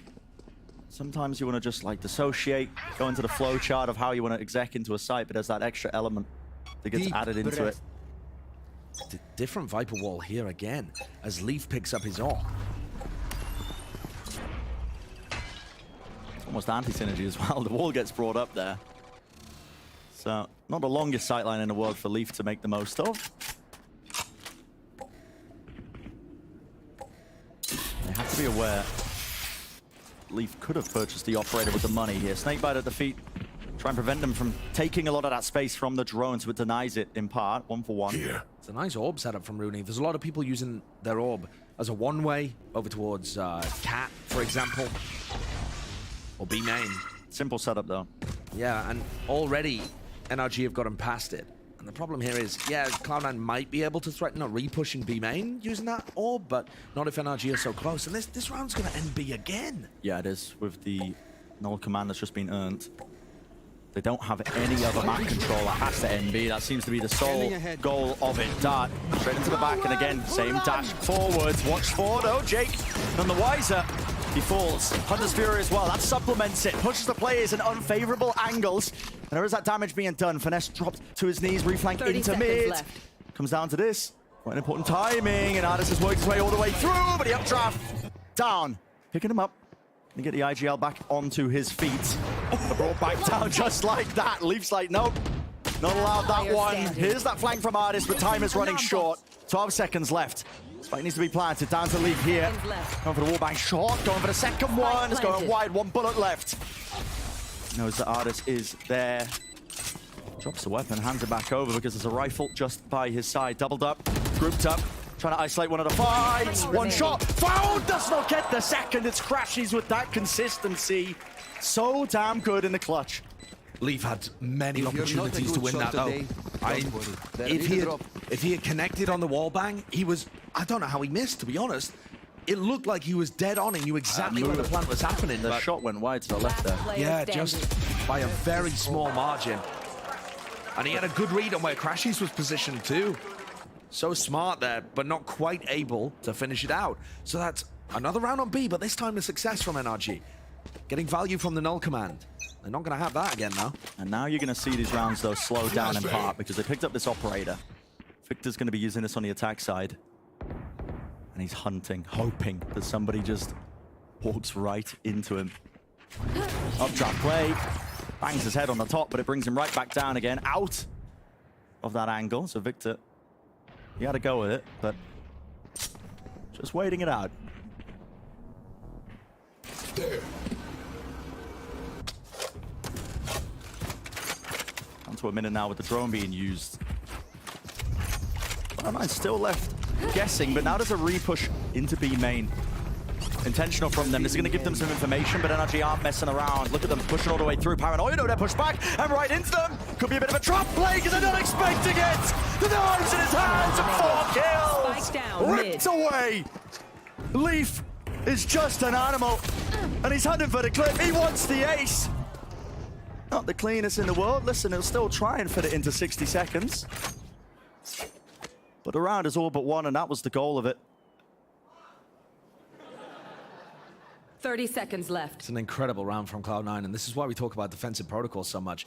When that cap pressure comes through and the alarm bot gets triggered, it instantly triggers a push through B main from Cloud9 because they get such a gorgeous timing there. And we've seen other teams go for that too. Does Leaf get the ace? Oh. 10 seconds Come left. on, give the people what they want. Summer's not peeking that. It's a good Twitter clip anyway. Yeah, regardless. It's fine. He's happy with it. He's had many of them. Yeah, I mean, the Blade Storm accuracy has just been ridiculous from Leaf. And anytime you can put him in a position like that, it's gorgeous. And that's one of the things that you will see the top teams do. You'll see Loud do this quite a lot as well, where they've spent a lot of value in their round getting Leaf onto an aggressive position in B main. And if they don't go into him at B main, he always has this opportunity. Even if NRG had barreled their way through Catwalk there, he could have gone onto the flank and been behind them, ready to retake and flush out that post-plant positioning. I mean, it's just such a good idea on the defense. Cloud9 showing that they've still got great ideas even with a compositional change. One of the big difficulties of playing that attack side on Ascent is trying to obfuscate and hide your intentions when you're on the attack side. Walking away through Cat. There's Viper wall in their face. Wasn't a few problems, and a smoke's going to replace it. Looks like Victor might just be want to jump straight through. Yeah, there's a dart clearing that close corner, but A main position is taken. And this is the difference, really. They're clearing through into the side as a paranoia. They have to be aware of it, Victor. There's one, but Jake returns, and he's still alive, still in the action, still in the fight, and still claiming kills. Nice from Cloud9 there, doubling up in A main, making sure that they deal with it fairly effectively. Once more, I mean, every time we cast a SEN, it's a defense-sided map, right? So, my ultimate is ready. Even though this is going badly for NRG right now, it only takes a couple of slip-ups, and suddenly they're right back into things. Cloud9 need to continue this excellent gameplay and shut NRG out. We've seen so many teams, when they're punching upwards, fail to close things out with a 2-0 and end up crumbling in the third map. Immediate disrespect shown by Victor with the dash forwards there. The dart as well, spotting it. They're waiting for the flash. They know that Zeppa's going to want to try and repush. Drone tags, spammable. Zeppa out in the open there, nowhere to run, but it's Cloud9 shoring up the defenses, this time stacking. Three of their players still here. And LG make the call now to slow it all the way down. Got noise. Made them think that we could still be hitting A, but it's about the approach now as the spike starts to work its way over towards B. I mean, also leaving the jet here too. If Cloud9 have any idea of getting a read, normally if you see a jet, you're gonna think to yourself, oh well, that's where the round is gonna end. Instead, this is the opposite. Finesse taking the rest of his team over towards B. What's the goal here? Looks like actually maybe a fake towards B. They've given Som the spike. He's going to TP over to A. They want to force rotations potentially. Not being baited. Yeah, I think anywhere. It could be the idea in mind, but no one's really being pressured. Zelsis wants to take this early fight. He does win it, but guess what? Yeah, it's that bait and switch. That was the goal. That was the hope, yet it's still Cloud9 who are in control. Not being baited at all in the slightest. Spike down A. Finesse, last one standing. Positioning noted. Cool idea from NRG, but not really enough behind it. That's a great way of using the Omen ult in that round, isn't it? That having pressure on both sides of the map. Either side could become the fake there. Down A. But I think one of the other parts was that Zelsis managed to avoid the 0 point. Yeah. Didn't get caught. So they committed towards A instead. And Cloud9 just held their ground. They weren't flustered in that moment. They didn't all start scurrying away and playing B. No over-rotation. And I think part of the reason for that is that there's still an alarm bot played in mid here. And NRG, the way that Finesse is calling this has been very heavily towards B, and then quite a few through Cat, and now A main. There hasn't been any exploration down mid. There hasn't really been a goal to try and flush out the Killjoy utility that's often going to be giving the defending team that level of security. And we do end up talking about that quite a lot with a lot of these teams, because popping on Ascent, going towards one of the sites and bursting in is really effective. Finding it difficult to get through that extra layer when you run these Viper Omen compositions as well, because the walls have been placed typically towards mid. Means that NRG have to spend that little bit extra utility just to try and clear through if they wouldn't, you know, even have the chance of trying to break any of that utility that was in mid.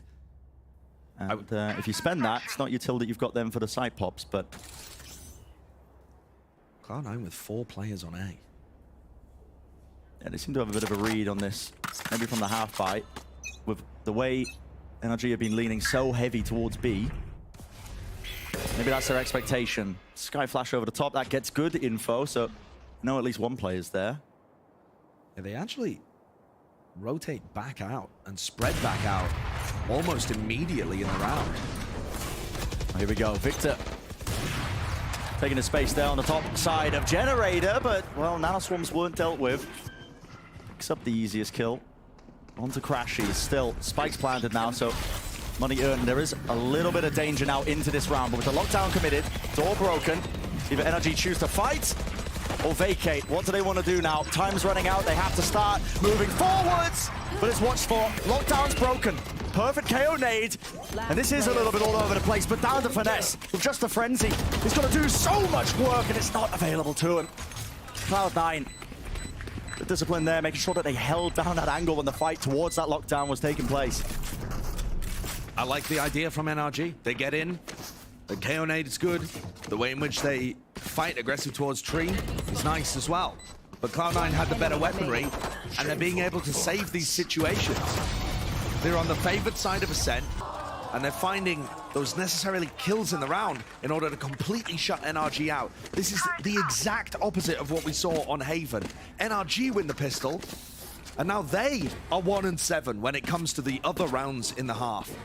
NRG need to pick up at least one of these final couple rounds with how badly their pistols have been going. It's do or die.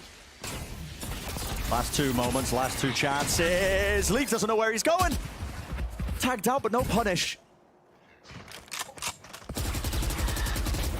Dogs used to re-clear there. It's a good stun to connect, but how was it that NRG play this one? Still sitting.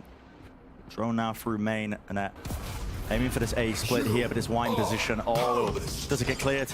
Does it get cleared? Jake hiding, waiting it out. Som. Looks like he's watching for it. Paranoia through. Yeah, Hunter's Fury! It clears it. Wow. They're aware. Dropping down. Finesse manages that.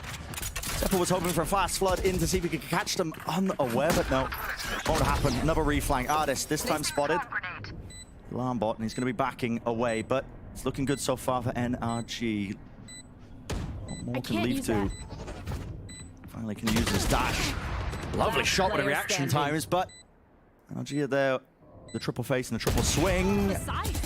Winnable. Out of just Celsius. It's a 1v2. With Finesse this low, it is entirely winnable. Breaking the door. Starting to hear the tick now of the spike, and it's becoming difficult. Needs a bit of a blessing because the options are running out. And Finesse, he realizes it. Takes the peek right over the boxes, takes away Zelsis' head, and so NRG, it's a 4th round on the attack side that they've gained. They'd love to grab another one. Again, especially with how bad their pistols have been going. They did win one in this map, but it was their first of the series so far. They're 1-4. So unless you're banking on it, you'd love a 5th here. It has not been a successful attack side, but usually Finesse teams are gonna be good on the defense. The roles, though, we haven't even really discussed the fact that they're so strange here. Maybe the desk will be breaking that down a little bit, but here we go. Heading into the final round, Rooney pops the ultimate. In the opposite side to where you might expect, normally 100 Thieves are going to be putting that over towards A, for example. But this one blocks off B main with a turret as well to help control that early. And that 0 point for Market doesn't really threaten anything because the alarm bot survives.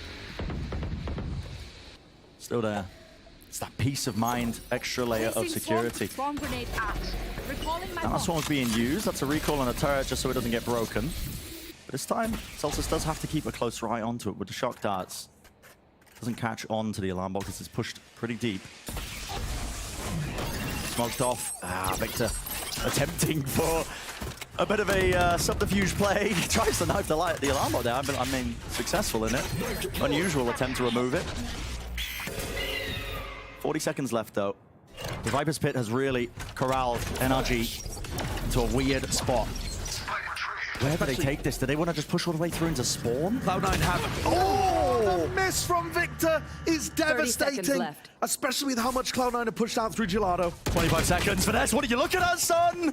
The knife out in his hands with the triple push. The reflank all the way down, and it is a disaster. Cloud9 with all the right reads, all the control. The necessities to win out this round. Shut down with a spike in the middle of no man's land. It's just like that. Significant end to this first half of Cloud9. Maintaining that significant lead, 4 rounds stretching between them. And it puts everything down to this next pistol round. It really does. 8-4 feels very average for a SEN defense. All comes down to that, doesn't it? What an insane first half we've had, but enough about that. Let's send it down to the desk to break it all down so far.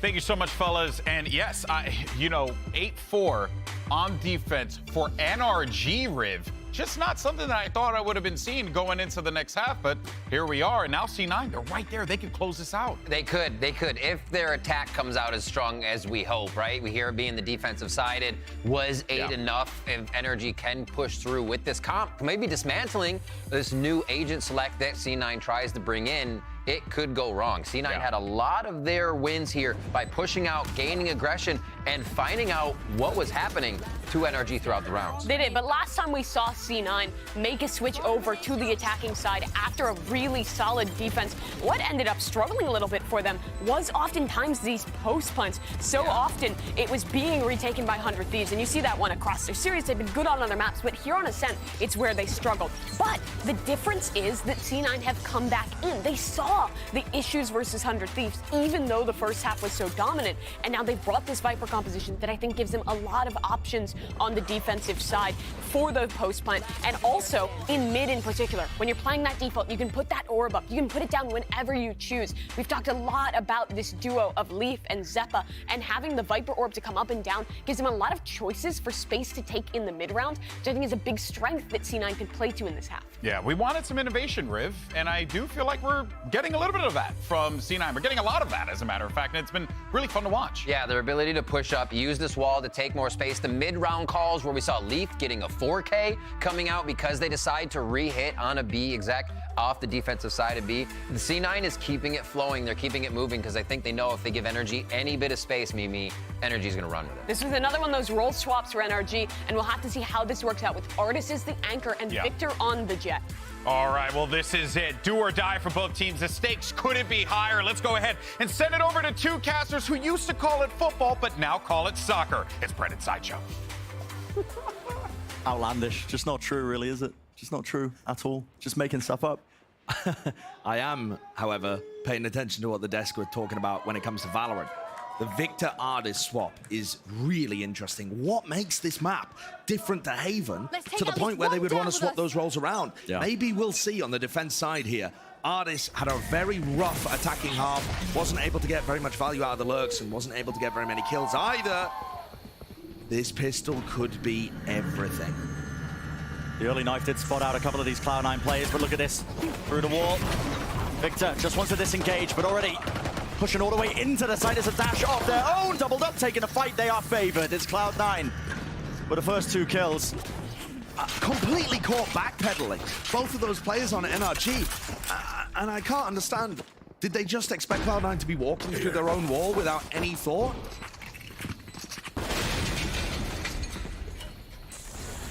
Difficult for NRG to make the most out of this one. Limited with the utility. It's such a wide swing by Jake. Right clicks doing good work here, but already sees Elsis separating the rest of them. It's all up to Finesse. Has one flash up close here. Flash around the back is scared of being pushed with the knife out in the open. Pistol round for Cloud9, and it feels that much closer to sailing away with the entirety of the series. 5 out of 6 pistol rounds won for Cloud9.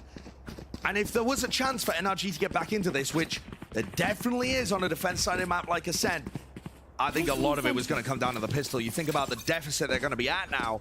Assuming Cloud9 win the anti-eco, which they've been good at, it's a 6-round deficit that they've got to try and recover. Not impossible. Not impossible, but very, very difficult. Very tough. Cloud9 are going to be feeling themselves stretching closer to really sitting on top of the standings in terms of the North American teams. Yeah, we were talking about it, setting it up at the beginning, the last hopes of North America. Cloud9, NRG, the way they've been looking in terms of their strength. But it's Cloud9 who are going to be nearing the top of those standings, which is quite unusual indeed. No one really had that expectation. But they've come out with really good counter-stratting. Yes, they have. And their own game plan, their own ideas are really lovely too. I think they look like an extremely cohesive team when they play together. Now Cloud9 grouping up over towards B. There's nobody there. It's a gamble stack from NRG on A. But this should be a clean one. Make sure to use the necessary util, clearing out into the sides. Yeah, it should be an easy and free plan for them, so a bit of extra money spam. In the common angle there with a Marshall. A couple of hit shots rattled away. There was a potential for a kill. I mean, Leaf had to updraft away out of it. Now, this is interesting. NRG, they pop down that smoke, so Som's cut off one of the angles quite quickly. And it's possible that we just see NRG hold and try and bleed Cloud9 of all their weaponry. Oh my goodness. No damage done, but that is very close. And NRG are scared of the potential there for the B main push, but already fighting back. So util used. This NRG trying to take these guns away, make it that much more expensive, that much more dangerous. They hold their ground. They sail away, another round win, up to 10 for Cloud9.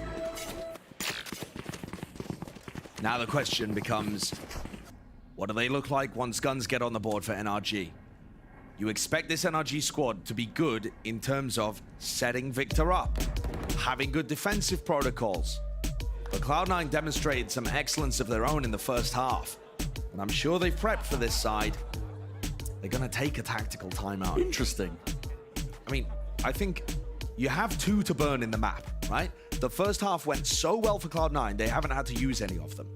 You're 10-4 up. You do not want to let this slip. If MCE's got a chance to reinforce and remind Cloud9 what the bonus round strat is, what their game plan is moving forwards, what to try. I mean, this is just free for MCE. Sure. And then he's still got another timeout later on if NRG starts to mount a comeback. So I really don't mind this. I think it benefits Cloud9 much more than it benefits NRG. Yeah, there is that idea at the back of my head of it being that double-edged sword. You're giving the team that's down and out that chance to talk, but the bonus round is important. And I also think that NRG won't consider themselves down and out. They're on the favored side of a SEN. Yep. They've made comebacks before. They're extremely, extremely experienced players. They're not going to let a situation like this shake them, even if they do look like they're on the ropes currently. 3 rounds, that's what stands between Cloud9 getting an absolutely monumental win versus NRG. And at some point, we've got to stop calling them upsets. Nah, exactly. Been on the up and up. NRG as well, losing this one. Drop them down to what, 1 and 3 in the standings? Yes, it's the difference between Cloud9 going 3 and 1 and NRG going 1 and 3. Still recoverable for their split, but not the start that they were looking for. Tempered beginning. Across the map with the knife there just for some early information. But look at Cloud9, the way they just waited that out. It lands, no one getting tagged by it. The drone spotted out, so that is dealt with. A very, very slow approach here. Orb gained. Yeah, that's Celsius trying to prioritize that lockdown. This Viper Orb that Rooney has thrown to like fake that he could be getting in on B has pulled a lot of attention. Whoa, the flash, the recon dart. But they mistimed the peak a little. Victor could have been a bit faster on that and maybe found a pick. It was there, but now a call's being made by NRG. They realize, okay, well, only Rooney was spotted. Maybe this isn't going to be landing over towards B. We've got to retake the rest of the map. That's what that knife was for there. Lands across. There's a contact here. Leaf is just walking, waiting right in, but Som's got the crosshair placement for it, expecting it. Teleport to disengage. Double-pronged attack. As you can see, it's Rooney trying to make the most of this one, but it wasn't expecting that crossfire setup. He did not think Victor would still be here. Spike is planted. Cloud9 only with 3 players left standing in this post plant here. So, Blazer up. Scout destroyed. Broken. Flash pushes them back. Lockdown's got to be dealt with as well. This puts that time pressure on. Dash across. Spraying through. My goodness. It's NRG who dropped down onto the site. This lockdown will go down. Or will go off, I should say, but there's a gap in it. Players are low. Could this still be winnable? Celsius time running low. Wait, spray down. Do they have any time? Do they even have enough time? That is the question. It seems likely they do indeed. So, still survive. Lots of seconds at the end. Still plenty. It baited me, though. It baited me. I couldn't hear the spike pinging. That's important for NRG to take the win in that round, but not just the win, also with 4 players surviving, a clean one. Yeah, that's going to put their economy in a very nice spot. So Cloud9 failed to convert the bonus and also really failed to do enough damage to benefit them coming into later rounds. We've seen some moments of miraculous gameplay coming out from these Cloud9 players, from Leaf, from Zeppa as well. Can they grab anything here? I'm sure if that was intentional, just Dash getting caught there, but they are already in the site. Someone with a shorty in the corner, that is too much damage done. On the weaker by a Cloud9, there was no pushback.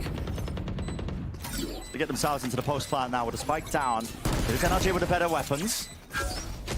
What are they going to try and do for this one? Tagged up, Leaf dodging, juking. It's a flash in his face as well as Viper Orb makes it difficult to get through.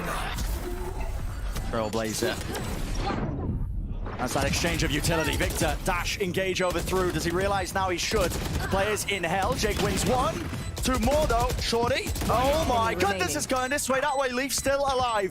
Planted for him. Needs to win the fight out, but can't quite land the shots there. So, don't get me wrong, dangerous, rocky, but it's NRG who win another one. And as we progress through this half, there will be moments in it where Cloud9 have full weaponry, like this next round coming up, and it's a moment for them to get the ball rolling. They only need 3 attacking rounds from here, but at all times, NRG are going to be catching up if they don't take the opportunities as they're presented. C9 without any big ults to work with. We've got an Omen ult. We saw NRG try to craft a bit of a double fake play off the back of that, but there's not many teams that are really going to cook. Deploying drone. Deep flash not spotting. Victor is very, very pushed up on A main with his operator here. Don't think Jake was spotted there, but might not matter.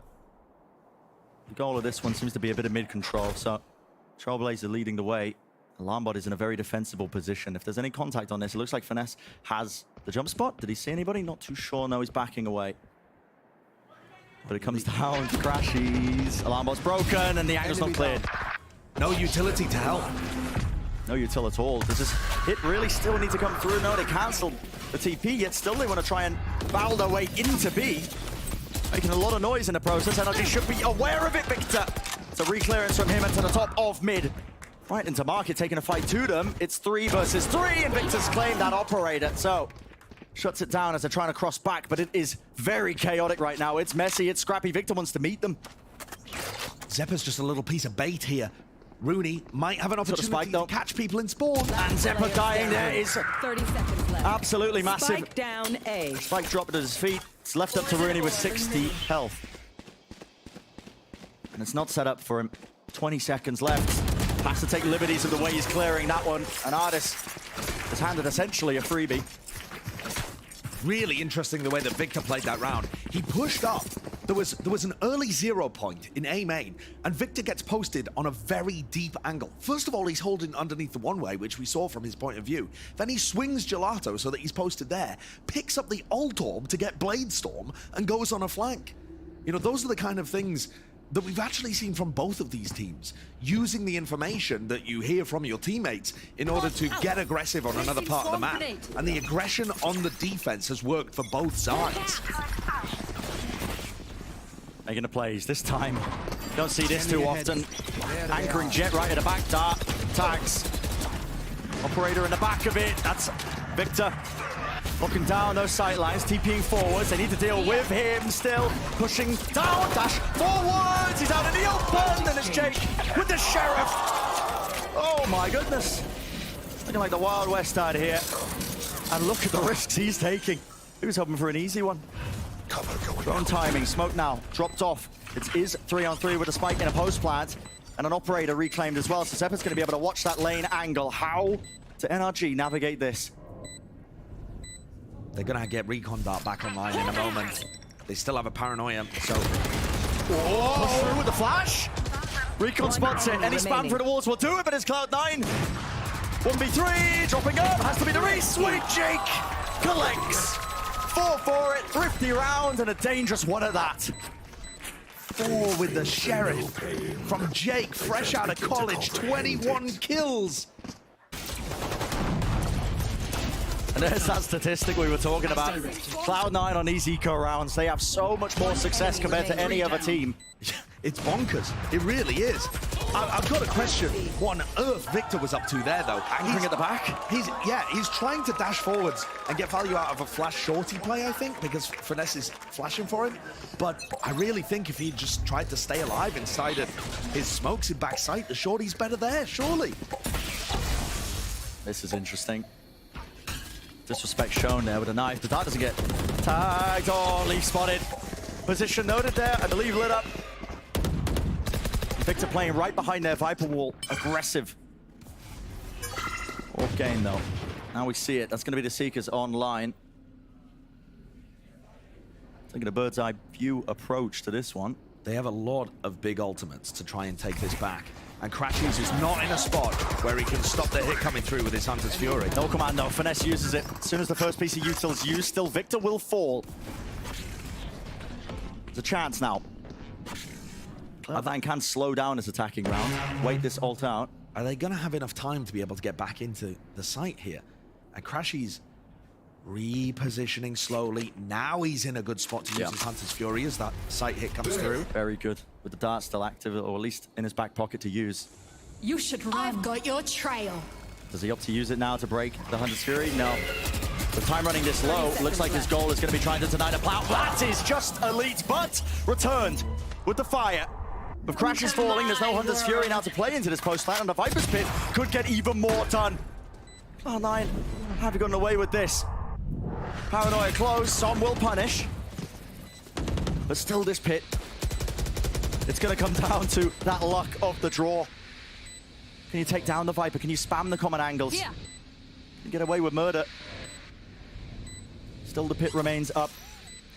So damn hard. Alarm bot at his feet, Zelsis. All about this timing now, all about the kill that he's about to collect, and still in the pit, the decay damage kicking in. So run and gun, hoping he was blessed with a free one. It's not going to be the case, and that's that 12th round for Cloud9. One more stands between them winning this series. NRG are going to be kicking themselves for losing the past 2 rounds. They've been set up with a potential victory in both of them. They lost the anti-eco with Victor playing backside B, and then they lose this, where they got the first pick. Wasn't this a 3v5? It's insane. I mean, Cloud9 getting into a very advantaged situation there with the pit on site, bringing it down to a 2v2. NRG's economy is in shambles. Cloud9 are on the verge of winning this one. Shambles, absolutely dismal. Working with nothing at all. Som with a jiggle peek, he's hunting for that info. The knife was timinged a little bit earlier. And it's Cloud9 who are regaining the space. It's creeping and crawling. They got a sightline on Wine. They know that it could be compromised for that jump spot. Okay, Som was spammed out, but that's going to be the go button. Leaf moves forwards, waiting inside of his smoke, just trying to fade out that utility. It's a flooding attempt by NRG. They're expending everything. Hunter's Fury cuts across with Zeppa falling. Maybe something could be done. They'll reflank him to mid as well. It's all about this, and with the rifles, it just looks impossible. Cloud9 on the cusp of performing the impossible. Spike planted. Upsetting the former kings of North America. Initiated. We had the conversation earlier, Josh. At what point do we stop calling it upsets? At what point do we just accept the Cloud9? They are that team. Lockdown's not going to be broken, though. That's going to be affording him quite a bit of space timing with the ult. Cancelled. So he doesn't get detained. And that crossfire setup is everything with the judge. Nothing to be done. Cloud9 walk away with it.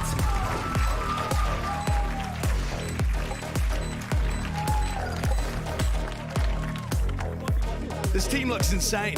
They've just got such great answers. They've got so many moments of brilliance there, and capped off by Jake using his ultimate to dodge the lockdown and pick up the final 2. This player, fresh out of collegiate with 24 kills to take down NRG and send them to a dismal 1-3 record. NRG's recent losses to MIBR and now Cloud9, both in 3 maps. What a performance from this C9 squad. I think this is the game that cements it for me, Brent.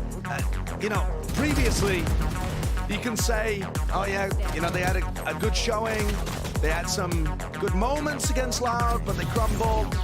Who knows what they'll really do against the top of the pack squads. They're definitely on the come up, they're a dark horse, but they're not all that. I think this game really shows otherwise. I think they've demonstrated a depth for their map pool. I think they've demonstrated that everybody on the team is able to step up when required. Their coordination is good. They come up with good game plans. It was just beautiful watching this game today. And there's so much agency in their plays as well. The Cloud9 players not afraid to make their own moments and really outshine the opposition. They are sailing away with it. Top of the standings when it comes to those North American teams. So many doubters for understandable reasons, but what they've been able to do in such a short amount of time is nothing short of incredible. It's just insane. Full credit to the coaching staff, full credit to the players. And remember that this was Cloud9 playing a different composition on SEN. Yeah, in such a short turnaround. Yeah, we just saw them running the default comps on SEN, and they had set plays, they had stuff cooked up, and now they've gone back into a totally different comp. And MCE's face, I think that says it all. Just a little smug smile. We got him this time. We got him this time. I was really impressed. Cloud9 did not just copy another team's Viper Omen composition with the Sky and the Jet on this map. They innovated. I've never seen those Viper ults that Rooney was using. I haven't on the defense side and on the attack side, the post plant one, where he's tucked in on lane. I mean, it was just beautiful, beautiful stuff. MCE continues to establish his position and cement it as one of the top coaches in the scene. Absolutely. And these players are executing the vision beautifully. I love it. They take such good timings. Strength is there, not just in how he's lifted his players, but my goodness. Is that supposed to be the MCE carry? Yeah. Just insane stuff. But yeah, Cloud9 leading it, man. Top of the standings for those North American teams. What a way to do it. And guess what? We're not done with the day just yet. Feels like it. I mean, man, it's been a long first series of the day, but we've got an even better matchup potentially even happening on the other side of this. Well, let's send it down to the desk to break down that first match and set us all up as well for the slam dunk and send us home. Thank you so much, recent American citizens, Brenda Sideshow. All right. Slam dunk reference. Yeah. And boom. By the way, knocking it out of the park. Dude, I am, if you would have told me beginning of the season, you'd be like, well, you know, I think C9 is going to be 3-1 and NRG is going to be 1-3. I'd be like, you're crazy. Don't worry, we can get somebody else to work the desk. You're wild. And here we are. I know, right? But here we are. It's so impressive, Riv, to see this C9 team really begin to not just put the pieces together, but do it in such a short amount of time. It's a credit to the entire staff. That's the biggest thing. The one thing you'll hear every team say is, well, there's not a lot of time to do stuff. Yeah, they recognize that. And with the newest of the rosters really brought together, they're making big changes and still seeing success. We see the game breakdown here, 13-7. The retakes again for Cloud9 were amazing. The players popping off as well. Jake had to come to light here with his game 1 to game 3. And that takes takes a team that's behind you that can say to these new players as well, this new team, go and do what you have to do, mistakes will be made, but we're still behind you. You see that camaraderie there on the stage with MCE and the rest of the team, and C9 bring out another win. It started off by seeing this really good game plan from C9, but the way this map ended was individual brilliance from so many of these players. They win an eco round, they convert off that momentum, and so much of that was these new players, like you're talking about with Jake and Rooney, looking absolutely incredible. But to rewind, earlier in that one, look at that Cloud9 came in like, right? Like, it just means so much for these guys to win. It's the first time in so long that you can really look at the North American teams in our scene and say, NRG's not at the top. A Finesse team is not the squad leading that one. It was Envy, then it was Optic. Now people were expecting it to be NRG, but that really isn't the case. C9, despite the crazy roster move coming into this one, it doesn't matter. This team is just good.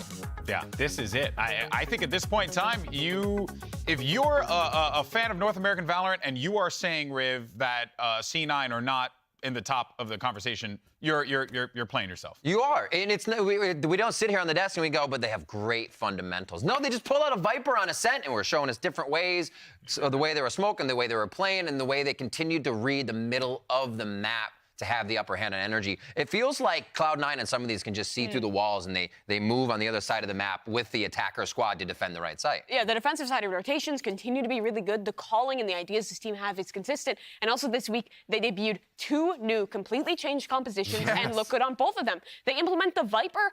Killjoy Comp, you only have 1 initiator for that. That's really hard on Ascent. They pull out Harbor Viper, another tough one to learn, and they look really good on both of those. Cloud9, this team cannot be underrated anymore. The only team they've lost to is Loud. 3-1 on the standings. They're the real deal. Yeah, no longer underrated. Hands down, this team looks fantastic in the Americas region. But let's go ahead and learn a little bit more about C9 as we have Smick standing by with Zeppa for our Verizon post-match interview. Thank you very much, Golden Boys. Standing here with Zeppa after a phenomenal victory from the side of Cloud9, taking down NRG. Zeppa, congratulations with this victory. This is now the 3rd win for the team. After wins 1 and 2, I think people still had questions. Okay, how are Cloud9 going to fare against some of the more difficult opponents? And now taking down NRG in this fantastic back and forth series, how much does it mean for you and the team? It definitely means a lot to us on our team. You know, obviously everybody knows that we haven't been a team as long as everybody else and in the league. So I mean, we're happy that everybody's clicking and our synergy is great. You know, definitely winning helps everything a lot more than losing. So I mean, I'm proud of my teammates and I'm just happy we took the W. Absolutely, and week after week, we're seeing the improvements in the development with the team, and I want to talk about Pearl specifically because for a little bit, we saw Zelsis loving that Phoenix, and we saw the Sage, and now you've switched over to this new composition with Harbor Viper. So talk about, you know, what was the final straw that broke the camel's back that made you switch, and was it difficult to make those changes and adjustments? I mean, the final straw was that we have Leaf, and putting him on Duelist is probably the best thing we can do. And I mean, everybody's like transitioning to Harbor Viper, and you know, like I guess our comp was like probably like the one counter for that. And I think it's just you know, 1 Leaf on Duelist. That's it. 1 Leaf on Duelist, and then everybody has our VODs. We played multiple matches with the Phoenix Sage, so we just had to change something up after Loud. I think a lot of fans agree with what you have to say about Leaf on Duelist, and we saw that on Ascent. Leaf was just popping off. It was disgusting, the frags that he was getting. Is just him on Jet is a beauty to watch. I want to ask about that second half, because when you were up against 100 Thieves, there was a little bit of a period where it got a bit messy there, and I saw that MCE call that timeout when you were up 10-4. What did he talk to you guys about, and how were you able to ensure that a repeat didn't happen and you closed it out? Okay, funny thing is that MCE called the timeout, but he tried canceling because it was before that round. So he was like he was gonna tell us something, but he accidentally called the timeout. He wanted to cancel it, so it wasn't nothing crazy. Okay, well, it was still great to see that, you know, you were able to close it out. What do you think were the biggest differences compared to the time when you were on that second half against 100 Thieves? Well, the biggest difference is our comp, obviously. We're playing something that Energy has never seen, so it's always a big helpful for us because we know like they're probably like prep heavy. So I mean, and other than that, we press tab and we see who the other 5 is, and it's easy from there. All right, last quick question before I let you go. You're going to be playing Furia next. When I spoke to them, they said they are hungry and very, very excited to play against y'all. What do you have to say to them? I mean, look, we're prepared. We think Energy and Loud are the best team, you know? And I think everybody else is just, we're going to smoke them out. Doesn't matter who it is. minutes from Zeba for now. Congratulations again on this amazing victory, taking down NRG. We are going to head to a short commercial break. When we come back, it'll be Sentinels taking on MIBR.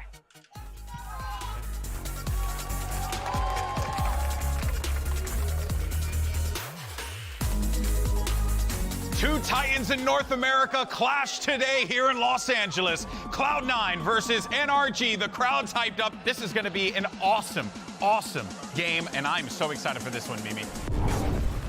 Already, you're seeing an opening straight away. But he's picked up an upgrade. It's a 2-on-3. He's Elsis, and he still want to run all the way through. But time might start to become a problem. 30 seconds left. Opportunities abound, and that's Seppa. The site.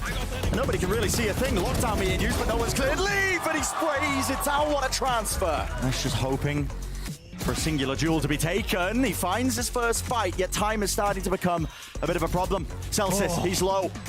Might even argue that Finesse might even be favored, and indeed he is. Seeker to use, flash in the face, everyone's blind. Well, no one able to take the sideline. And Addis still wants to put a stop to it. But a showstopper, crashes as well. Position held down, an off-angle jiggle of the movement. So they might try to use that. Yeah, it starts to come through, they want to push it back. What a shot by Leaf. Stun duck, Cove, not bursted. Stuns active, and a dash into one. Rapid off the approach, they don't want to waste any time at all. The angle's watched for, shut down. Oh my goodness, a two-piece, yet still push back and right into them. Could be a bit of a trap play, because they're not expecting it. The arms in his hands and 4 kills.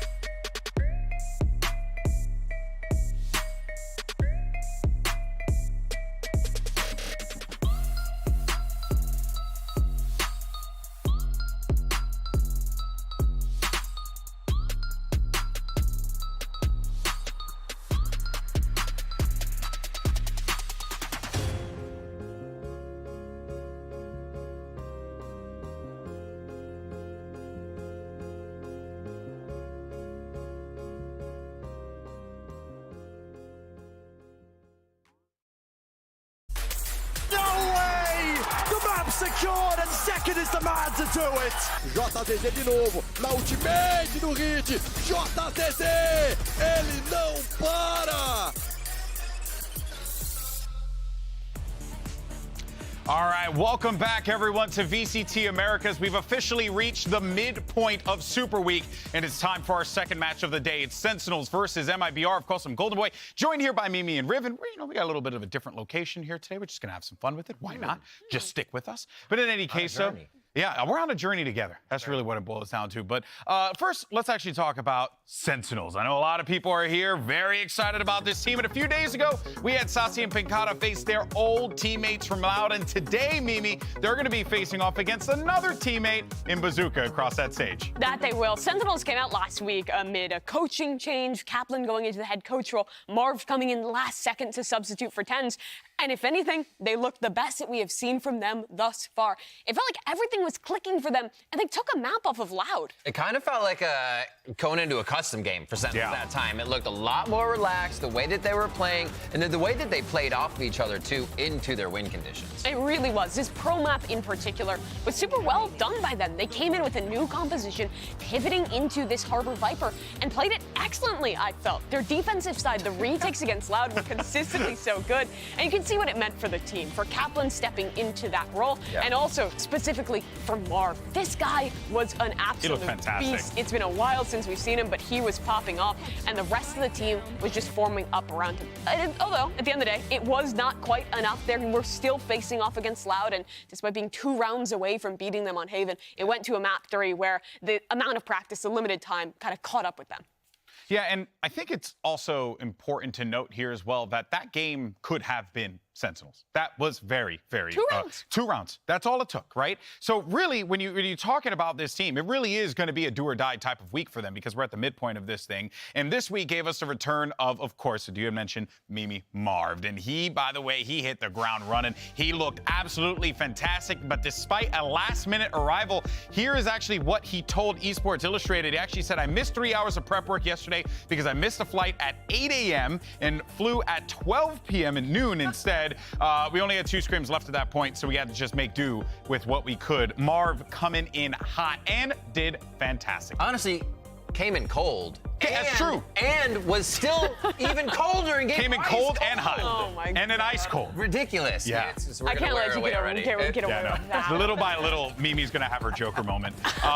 But yeah, I mean, Mimi Marv, to ask a player to come in and step up like that is huge. He picked up right where he left off. It has been ages. Last time was Champions, where we saw him playing at a tier 1 level. He came in, played the controller role, and he was doing fantastic. The lurk timings were really good on these reflanks. His individual performance, even when the team was struggling, was the strongest of anyone out there. And I love that Sentinels allowed him to play the controller, flexed around to make him comfortable, because it showed in the performance. Yeah, the comfortability in the multi-kills that he had, the clutches that Marv was still coming up with, it got the crowd going, and it gave Sentinels a reason to be excited again. Yeah, and I think that that breath of energy, breath of fresh air. Yeah. That is very important for Sentinels because they're going to need it going up against their opponent. But, you know, what did seem, though, to work for Sentinels, you know, of course, is, you know, you got Sassy back on Initiator. And then you have Zekin on the Duelist as well. Now, Mimi, you and I both have different perspectives of this. I was looking purely at the stats. Okay. Purely from a stats perspective,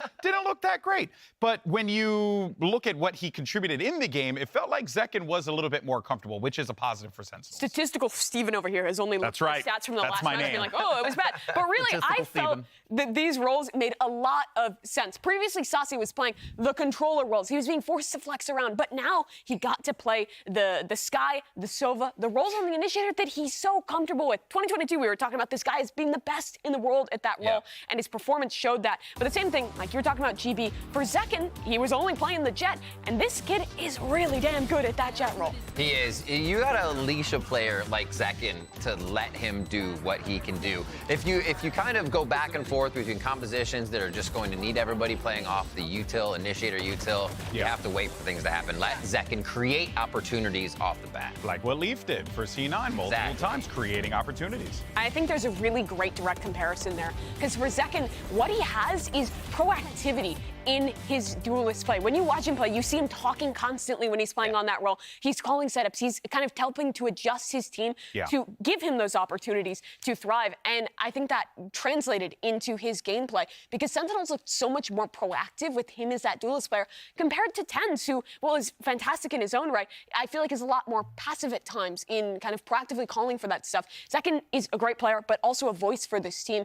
It just felt like it made sense for the first time with the role. It's a more not concise. It's an all-inclusive package with these two. I think the way it works out, the way that you see the initiation utility helping Zekin, the way that they flow between those now, it just seems like so much more synergy and it's well orchestrated. Yeah, it truly has been beautiful to watch, but they got to turn they got to turn that beauty into dubs at the end of the day. Now today, Sasi's going to get to face off, as we mentioned before, against his teammate, his coach of his 2022 champions team. Here's his thoughts as he faces off against Bazooka and MIBR.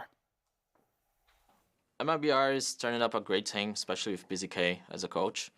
I think he's doing a pretty good job teaching the boys how to play the game properly, and they have been doing that great. So yeah, it's going to be a tough match. I think that MIBR is doing great. I've been singing the praises of MIBR since lock-in. I'm a big fan of this team, but since then it's been interesting to see this team and their America's journey take place here. But we're going to go ahead and switch gears to MIBR, of course. Now, they took the first real butt slapping of VCT Americas when they got whipped around by Leviathan Rivington. This is a team now that kind of got a little dose of reality as they get ready for another tough opponent in Sentinels. Right, you think, okay, they got heat, they got the win conditions, everything's working. Look at Maurice on these multi-kills, FRZ on flanks, and they're holding, but nothing's ending as a win result for them. Rounds will look good, and then it falls away. They need to be able to close these out. They keep losing control of mid-rounds. Yeah, and they were coming off of that really good upset versus NRG, where we were kind of singing this team's praises, right? They have the individual pop-offs to be able to come through and win these games where they're not favored. But Leviathan is a squad with a lot of structure, and they didn't give those same gaps, those same opportunities for MIBR to find those pop-offs. And I felt like when it came down to that kind of stylistic matchup, their calling just was not up to snuff to beat Leviathan. Something that, again, I'm going to be a statistical Steven here once again, but you know what? Looking at the numbers, purely looking at the numbers, there is a correlation that you could see with MIBR not being able to control games, as we have been talking about before, and that correlates into the matches, that correlates into their set pieces. Mimi, that's the problem that they have. They need to control. They do, and one of the big issues of this matchup was their post plans. It was both Harbor Viper versus Harbor Viper on Pearl and Icebox, and their post plans were where they faltered. Leviathan let them get the spike down, but played these well-coordinated retakes, and MIBR struggled to find the in-between, right? They had these moments where they were going aggressive, they had these moments where they were trying to play full off-site, more passive. None of it was really working whatsoever, and in particular, Heat, normally so involved, the highest entry load of anyone in our league, was struggling to get those opportunities because of the way Leviathan was playing. Exactly. They identified to shut down Heat, and more so, people have done it before, but I think they made it 100% their goal.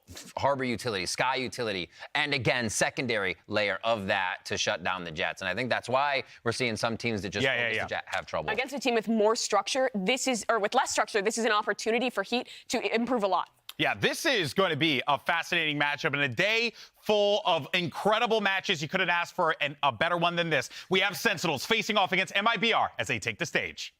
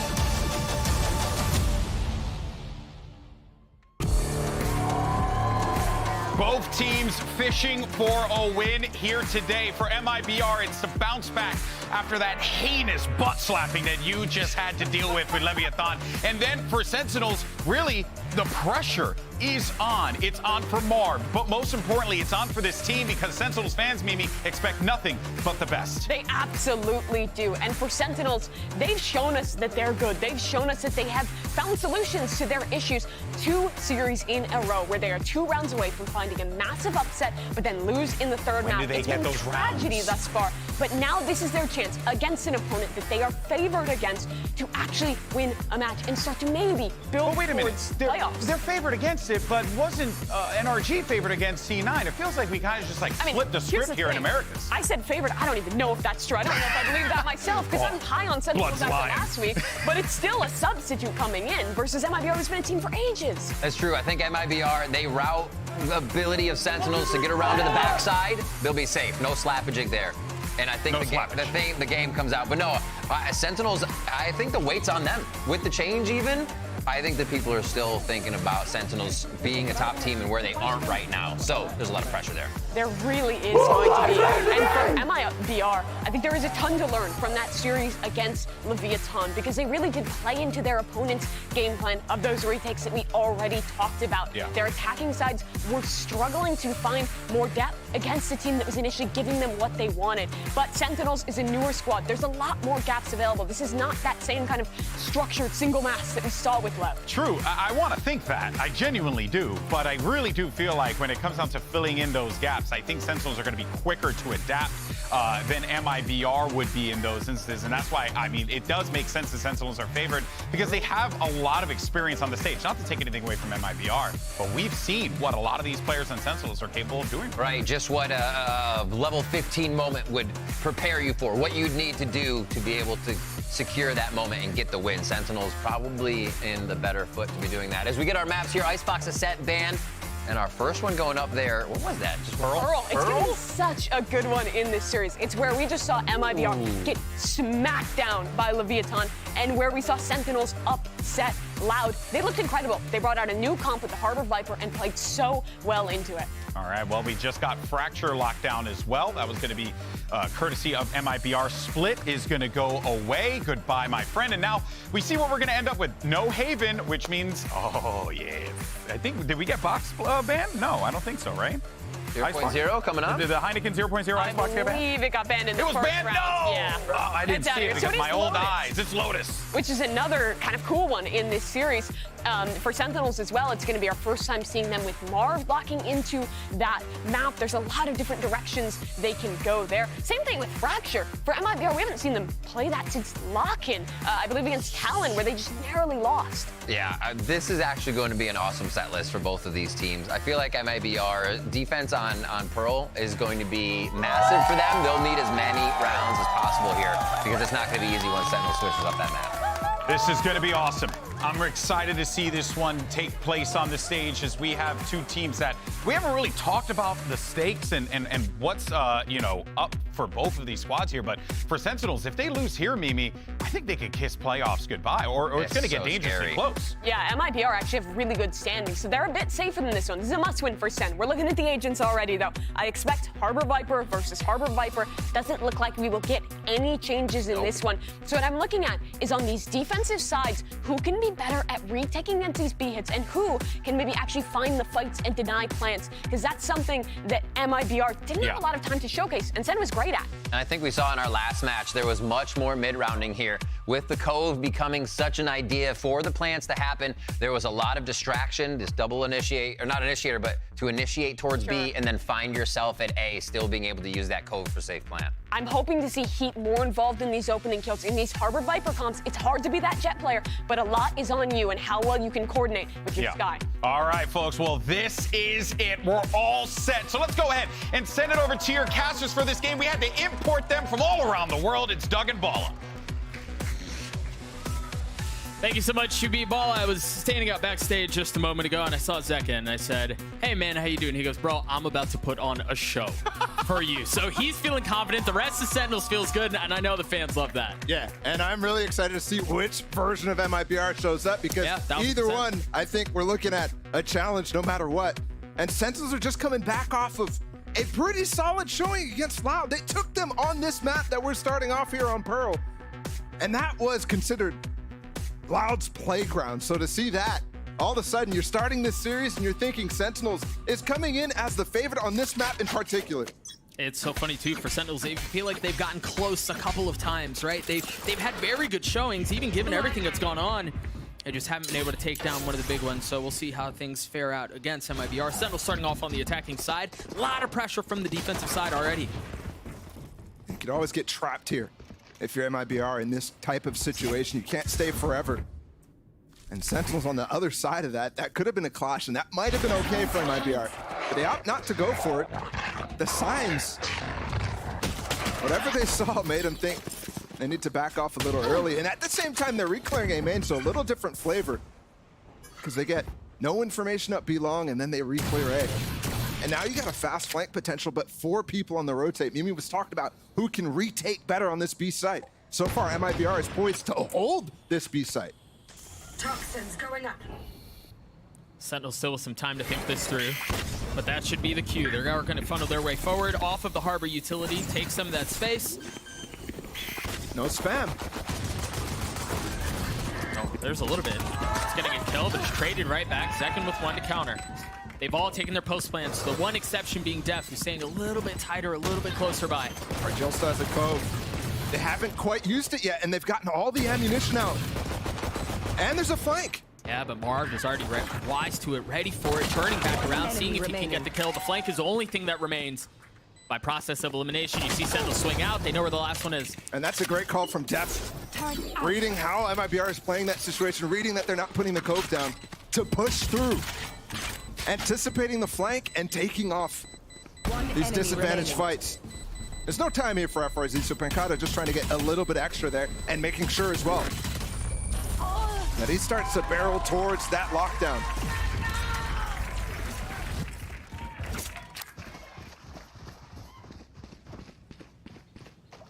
That very first engagement, we get B long. We're gonna get a lot of them this game, given the comps that we have on both sides. But it goes towards Sentinels, and again, the 2 little micro calls there from Def and the players on Sentinels. The first one to counter spam when MIBR was just kind of waiting for it for a long time. They end up getting Pancata killed through the smoke, and then to repush, like I mentioned earlier, both signs of an aggressive approach. The exact same thing we saw against Loud.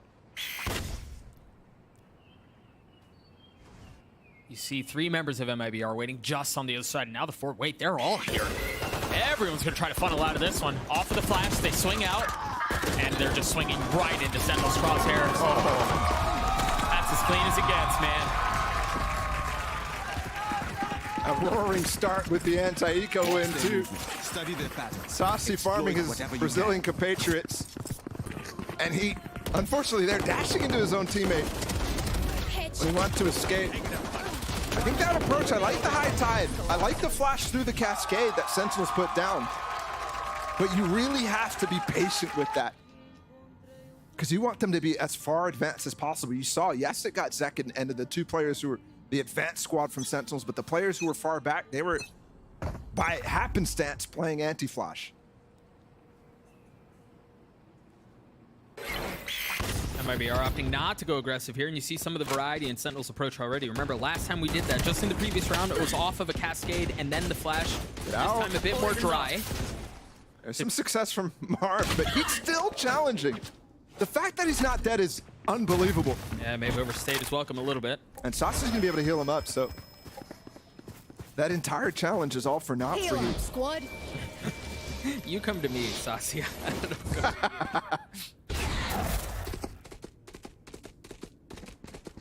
This Trailblazer to clear out some of that early space, which makes sense off of Marv being pushed off and taking as much damage as he did. Toxins going up. And Sentinel's finally starting to re-explore the rest of the map. It's a little late here, so they're gonna have to commit to one side of this middle.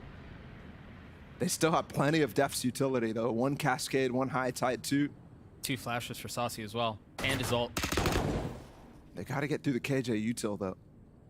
I've got And Furious might get a molly down to deny them. Second, jumping over, the floor being lava, finds a little bit more. 66 HP, tries to follow the Seekers, perhaps get a free kill, not able to do so, but the scaling up from Sentinels is confident. It is bold, and Marv is on the flank as well. Timing here could be gorgeous. How far up does Marv push? Decides to play it safe. Just wait for the right moment to strike. Mikhail's already falling. Can Zek find anything? No, he cannot. Here's the timing. There's the flank. Zep's able to hold the line by himself. He's already got 2, the third with the Bulldog, no less. That's all he finds. Remaining. It all falls onto JZZ. He didn't recognize both were there, too. It's going to be tricky to deal with, too. The thing is, it's not really planned for him. That Molly's going to help things, though. Putting the onus on JZZ to go aggressive if he wants to take the fight, realizes he cannot, and gets away. Huge bonus conversion from Sentinels. Start off the game 3-0, and there's only a single weapon here from MIBR as well saved. Did you see one of my creatures? So you really thing, all right? looking like they might start 4-0 at the beginning of this game. Huge round out from Def. So far, so good from the IGL, who's been heavily criticized heading into Super Week, given the changes that we've seen. With Tens taking a little bit break from the roster here with the head coach change. Somebody wanted to target somebody else, and it fell to Def, unfortunately. And I think right now, the micro calls he's making the nap play too. Yeah, he's doing just fine. Zekin tried to get ahead with the Trailblazer, and gets punished for it. Now, how far up do MIBR go here? Just on the other side of the wall. I hear the blades online. Toxin screen down. And you can see Marv ready for it. Daring Heat to take a peek. Nothing yet. And that trade, losing Zekin early, is definitely something that's been haunting Sentinels on their attack sides, these first kills. But with Zekin in the roster, it's actually been quite impressive how he can go for it, but there's still pressure here in A main with the knives. Heat. Oh, the trigger was primed for the pulling for so long. And it's interesting there that the flash from JZZ is so delayed. Reckoning leaves them rolling as they have to run away, and it's all just a fake. Sentinel's happy to give some of that pressure and rotate. They're going to be ahead of this too. MIBR, because of their lighter weaponry. Oh gosh, they're pulling back into him. Yeah, they're really not giving up on this A side, and MIBR has just stood still entirely this round. And look, Marv is actually no armor in this round. 5.2k, I think he might have forgotten. 13 seconds left, no time to pivot now. You've got to commit. Got to take what's in front of you. That flash is good. Good trade though. Def feeling a bit of the pressure, had to get the spike down, had to commit to it. And the round goes in favor of MIBR. I said it was going to be a 4-0 start, but they are stubborn there, aren't they? Both sides. I thought they were going to rotate off and go B for sure, especially with Saucy scaling up towards Link as far as he did. Yeah, I think losing Zek in there at the beginning is one of the key parts that they didn't want to go towards B, just in case there was that stack, because all of a sudden you don't have the ability to cut up those angles and get back calls control. Ooh! You can see that shot from JZZ. And that gun too, remember, that was the one Phantom, the sole Phantom. And it contributes to a thrifty win, so MIBR not having the similar start that we saw against Leviathan. It was really rough for them in their first match of Super Week. Chance for it to convert though. You see the Heat with the op, and he's up by Pillar already. Takes a more aggressive angle off of JZZ's flash and holds that line.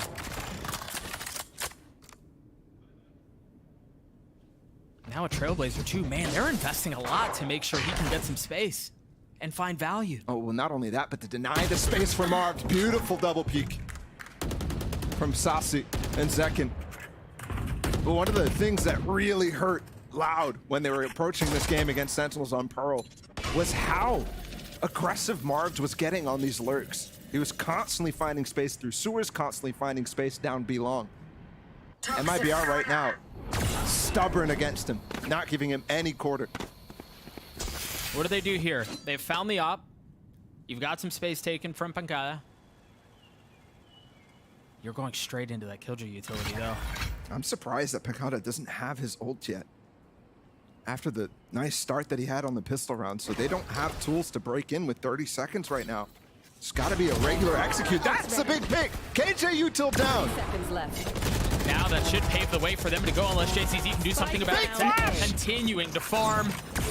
Getting another. The op pushed off. The sight lost and the spike planted. Blocking sight. Waiting for the right moment to strike to tuck away. But they've left Def. And Marv is on the flank. Enemy remaining. Heat falls. RGL falls. MIBR fall. What a response right away. Marv, who got pressured, who has been getting pressured so often at the beginning of these rounds, not dying. You could see the impact of that. I was just talking about the flanks and how he's such an aggressive lurker. We saw it all last year. It was why he was one of the best controllers in the world. And he really hasn't missed a beat. We're going to get a chance to see how he stands up in his second match of 2023 here. But so far, so good. Zach going to pop the knives here. Get out of my way. See if MIBR heed the warning. They've actually invested quite a bit into this. They've got Bulldog and 2 Vandals. JCZ again on that. Still can buy next round, so this isn't a full force or anything like that. Once again, the Trailblazer first, second going up top. Spots just a pixel of Miri's. Run. They're investing in the lockdown too. I think it's a good choice given the money situation that they saw at the beginning too. They know there's definitely a threat in this round. And they've made the right call. But how far does this push them back? Because they don't have plant yet. They planted every single round so far. They've cleared out back sight. They've cleared out everything, really. All of the space that MIBR had to give up, but it ends in a trade. They're trying to push back haul there so Def has the room to actually plant. Water rising. But it costs them second. Is that a worthy trade? Left to be determined, as MIBR have to deal through the dissecting utility of Harbor, of Viper. No angle is free, no angle is safe. Saucy falling, numbers in favor of MIBR. Can they get another one on the board as the spike ticks away? That orb is actually not on. That orb is not on the molly. It's been delayed though. They still haven't gotten it to half. It's just now restarted. Keeps far up.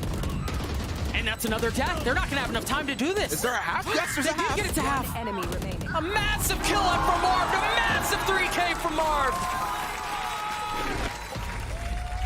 The Iceman steps up 2 rounds in a row now. In the final moments of it. I was just asking, are we gonna have a repeat? Incredible performance from Marv. Woo-hoo-hoo.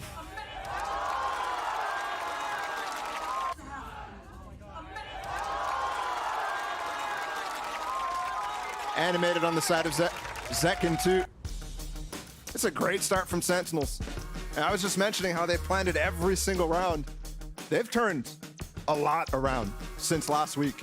It was obviously a good showing in the week prior as well, against Leviathan. But then to do it against Loud, and then now to step into this game. When we were talking about predictions for this in all sorts of different places, we were laughing when people were predicting Sentinels because it just didn't seem like a possibility given the turmoil this team is going through. Given the role swaps that this team is continuing to deal with, and given the fact that Tens has stepped out to recuperate. In the face of all that, not too shabby a start for Sentinels here. Up 5-1. I think the one question on my mind, Ball, is how do MIBR deal with and approach the lurking tendencies of Marv? Because that's now 2, maybe even 3 rounds where we've seen him either have aggressive positioning and maybe he doesn't get value, but the truth is that's exposed and he continues to hit him where it hurts. Yeah, it's unpredictable too. There he's playing the post plan, and that's exactly what you should expect on B-Long though. But you never know when it's gonna be a threat through sewers instead, so you're right. And look at him. Cheeky guy going hunting again. MIBR need to find a way to break these early bad starts that they've had so far in Super Week. Every single half, they've gone down a massive deficit. Right now, it's not looking any different. And remember, last week, they're coming off of a massive win against NRG. Dude, the timing from Marv is outrageous. Just as RGL takes a step back, Marv is rewarded with a kill. That's clinical.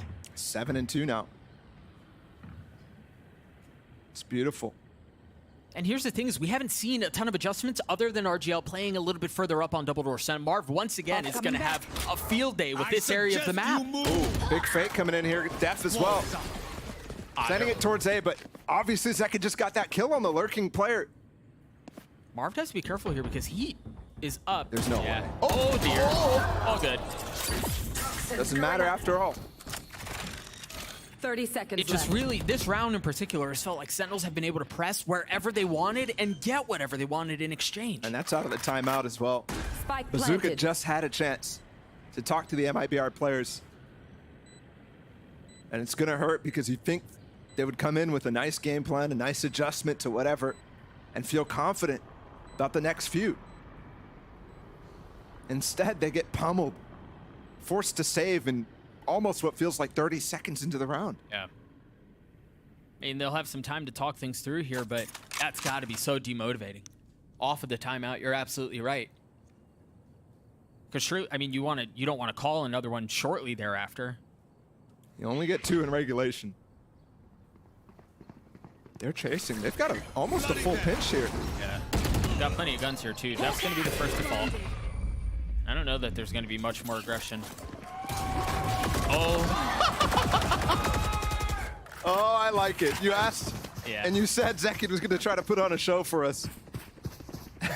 I respect it. That's that moment right there. Have to see a solution here for MIBR. They've got plenty of ults. Almost a full house. What does that sound? That sounds like a whale. I thought it was like owls or something, birds. Owls? Yeah, there's other birds chirping inside of the ocean, I guess we are in. That's true. We'll figure it out. Someone will tell us. Light buy for MIBR. FRZ with just a frenzy and a bulldog for LGL. I mean, at some point, Heat is going to have to capitalize on taking down Marv. Because this is a replay. Different scoreline, but same exact scenario. Although now Sentinels is calling a pressure in towards mid. And you're seeing a lot more of this, actually, in comparison to the Loud game. FRZ with a lot to do here, and again, just has a frenzy. Yeah, he's gonna have to back up. Great ult here from Uriz, but he's isolated, so the KJ util is gonna get popped. But he has to rush back, FRZ does, in order to help out Uriz, and they've spotted him. Oh my goodness, Benkata. That was so cheeky. As soon as the pit goes down, he drops his alarm bot, and it's just bait. But for the first time here, this aggression on B Long might end up paying off, because I've got your these trail. Seekers, Nope. what? Just when you thought it's just gonna be oh my goodness! Spike down B. How does he get 2? That is the 6th sense there from JZZ. The round's over. Unless Marv can find a gap, Second's gonna continue to pressure down, but they've got to bring the spike all the way down. I don't know that they know that Marv is there. Standing. That's not gonna matter though. Spike down B. 10 seconds left. Hey. There's a start. There's a start. JZZ. During the Leviathan game, we were constantly asking for somebody to step up from MIBR because I was wondering where the issue was against Leviathan. It wasn't, to me, a game plan issue. It was a player performance on the day of everybody. And I don't know if that's going to be repeatable. But you're going to have to consistently see this from JZZ, from RGL, the players who did pop off in that game against NRG. Guys, a casual 13-4, right back into the action, right back into a little bit of space taken from Sentinels towards A. And they didn't burn all of the ults. Actually, hold on. JCC has his Seekers again, by the way. He popped those right before that fight. Literally last round. Harbor Wall sectioning off a couple of things. The Trailblazer up as well. Not looking like a commitment, but the alarm bot just gets placed, so they're going to try to walk in after this. Poison's off. Second flash in the face of Muriz, who's still here. Now the Secret's invested. Saucy not able to respond with some of his own. But he's getting the kills that he needs. Or it's Op is on the opposite side of the map as well. I don't know that they know Saucy's positioning. All right. I mean, great molly. Yep, they know. He's gonna get in the angle. Yeah, RGL. Well done. Good little team play there between those two. Very well done. Sentinels have not been able to get out of here. That's certainly going to help things. The two remaining members of MIBR posted up in flowers. An op in hand for Heat. Spike planted. A 2v2 now. Planted. Def weak. Post plant's assumed. Banga. Def gets away into Art. Oh, they have the Reckoning. He has to swing. Yeah, they know their positioning. That's a shorty. That was a shorty. Now RGL in the 1v2. He gets it first. That was the weak one, but Banga trades it back. And winning those little 2v2 situations are going to be huge to keep the momentum from MIBR down, because any sort of clutch against this team One enemy remaining. who rely on momentum, who rely on the players starting to swing together and pop off. It's ridiculous. I got to give credit to both Pancata and Def there. Def ran away into Art thinking that they could play post fight, but Pancata was stuck and he got back into the fight. Realizing his mistake of leaving his teammate and getting right back into the fray. Heat with a Vandal, but nobody else on MIBR with any significant weaponry here. Marv taking the space early on this time. And they're going with him.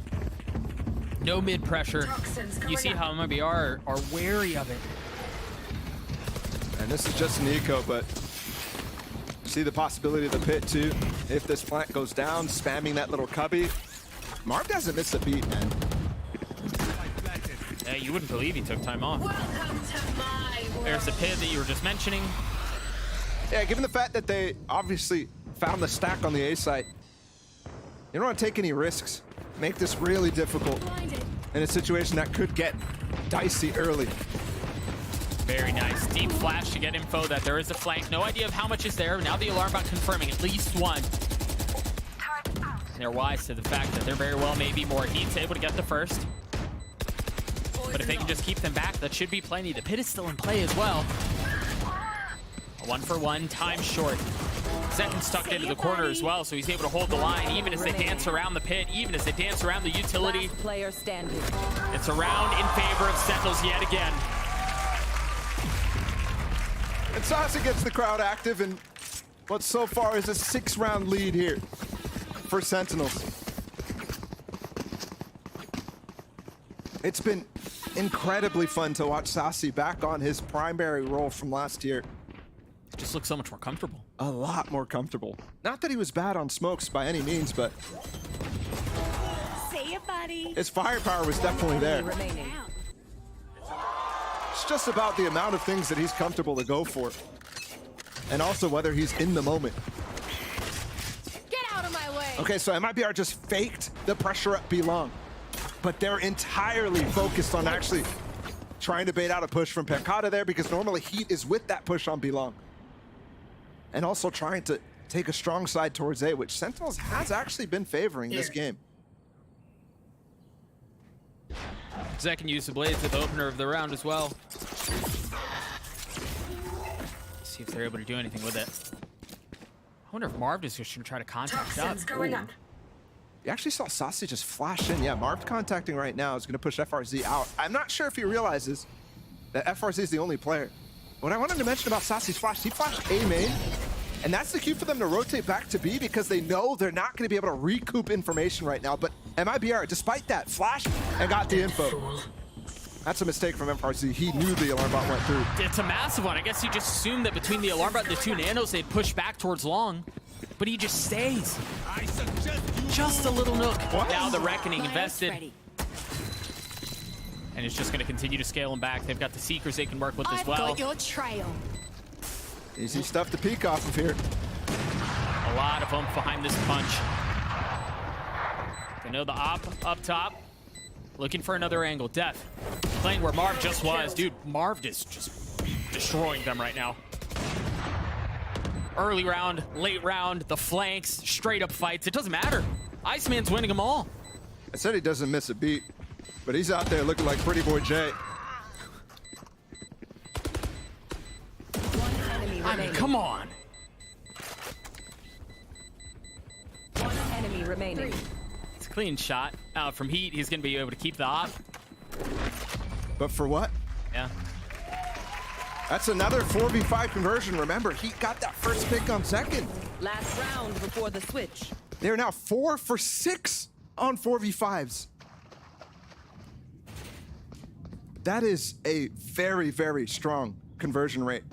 Outrageously strong. And MIBR, even with that, even when Heat gets that, finds the gap to actually convert on the kill. They're not able to follow up. They're not able to make, Nuriz is not able to make a plan to capitalize on whatever space might be there or what's going to be missing from Sentinels' side. The fact that Marv has not died a single time up B long when he's getting so aggressive with it is absurd. It reminds me of how Khalil was playing against Leviathan when they had that first initial upset.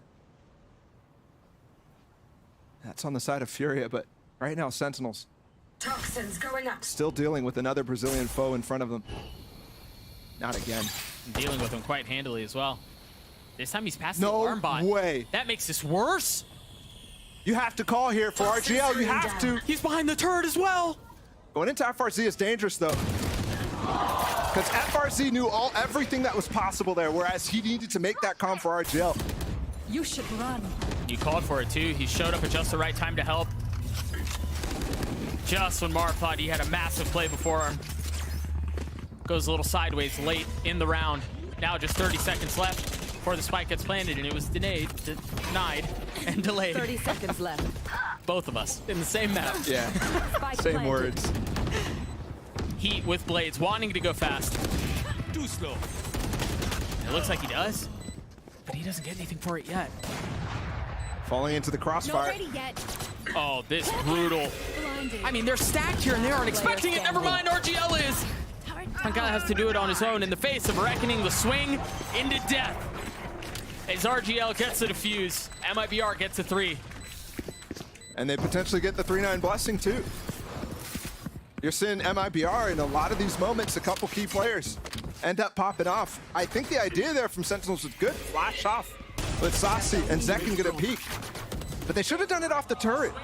Should have done it when MIBR is a little bit more advanced. Just felt like even with that, it was impressive performance out of Sentinels nonetheless. Let's throw it back down to the desk to break down the first half. Oh boy, look at that. By the way, we added some new furniture. So You look at got a us. friend. Leveling up, Yep. right? Who would have thought? I got a friend now, you know, the only one. Anyway, moving on though. Let's go ahead and talk about that half because as it stands, Marv is coming out here, Riv, and looking fantastic. Hasn't dropped a beat. Still doing the same thing he did last week. Looking great. Funny, we were watching the TV and I'm thinking back, like, what'd the rest of the team do? And I was like, actually, I've been watching just Marv kind of lurk around here. That's right, there is 4 other players for Sentinels in there playing fantastic right now. I love these plays. Obviously, we see Util here at the end of this round, but they were contacting out to B long to find Heat, search out where Heat was. In the mid-round after that, honestly, Sentinels look like they've been this team for the split so far. Yeah, and in a lot of these moments, we saw MIBR leaving some gaps in their defensive side where Marv was consistently able to find those lurk timings that you're talking about to provide value for Sentinels.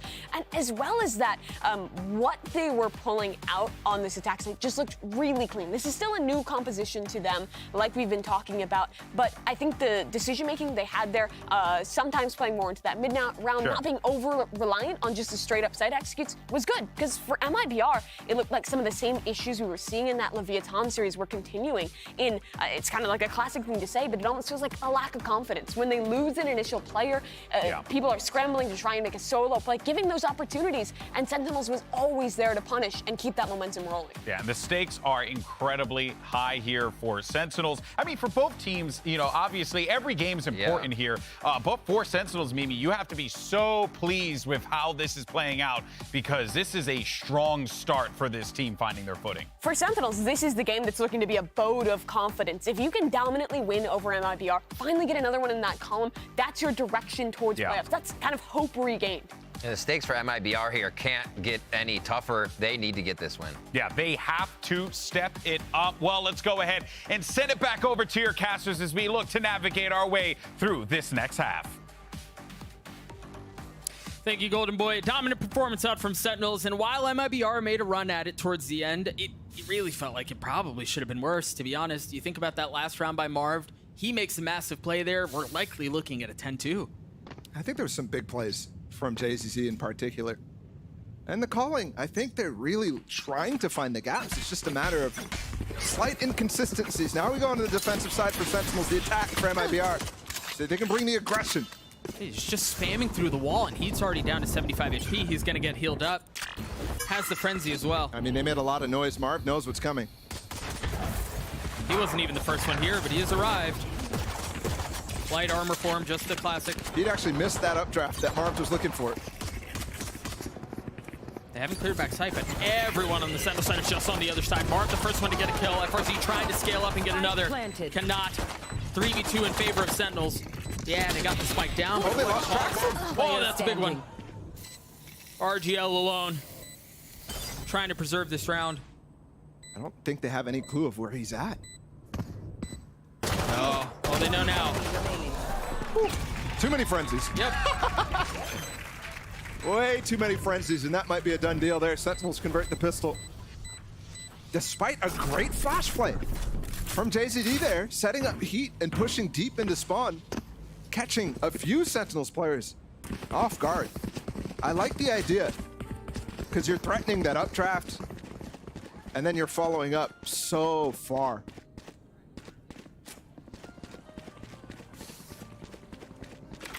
But now you have to come up with probably at least one eco. Looking potentially for it to be this specific round. We've got a few sheriffs. And they did get the spike down, so they can definitely withstand a little bit here. These are never done deals. These rounds have a tendency to go a little sideways, to get a little out of hand. Let's see if that's the case this time around. Enemy kill. They may be okay. A Viper wall wasn't placed, so you think it was going to be a plan for them to add some misinformation into what was coming through and surprise them with a fast hit, but that's all for naught when Muris falls. Scraps left for MIBR. Not only are they down to numbers, but it's just the pistols that they had at the beginning of the round. Choosing not to force late here on Pearl, facing a huge deficit. They decide to play it safe. Marv pushed off by the flash. Oh, he vulnerable dropped himself. Yeah. Making it a little bit easier on MIBR. Saucy trading it back makes this what was a dangerous situation into something that they should handle fairly easily now. Very nice. Very well played by Sentinels. 30 seconds left. Team Ace. They're just cruising, man. I don't know that there's much that can stop this Sentinels train right now. Don't stress if I don't know if I'm placing the alarm bells completely in MIBR right now. I don't think they're all going off. I think what I said at the beginning of this series is Sentinels on this map took down Loud, the most feared team in the Americas League, up to that point, showing that even the best can bleed. So for me, I'm looking at that, and I'm thinking MIBR okay. Yeah, this might be brutal, but let's see what else is coming. This was Sentinels' pick. Placing sentry. And it's not quite over. Placing swap. Out of charge. Definitely looking for a momentum shift of some kind. They've been missing all game. It's often he who delivers those moments. He'll have the opportunity to do it here with the Phantom. As always, the tip of the spear, the first to fight. Tucked behind the pillar, waiting for just the right moment to strike. Yeah, that Reckoning could be big. Zekin was still a Marshal too. This is a really tough position to find value out against guns. Remember, Sentinels won the bonus in the first half too. And that's really all it would take to wrap up this map at this point. I love the KJ setup for Sentinels. They can flex so far, and that allows 3 players to be here when this hit comes in, but against the Reckoning, is that going to be enough?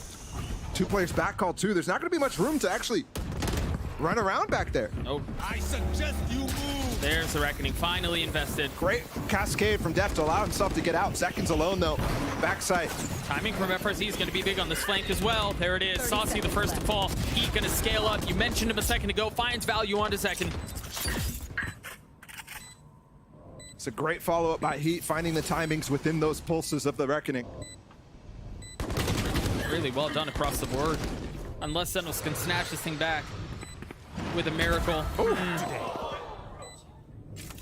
Timing there based off of the high tide coming down. Marv just thinking he's safe to swing. Last player standing. Just the Sheriff now for Sentinels. Is there even a Vandal? I don't think there was for this bonus. Placing sentry. Target destroyed. Trying to deal a little extra damage, but ultimately die to the spike. That's exactly what he does. He goes down too. That is not insignificant. No, that one is not on purpose either. 3.8K. He'll be able to get a Phantom back. It's not the biggest of deals. He still had his Cloudburst and updraft, so. And even if he didn't, you're fine in that situation, but that staying power gets a little bit hurt from that. Being able to withstand a lot of match points. And Sentinels is not even there yet, though, so. Second with the op, though. He was great in that series. You really did not expect him to have such proficiency, even though we've seen it before. Aggression A from MIBR. At least early. Enough to take main, enough to get the orb. And they're continuing to double down on getting RGL another Reckoning. Second playing solo B right now. Yes, Def is in B-Link, but I wouldn't be surprised to see him rotate too. With all this pressure coming down on A. Which might lead him to have to play retake on the safe side if MIBR can go in, but no, Marv takes the duel and he's 1 HP. Can they get a molly or something in this back of sight? No, FRZ is so far away in art. Poison orb emitting. A little heal and he's right back up. Blinded. Deep flash getting some info, and off of that, Def drops his wall. Great high tide. Everything covered. If he was 1 HP, he'd be dead. Yeah. Look at him going up. Poison's off. He's been backside for so long. As soon as his position's figured out, he scales. That info of the flash makes me nervous if I'm Marv, but he doesn't get nervous. 30 seconds left. Looking for spam on the other, and I thought he was gonna hit that. 30 HP. He's danced with death so many times this round. I don't get how he's still alive. He's gambling on some of these peaks. He's dicing with it. And it's going to be a save here from MIBR. They're gonna allow match point from Sentinels. That's definitely a little worrisome. Their mid rounds have clearly been an issue. Not really having a great idea of where to go. Match point. And I think when I look at how these first engagements are going, I think that's where I'm thinking is these mid rounds are tough because the first kills to first deaths are actually dead even, 8-8 right now, but Sentinels has converted every single one of their 5v4s, whereas MIBR are struggling in that regard, and usually that's when you get an advantage in the round. Right. Yeah, you wouldn't think it's 8-8 given the score right now. Late timeout called from MIBR. Once again, looking for a miracle of sorts. At this point, more than a miracle. Yeah. This is going to be a ridiculous.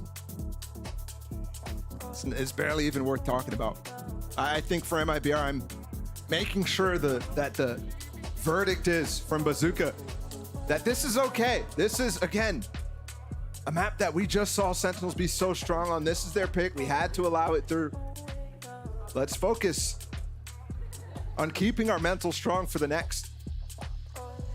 The problem, though, is how do you convince your team of that, given what we've just seen from this MIBR squad, whose stocks were rising, but they just got battered by Leviathan.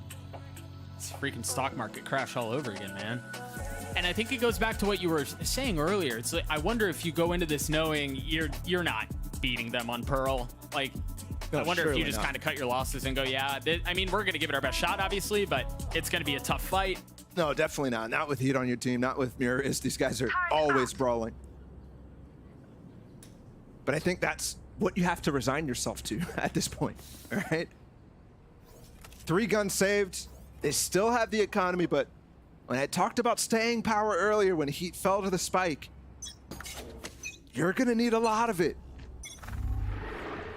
He's got blades. And a Phantom. Looks like they want to explore the middle of the map here. And there's a lot covering this. I mean, you've got Def close by, you've got Sassy just down long, you have Marv here, you've got the alarm bot, the turret out. From Pagada, they've shored up the middle of the map quite nicely.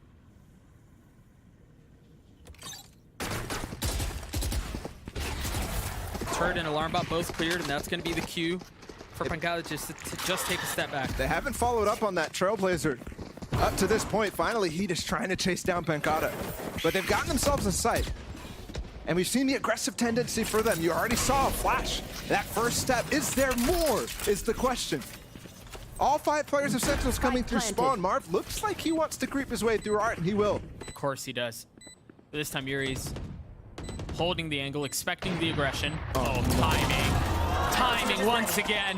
When you doubt yourself there, and that's the IGL too. You knew he had the beat on it, but doubt crept in. And Molly looked like it was keeping Marv safe for just a moment. 4v3, this might be it. Great reposition from Heat, though. That spike has been ticking for a little while as well. There's time. Yeah, you're right. Ooh. That's another kill. At 3v3 here, second is the op.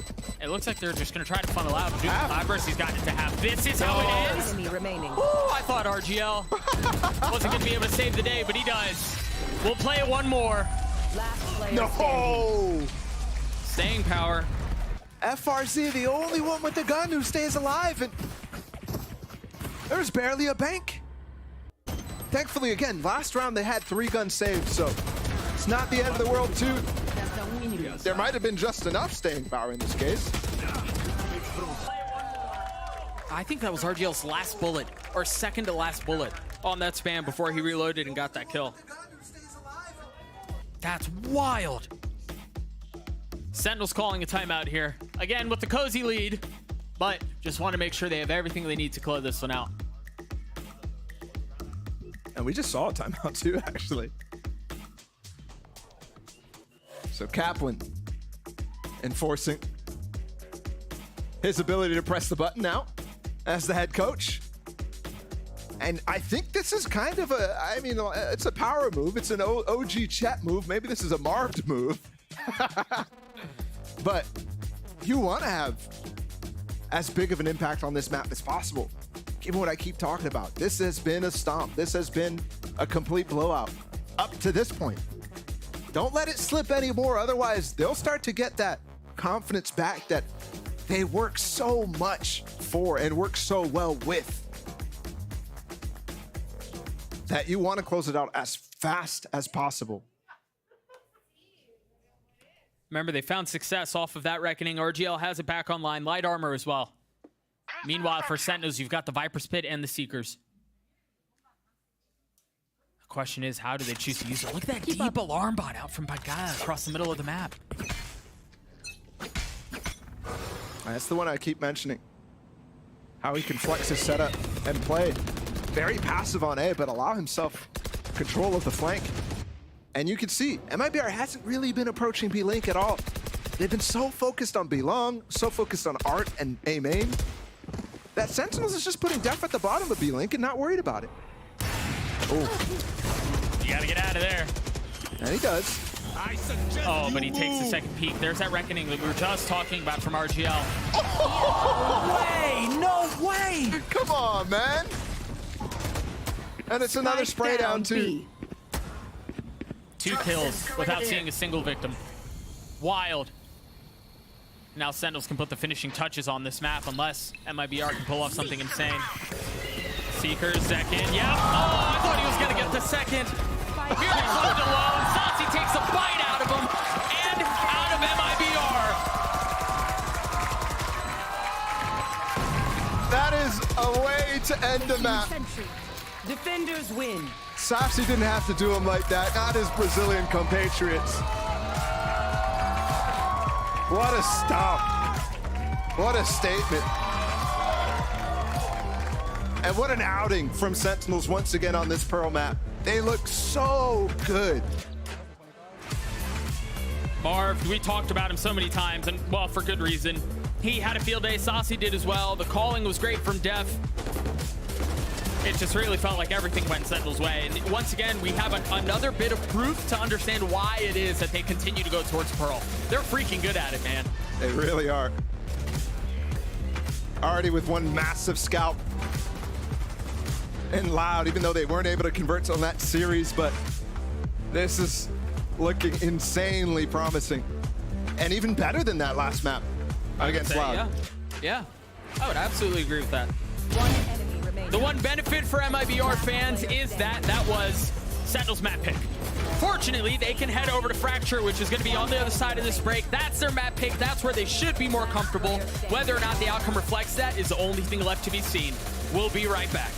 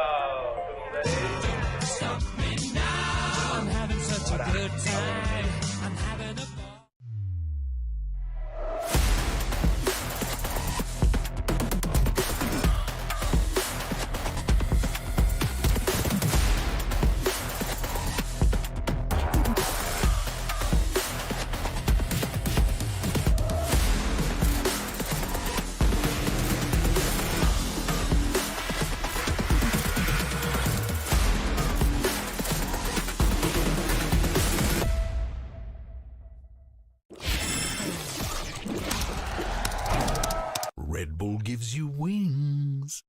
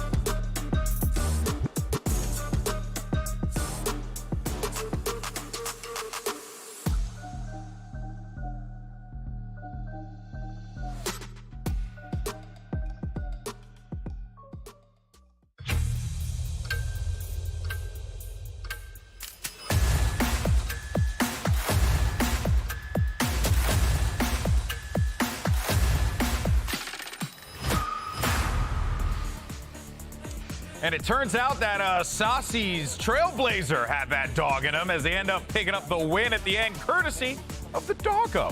What a way to win. You love to see it. Sentinels riding high off of that victory there on Pearl. And I think, you know, Mimi Rivington, I think it's safe to say that was just a comfortable win. Right, Mimi? That just looked comfortable. I think that's the win that Zekin needs to finally beat the high score in the basketball game in the break room. I think he's ready to do it once and for all. You think that this is finally the time that he does it? I think it's his opportunity. No, Yeah. but honestly, for Sentinels, this is just a continuation of what we saw versus Loud. They're proving that they're one of the strongest Pearl teams that we have here in the league. Their attack side was super good, and I think that's really important for Sentinels because, like the cast was mentioning, so much of the criticism about this team has been around the game plans, around def side GLing, and I think, well, MIBR was struggling a lot. We have to put that out there. Sen did a really good job of taking advantage of that and having good calls throughout that map. They had great calls, and what they were doing looked super well orchestrated.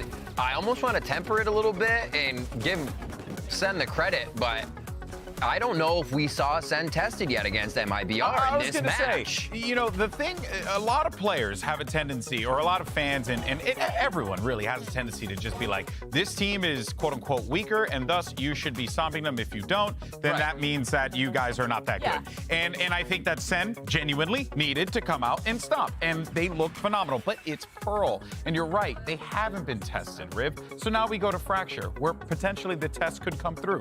Yeah, and you can see it on the faces of MIBR. That loss is now the third in a row, but they just get stomped out. No more than single digits in any of the last 3 maps that they have played. That's brutal for a team, right? When you've kind of come off of this big high of beating NRG, you're thinking, okay, we're at a good place in the standings. We can maybe make this happen and actually start to work towards playoffs.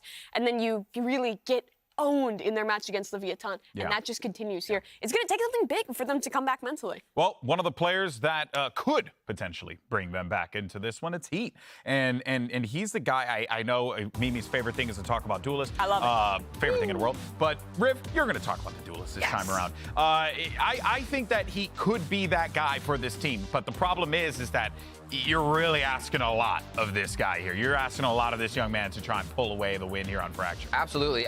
When you look at MIBR and you look at Heat, I feel like he has the foremost being the jet ability to get that first kill, make that first chaos. Where you see Maurice and FRZ and JZZ and the rest of the team coming in as mid-round frags, multi-kills there. So if he doesn't open up the round, they got to hope for 2 or 3 kills to come out of somebody else. It falls apart too fast. Yeah, and that's the control thing that I was talking about before at the beginning of the game, Mimi, where I'm just like, where's the control for MIBR? It feels like it's non-existent. It wasn't there at all in that map, but there was, I think, more involvement from Heat in some of the first blood opportunities. In the game versus Leviathan, he just really wasn't given many chances at all. In this one, he had some, and we saw moments in that defensive side where he was doing well with the op. Like, there was glimpses of it, but it wasn't consistently, and we also weren't seeing the mid-round pop-offs that you were talking about that we've come to expect from MIBR. Yeah, looking at how they've played before, they shored up each other's mistakes. Here, it just seems like the 1v1s aren't being won anywhere, so there can't be a trade. There can't be an anchor, and the rest of their fundamentals fall apart after that. Sentinels, again, haven't been tested here, and we need MIBR to show up for the next map. Yeah, we most certainly do. But shifting gears back over to Sentinels here before map number 2, we'll have our Aim Lab shooter on here. This time we're going to be checking out Pancata. Give us an opportunity to talk about him, talk about Sentinels. He's ADSing an Aim Lab. That's not ADSing this demon. This guy's quick scoping. He thinks he's on phase, bro. You're signed to Sentinels. My guy thinks he's out here playing COD. Unreal. He's jittering on the screen. It's wild. Shenanigans that we're seeing here. Just snapping right to him. Can we check that PC? Yeah. I definitely want to make sure that his mouse is working. Outside of that, though, let's just go ahead and talk about Sentinels. So, right, Mimi, this is what we needed. That Pearl game is what Sentinels fans were looking for from them.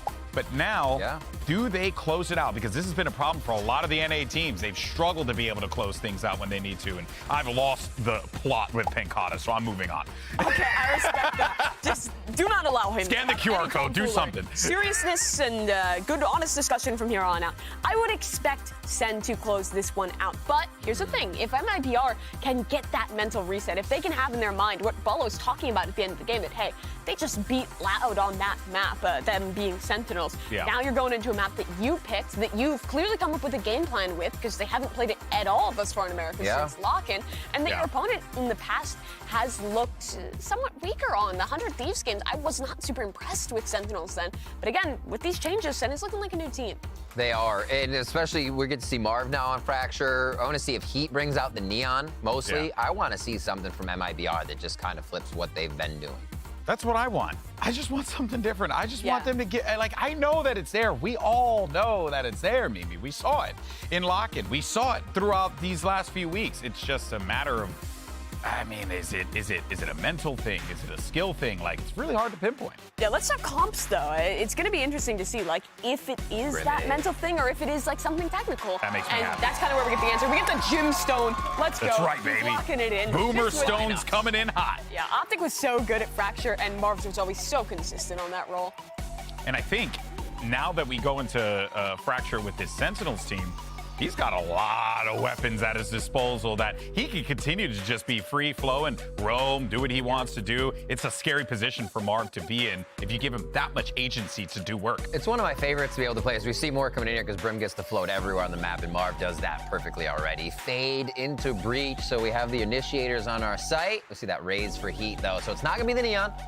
And Uri's locking in the KO. So we have our initiators locked in. How do they finalize? That is going to be a change. Last time it was the Neon that MIBR was picking into this map. So interested to see what the new game plan is. I'd expect them to pull out a Breach as that final initiator. Brimstone also pretty standard on this one. But to turn over to the side of Sentinels, I like this direction they're continuing to head in. Give Saucy that info initiator, give Marv the controller, and let Second play Duelist. He's a fantastic Raze player. He's really, really good at that role. And actually, interestingly enough, it's the Cypher, not the Killjoy locked in, which is normally very good against like Neon Jet comps, but can struggle sometimes against the Raze. I feel like you can also struggle. You lose your traps, but it might help MIBR stick as a team if you can have Cypher or FRZ on the other side of the map.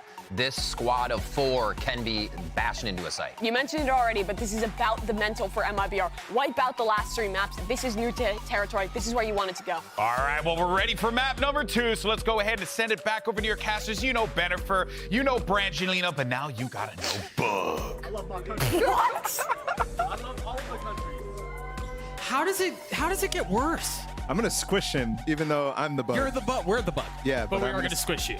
GB, I don't know how it gets worse. Every time Fracture now on the cards, and you know, there's been a lot of discussion around the fact that we haven't seen a couple of these comps, especially moving away from the Neon for Heat is an interesting one. The Cypher as well. Yeah, I think it was necessary. I kind of lost track of the fact that MIBR went out on this map at lock-in against Talon, and that was where the MIBR that we saw earlier this week against Leviathan showed up again. So I'm kind of happy that he's moving away from that. He didn't have a great performance on that Neon at all. Kind of lost the ability to really play as the tip of the spear, and he was a lot more passive than you would expect from a player like Heat. So seeing him on the Raze is nice. We continue to get the head-to-head on same agents with Zekin.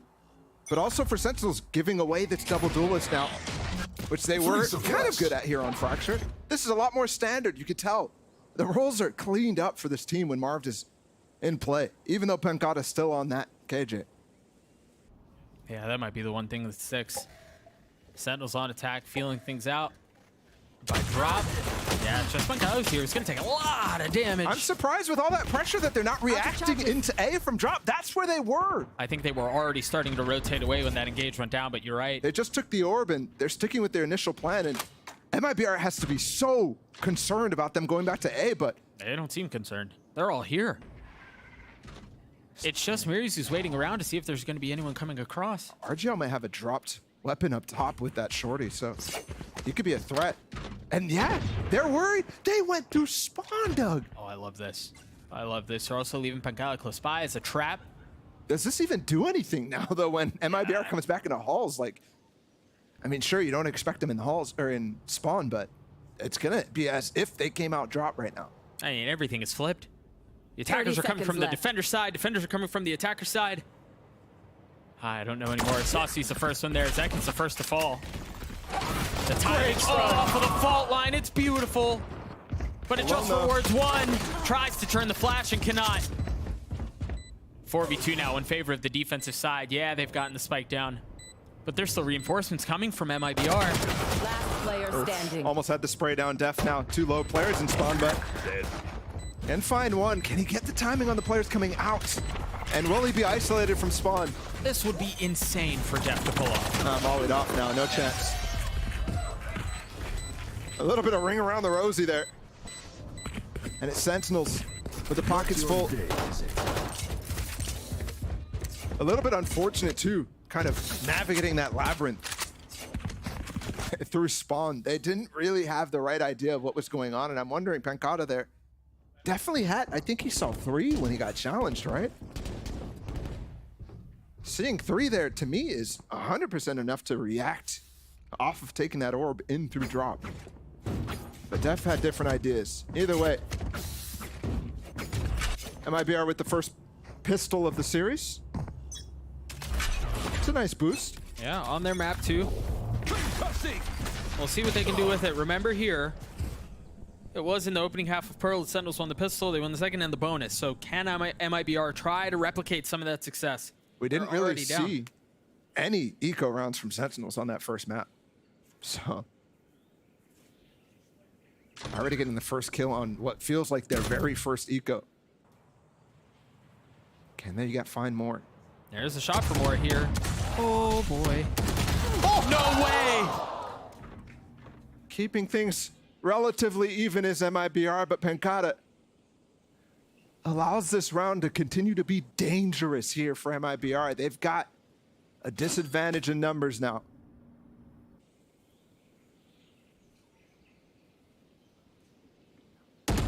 Just quiet everywhere as MIBR trying to hunt out where the attacking side is. Fault line from JZZ ready. You can tell they're expecting to rotate back. This could be a pinch if they're not careful. Double stun though. Perfect timing on the trade. Denying some of that aggression, and you see the gun difference on full display. Full pinch, but Marv has actually gotten the A site. Can they get the spike over to him? It's the big question. Can they escape through underpass? It's gonna be tough to get out. Just barely. With 18 seconds left, they don't have time to go A. Marv has to join them in B. But there's no way you expect Marvin spawn at this point. He's got to find value. Second, had a bulldog. There's Marv with it. He's spotted for 1, but he's not good for much more. There was definitely an attempt there. So the German possibility. has some fancy But that's the type of thing. Marv is finding the gaps. Def needs to be plugged into those gaps, because that's now twice in a row where I think MIBR, with the risky pushes that they are taking down A main, they don't get punished for it. And we've seen teams rely on pushing down that south side. 100 Thieves, notably, against Sentinels in that very first engagement we saw for the Americas League. But it's definitely not picked on.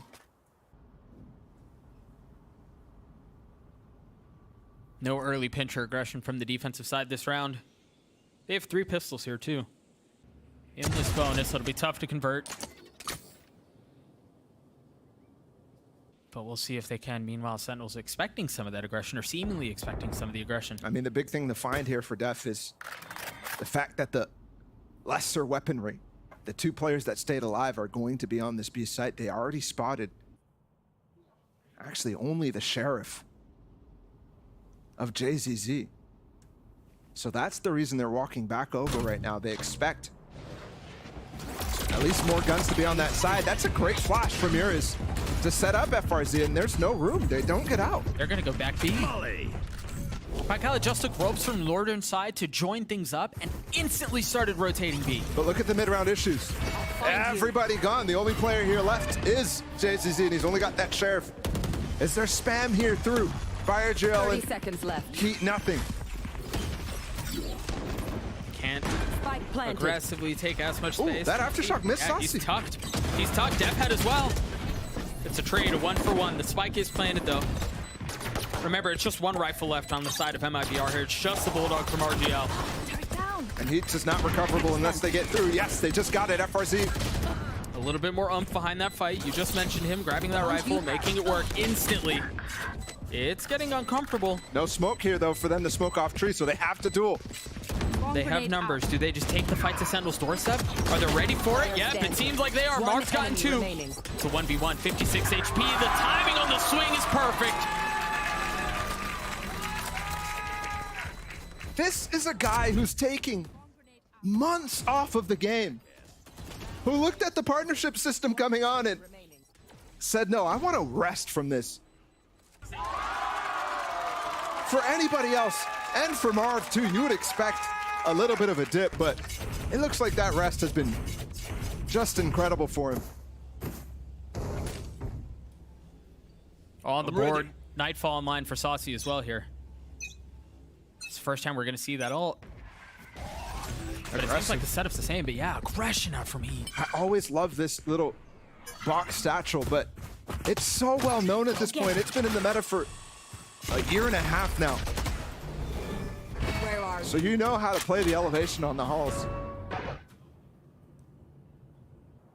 And speaking of that Marved 1v2 too, I keep mentioning how these momentum shifting rounds do not go in MIBR's favor, and they rely on it so much. Prowler, the Nightfall, FRZ trying to dance back in the face of utility, and so much thrown his way. That's a spam off the Prowler, Def. I mean, tracking that beautifully. How do you survive that? You just don't. He does his ult. If he can find some value here, Halls, there may be a shot at doing this thing. Or he'll just die. A 1-for-1 though. It's so consistently ahead of the stun. Yeah. Enemy remaining.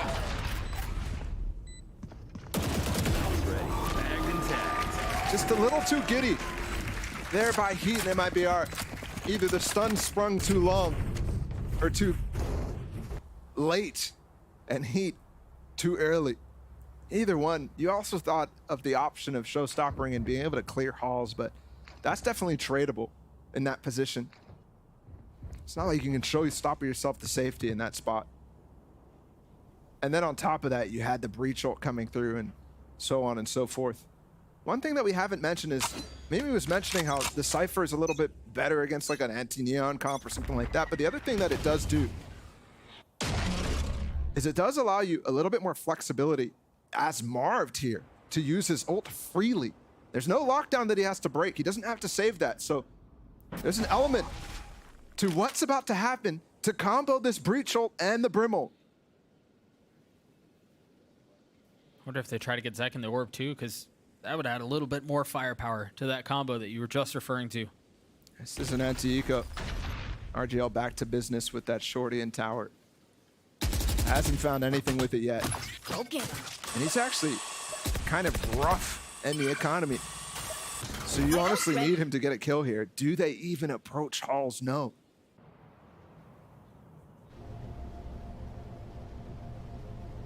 Marved is so far up. Look at where Marved is.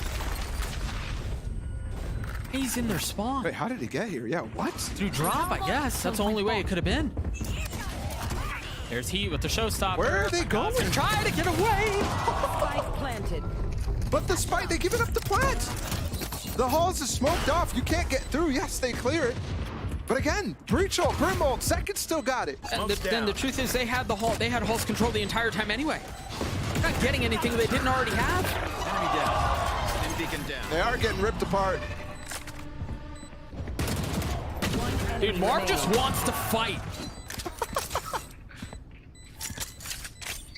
Marv just stemmed up, ready to go. RGL Sheriff in a pretty unwinnable situation. Okay. 3 down. It's unwinnable, but it could be pretty. Go for simply the Twitter clip. Doesn't come through, and Sentinels with their third now. I'm so impressed by Marved. He continues where he left off last year as one of the most impressive controllers, but also somebody who you have to have a game plan around. And we kind of saw it a little bit on MIBR on Pro, where they were really taking the fight to him on B long, but they're just not able to capitalize. And I think you're actually seeing the improvements that Marv is having from that very first game, because he was getting caught out quite a lot. It's not something you don't expect. Marv is an aggressive player. He's not one of those controllers who just never dies first. But in that one, yeah, the guy was a beast. I think his timings are the funnest part to watch. Yeah. To be honest, because you can lurk, right? And it's not just lurking; it's the timing in which you lurk and where you lurk and when you lurk. So for Marv, he's been able to do that so flawlessly. And that actually relies a lot on communication and chemistry with your team, right? Because you're waiting for your teammates to do something. You're waiting for a specific sound to be made. And to see it with 3 days of practice, there was actually the story out there too that he missed his flight here and lost time practicing. Yeah. Lost the biggest day of scrims before this. Or like the first block of scrims was just gone because he wasn't there in time. You're absolutely right. But again, you look at it in the server and you wouldn't know it. And again, we mentioned Sentinels and their role changes quite often since the beginning of the split starting, Saucy and Pancada joining this team. It's hilarious because Pancada playing the Sentinel. Marv is on this team. You have, I mean, Mako's not on this team, but that would be ridiculous. 2 of the best controller players here from last year. Yeah. Yeah, Pancada's done this a few times now. Bot coming back. Where he just late. It's not super late, but takes ropes to get back to the southern side of the map with his team. Rejoin, reconsider, and then reapproach the round. Placing alarm bot. Grouping quite early here. We mentioned the ults in this situation. They're going to take site, and Pancada has the opportunity to... Someone help. Oh, wait! That was a kill trip, man. FRZ should have had that kill. I don't know how that doesn't land. And they spot the arcade control as well from the... Pancada wants to ult, wants to force RGL to use his own. But they might not even need to. Why are they staying so far back at this point? MIBR. Are they considering saving? No, RGL finally coming in. Down and out. Oh, they might want to consider it now. And now that ult is gone. Pancada could just pop the lockdown at any point to secure the round. I think MIBR recognized that and they're out. But I still would have liked to see them at least try to get it out. Try to get a couple more of these out because they're going to hurt. It's a great hit there. Zekin and Def combining with the Rolling Thunder. And hold on here. They're getting chased and they're not escaped. I think it's going to require the right challenge.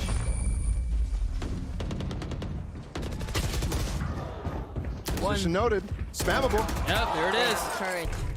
They get at least one of those done. Still one weapon carried over for MIBR though. But only one.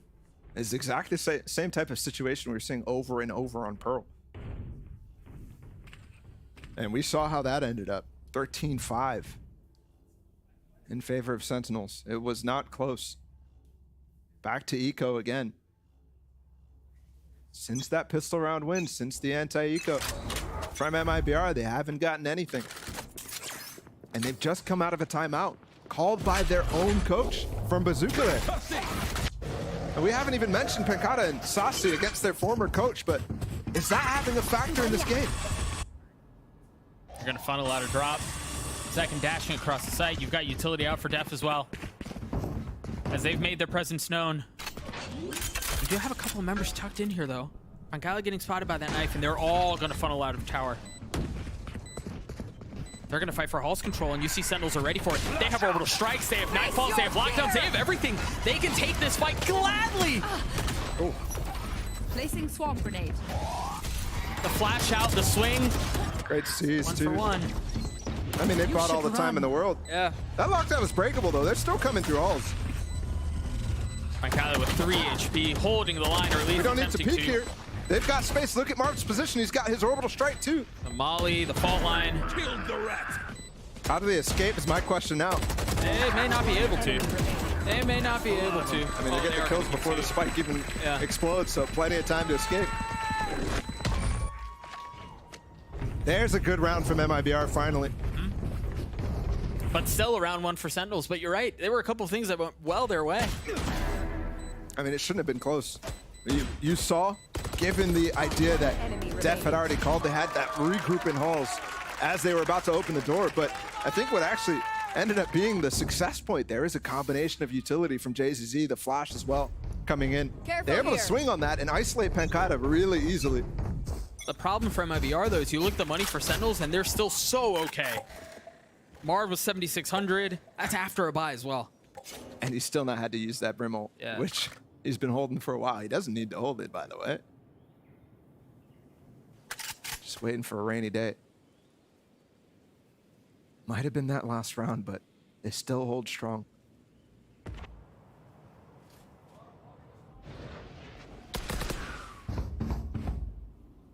Early Prowler, the sound to suggest they're rotating off, but it's a nice setup of the fault line in the nade.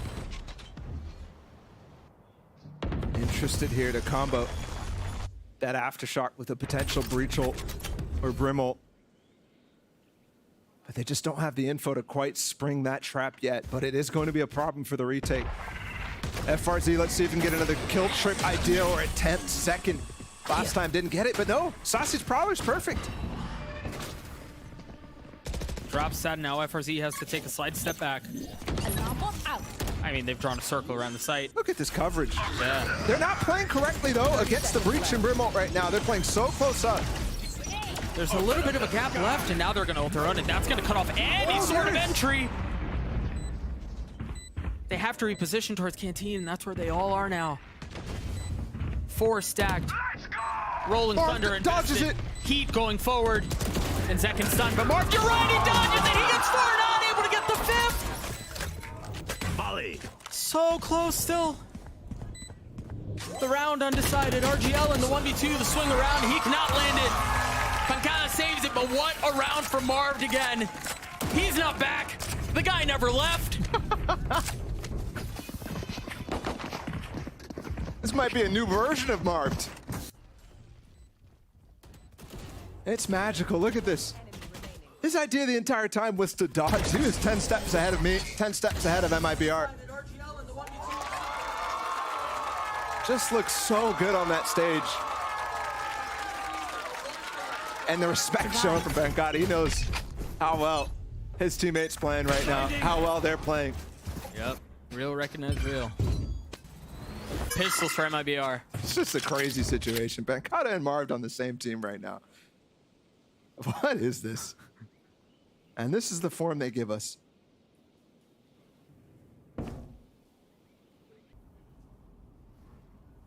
MIBR stacking towards A. They have everyone here. And they're all here to die. An arrival at their own funeral. And a flawless round for Sentinels. We live another day. And these are starting to get even more brutal. Round after round. That round that Marv put away, again, a big investment of ults. They invested the Brim ult, they invested the Breach ult, and I actually think they popped Mirrors' ult, but he died before even the pulses of the null command came out. It's just ridiculous.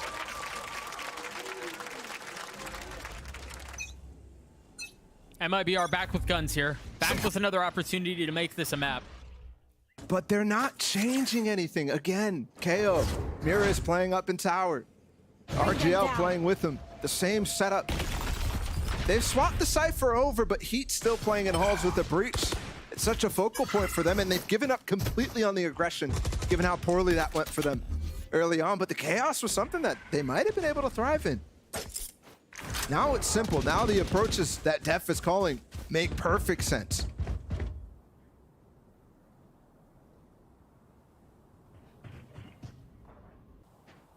And they're, I mean, yeah, they're just patient. They're waiting. They aren't really doing a whole lot.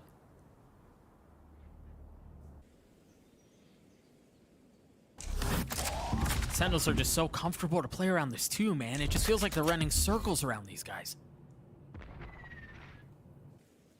It's collecting the old Torbs too. When you see a team this fresh, starting to think about that part of the game significantly. Obviously on Fracture, it's a little bit more in the forefront of people's 30 minds. seconds left. Second back with his ult now and gonna execute up through tower for the first time. Molly. Shorty on the other side. Just a delay. Oh God. Nate's deep. And that's a kill from Iris, but Pancada's lying in wait. They didn't get the hit on though. That's a clean response out from MIBR. And the thing is, nothing about the early game really changed. Outside of the Cypher setup, back over towards A, and I think that might have been the reason why Marv was able to abuse that side of the map so consistently, but Sentinels also choosing something they haven't gone for before, something that they haven't seen how they're playing up in Tower at all. Most of the time when you went for that B hit on the side of Sentinels, they had already called out the rotation, so maybe in the timeout prior to this, Bazooka was talking to them about how they're over-rotating, how they're not playing in the site, and how that's giving so much room for Sentinels to set up in the post plants. We get another chance now, and this is Kaplan trying to shore up the rest of this half.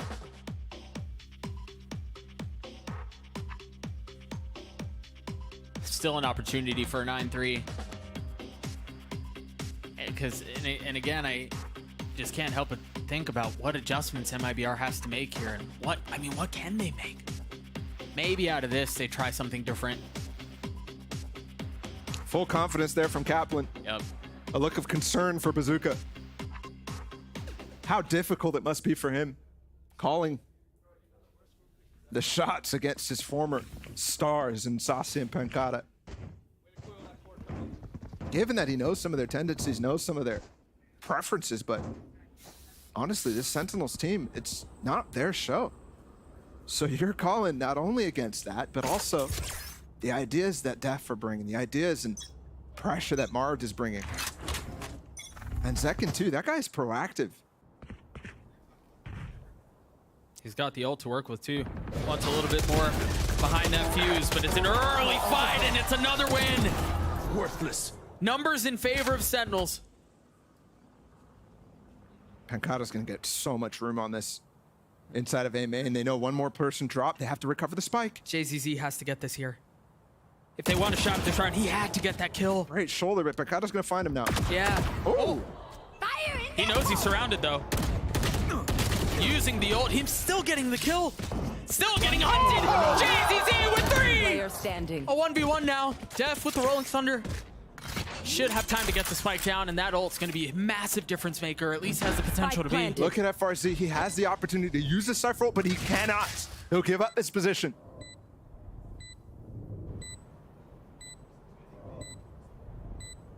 Spike ticking away. Moments brief. There's the theft, and there it is. The ult right on cue. You mentioned it, dumping everything in the kitchen sink towards his direction. First the ult, then the aftershock, now the fault line. Breaches are just bullies. Can FRZ navigate this anyway? First shoulder thrown, the snap from Def is good. So far, you haven't needed much from the IGL in this series, but when asked, he delivers. Sentinels putting up the opportunity for the exact same scoreline that we saw on Pearl.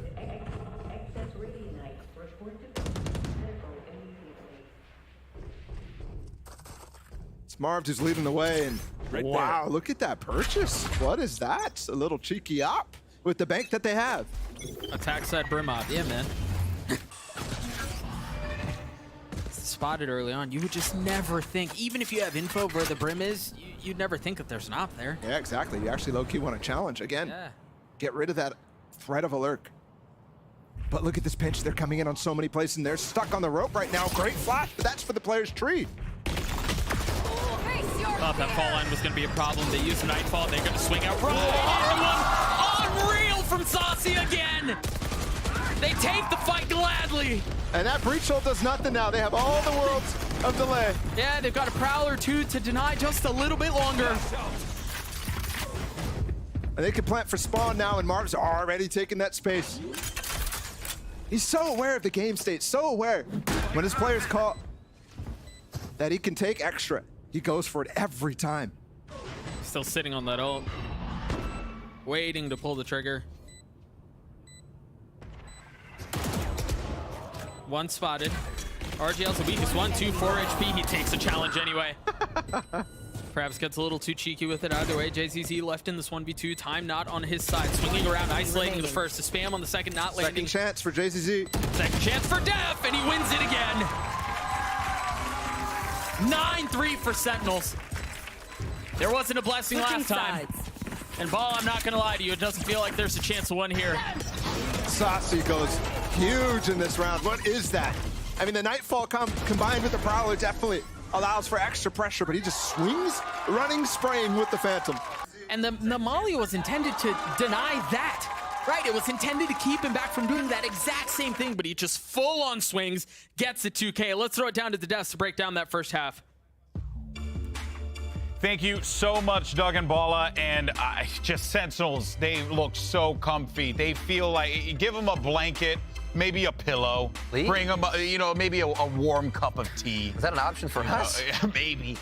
But that honestly just feels like what's happening right now. They just look so comfy, Mimi. They look incredible. And what's tragic is I think that MIBR has done a better job than map number 1 of having some ideas that have worked out for them, but still Sen is stealing away every one of these late rounds. Yeah, you see this right here. MIBR understanding the state of the game. This could be Marved ultimate, but they come down, they grab the orb ultimate. But at the same time, Mimi, Sentinels is ready. They're thinking this is going to happen. They've prepped it, and they're ready to go. And the reaction is really good out of them as well. After MIBR gets that initial space, it's instantly this execute into this ace site, and they're using that Fade utility to clear out. And then once that pressure has been applied, once so much has been put on, someone tries to go help the Cypher. Pencata's on the other side to lurk through and win it.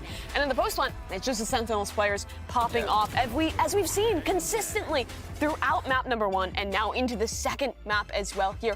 Every one of these guys is just so confident. I mean, Marv's buying an up on Brimstone on the final round. That says a lot about the game. Yeah. It just shows, though, that MIBR is attempting to read the game, the state of the game, where they're at, but nothing comes to fruition for them right now. Yeah, you got to have the follow-up, right? And it's simply just not there for MIBR. And Sentinels, it's all follow-up. They're backing each other up. They have the lurks. And honestly, Marv coming to this team, I did not think it was going to change the core of it this much. Goodness gracious, Marv, just keep this boy forever. He's disgusting. He really is. And for MIBR, it's just a continuation of that Leviathan series. 3 maps in a row, they got stomped out. This one is looking like it's going to be the same pace. I'm just waiting for the recovery. I'm waiting for the MIBR that upset NRG, that has these fantastic individual moments. You've seen glimpses of it with JZZ almost sealing away 2 rounds right at the end, but still Def shut it down. It's just a brutal situation. It really is. It truly, truly is. But the score is 9-3. Is it a blessing or a curse? Well, let's go ahead and send it over to our casters for the second half. Fun fact, they used to be rappers in the 90s, and they went by Dougie Fresh and Balla Shot Caller. This is 1,000% true. And there's just no denying that whatsoever. A little bit of Doug and Balla lore. You know, Mimi said she was waiting for the comeback, waiting for it to come, and it just seems like Sentinels are so far ahead of everything here. I think she's going to be waiting for a long time. And so potentially a follow-up matchup, because right now I think MIBR have come into this Super Week looking flat. And this is, again, like they just said, the team that upset NRG last week. Bring them down. And we had doubts about what exactly that meant. But I can't make any judgments on NRG. I think this is a just complete different MIBR showing up this weekend. It's such a pivotal part in the season, too. Having these games back-to-back, while difficult, is a gauntlet for everyone. You have such an opportunity to separate yourself from the pack. Or just fall flat. MIBR still with a chance at this thing, though. They're going to get on A. They should be able to get the spike down as well. Spike down. Let's see these retakes. Great stun. Great nade. That nade's He's going to hurt. dead. Yep. What a combination. Off of that fault line. Still a lot of work to do, though. And the key part, retaking hulls. They've got numbers. They've got numbers, and they can overwhelm what MIBR have. Saucy's on a heater, bro. Last player standing. It's another round for Sentinels. This very well may be it. And it's another pistol, too. 3 of 4, if I'm not mistaken. 3 out of 4. And it's exactly the same start we got on Pearl, by the way. MIBR, 3 rounds on this map, despite the fact that they won the pistol on that first half. So only 1 gun round after that. And this is tough. Enemy down. There's nobody able to swing off of that util from JZZ. That stun continues to be too late, and the swing too early. That time Sentinels forced it though. And the crazy part about this is Sentinels has gotten so close many times this season already. Against Loud, they had an opportunity of winning that series 2-0. Against Leviathan, it was the same thing. Possibility of winning that series 2-0. Now here on Super Week, it's the tougher part too, because you have to re-prepare very fast for a second opponent. Looking at this though, coaching staff on overtime.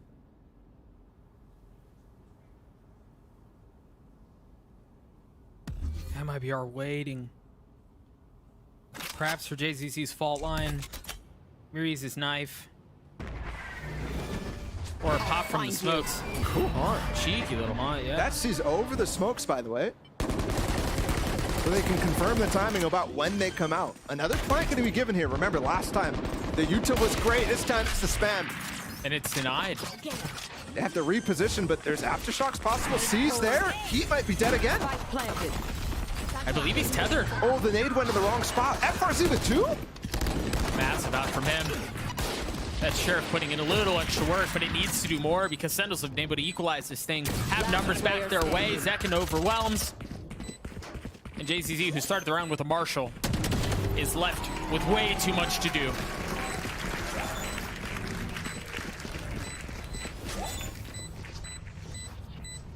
Sentinels at 11. Pretty good NT-eco conversion, even though they lost those 2 coming out of rope.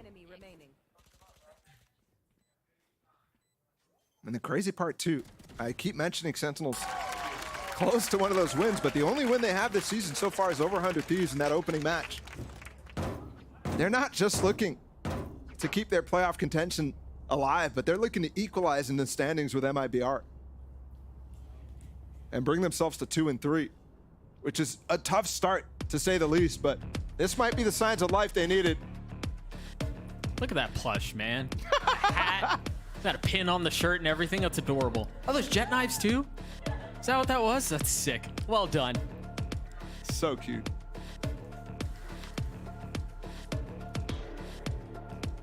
Again, a timeout from MIBR. Keep bringing up how difficult this situation is for them out of these. They're given the opportunity to all Sentinels to talk right now, but every single time you're hoping there's a game plan adjustment, but not even that. An emotional adjustment, mental adjustment. They just haven't stepped on the stage quite yet in that regard. And it may be too little too late at this point. We'll see if something changes out of the timeout. You're right, Ball. There's a lot they have to adjust here to get back into this thing. I mean, the timeline tells the whole story. It's just been complete dominance from Sentinels.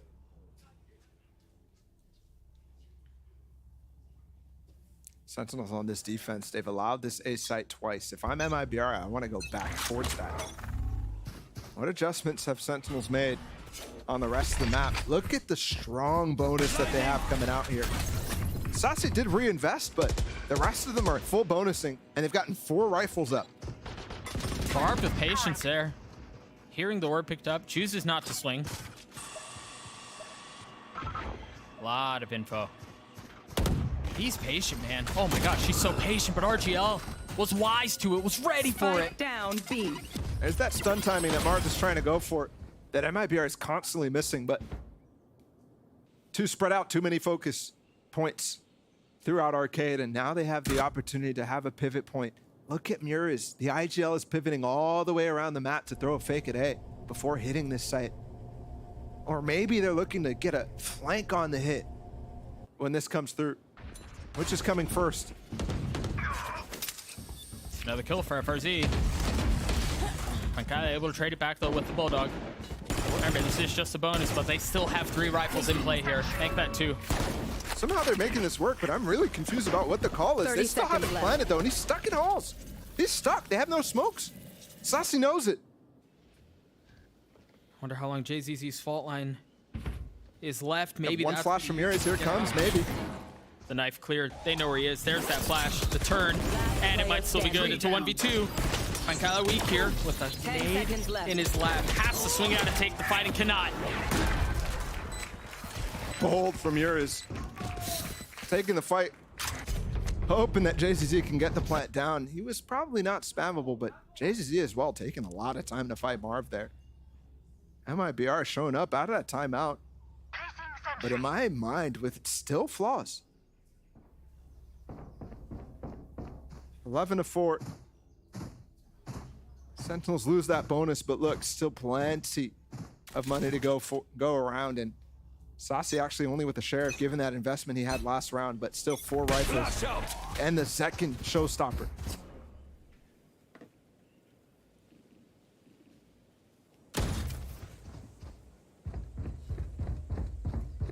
Again, quiet from MIBR. It seems like they're starting to find a little bit of traction here off these slower rounds. And that's nice from Heat. He hasn't been, oh, they're going fast. Marv's under pressure, but he's going by himself. Yeah, there's no follow-up. Just consistently, and I was gonna praise him a second there for getting involved in the first duel, because his teammates have been doing more of that than him, and it's the same story as Neon. I thought it was gonna change on Cypher or on Raze, but not today, not quite yet. Marv stunned up, but they don't follow up. Oh, that should help a little bit.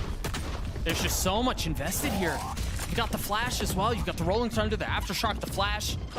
Nades dropping, and Miri's getting the timing on Marv. They spent all that time, though, getting up into tower. Oh, dear. And now they're stuck in the same position as last round. The smokes are faded. They have no more for RGL. They're stuck in tower. And Second has this all, they're all grouped. Spike's now making its way on, though.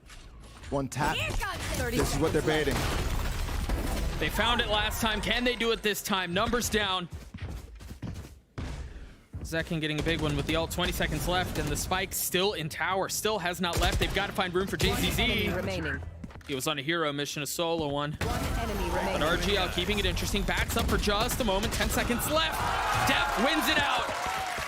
The leader once again clutch for Sentinels. Match point. This third 1v1 situation that he converts. Absolutely brutal.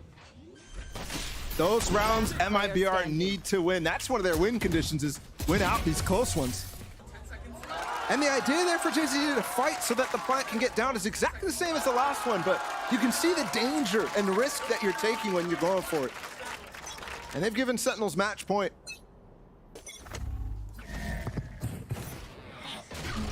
Saucy and Pankala both 1 point away from having their ults, and it's going to be a fight dish. Zach can close by, hip on the fall line. Saucy's not, he falls. Team stun. That nade. And the mobility. So clean out from Sentinels. So clean out from Zekin. Some of the best movement in the game. Not only on the Raze, but other roles like the Neon too. Showstopper out from Heat. And he's cleared almost the site. Still has half of it too. Ooh. 1 HP, missed I it. thought... And you can tell the trap was there. Spike planted. Either way, Spike down 2 rifles. And a little bit else. I'm concerned about the post plant here. They have 3 players post to drop. 2 players up top, and they're smoked off now. Muri's has only the flashes to play off of. But RGL, he's the one who has the post plant util, and he's in sight. That ult should be able to buy some time. There it is. It's just enough to keep them in bay. 3v3 ult use from Muri's. Sentinel's trying to dance around everything that's going on. In the face of the ult, Mark pushing forward. Fearless as he tries to face what remains from MIBR. And it's another round. Well played. Well played. They even get the res up on Mirrors. I don't know if he would have died anyways there. Either way, back to that scoreline that we had on Pearl, but so much to work still towards. Eco, though, from Sentinels. Slightly different situation. And I think that one for MIBR finally is a well-played round for sure. No ifs about it. Even though they had kind of a bad situation to start off that post plant, Murius did a great job of actually activating. Out of drop with the flash. Walking to a little bit of a stack here. This could be the end. It's just pistols.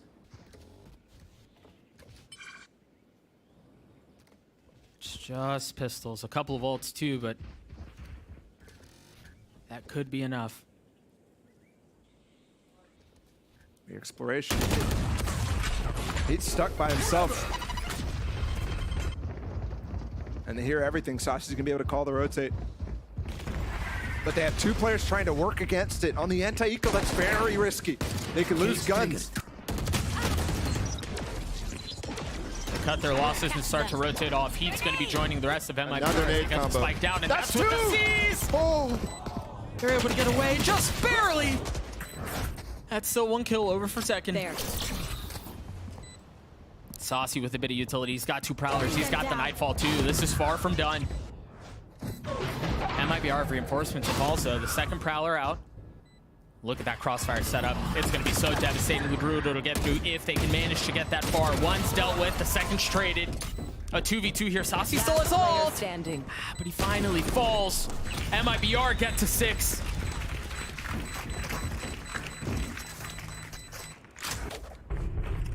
One extra round. But still 6 to go. Such a long way.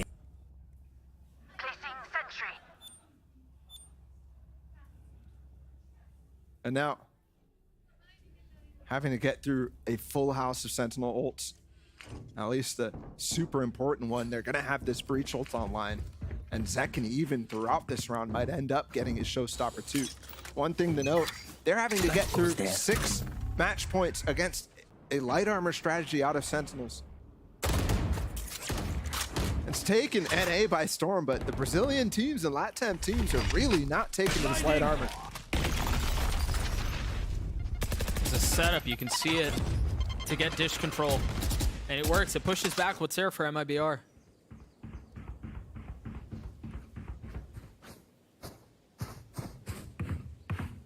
Rotating back B and, I mean, making no attempts to conceal it. JZZ 1 point away from having that rolling thunder. Destroyed. You see the trap setup, man. JZZ gets the orb. So now, as I was just saying, the rolling thunder online, but Pancada's waiting, primed and ready to use that lockdown if they decide to commit B. This is where they had success against NRG, was these pivots in the mid round. But it's gonna end up costing them eventually. Yeah, it may not be here though. JZZ has a flash and there are 3, never mind. He gets 2, he's got the ult, he gets the 3rd! Bring them down. Could that be it? FRZ fighting for dear life to keep it left. interesting. So looking at Pancada, I thought he might have ran up to go defend the spike, but they've given it up. 20 seconds, they don't even have time here, Doug. The game's almost over. They've got It is over. The Nightfall confirms they're not there. Wait, they're gonna rotate. 10 seconds left. It's a foot race. Can they get there fast enough? I mean, they're, Flash. they got all the time.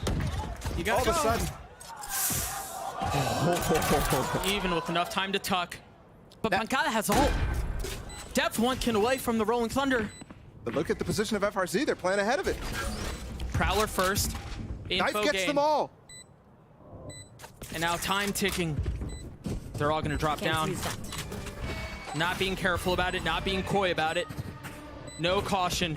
They're just going aggressive. They're going forward. You see the aftershock. You see the ult as well. It's a swing out from FRZ. It's dropped. Last player A 1v1. standing. Saucy, close, weak, 56 HP. And FRZ going aggressive, but he gets the spam through the cage! And he's gonna get the kill!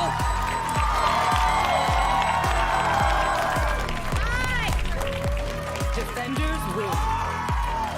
A dominant performance out from Sentinels. And what looked like MIBR was going to be able to snatch back. Just not able to do so. Looked like one more round was in the tank there for MIBR. But Sentinels come out strong in their second match of Super Week. A 2-0. And they even things with MIBR.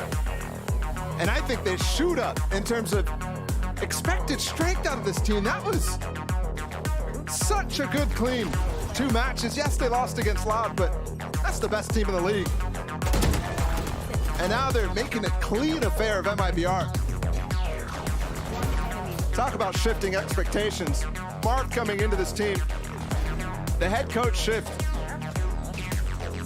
All these conditions surrounding Sentinels has brought a lot of confidence in for the fans too. 13-6. I mean, they had their number on map 1. They had the number on Pearl. They did everything right on Fracture. We mentioned even instances in where it felt like they were min-maxing the entire map. They were getting value out of every single aspect of the game. Zekin coming alive too. By the way, on this map, dude, he doesn't even know how he got that kill through the Cypher cage. Just a shrug. Love it. 3 players on the Sentinel squad on this final map with the 20 bomb. Second, Marv, Satsi. 20 kills each, combined for 60 total on the map. Just absurd contributions. Can't wait to see how this team continues to improve. It is series after series, week after week. But it's still an uphill battle. They had a rough start, close games. But the battle for playoffs is on. And it seems like they're getting better at just the right time. Plenty of love from the SEN faithful in the crowd as they greet their squad. For good reason too, once again. And they dominated MIBR. They obliterated them from top to bottom. Yeah. Individual performances were great. Def's calling was out of his mind. Marved was Marved, right? You just expect it from him at this point. It really feels like Sentinels did everything right. Yeah, it definitely did. The game plans, the calls too, out of Def, especially on Pearl. I was really, really happy with how that was going. The way that Marge is able to abuse the map too. He's such a force to be reckoned with. You really see how you have to plan against Marv when you're playing against him. And when one guy can take over the server like that, it's difficult to deal with. Sentinels take down MIBR 2-0. Coming up, we'll have the Death's breakdown and the Verizon post-match interview with Marv. Don't go anywhere.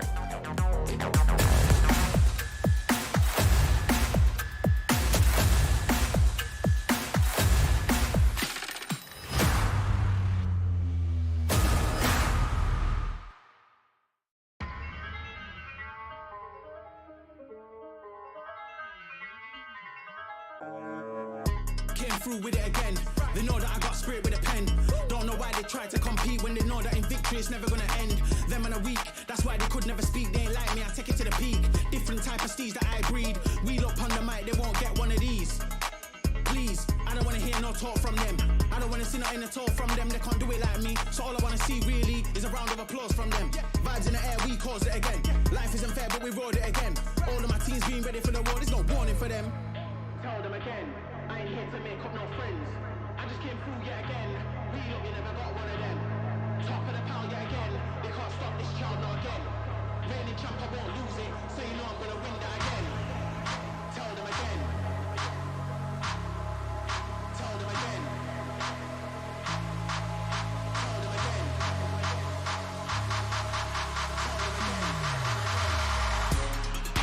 Tell them again. I ain't here to make up no friends. I just came through yet again. We look, you never got one of them. Top of the pile yet again. They can't stop this child not again. Reigning champ, I won't lose it. So you know I'm gonna win that again. Tell them again. Tell them again. Tell them again. Tell them again. Tell them again. I ain't here to make up no friends. I just came through yet again. We look, you never got one of them. Top of the pile yet again. They can't stop this child not again. Reigning champ, I won't lose it. So you know I'm gonna win that again.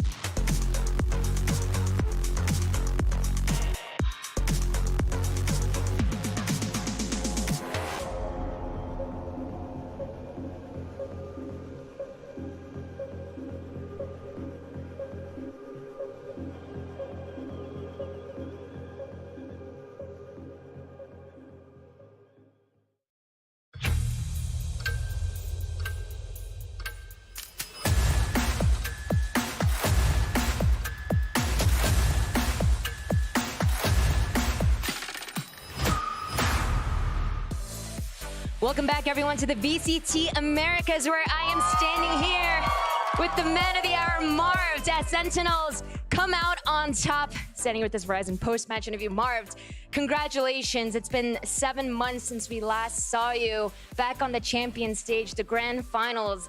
What is it like to not only bring home a second win for Sentinels for the Americas League, but also finally be back on the stage? Definitely feels good to get our first win. Oh, I mean, my first win, sorry.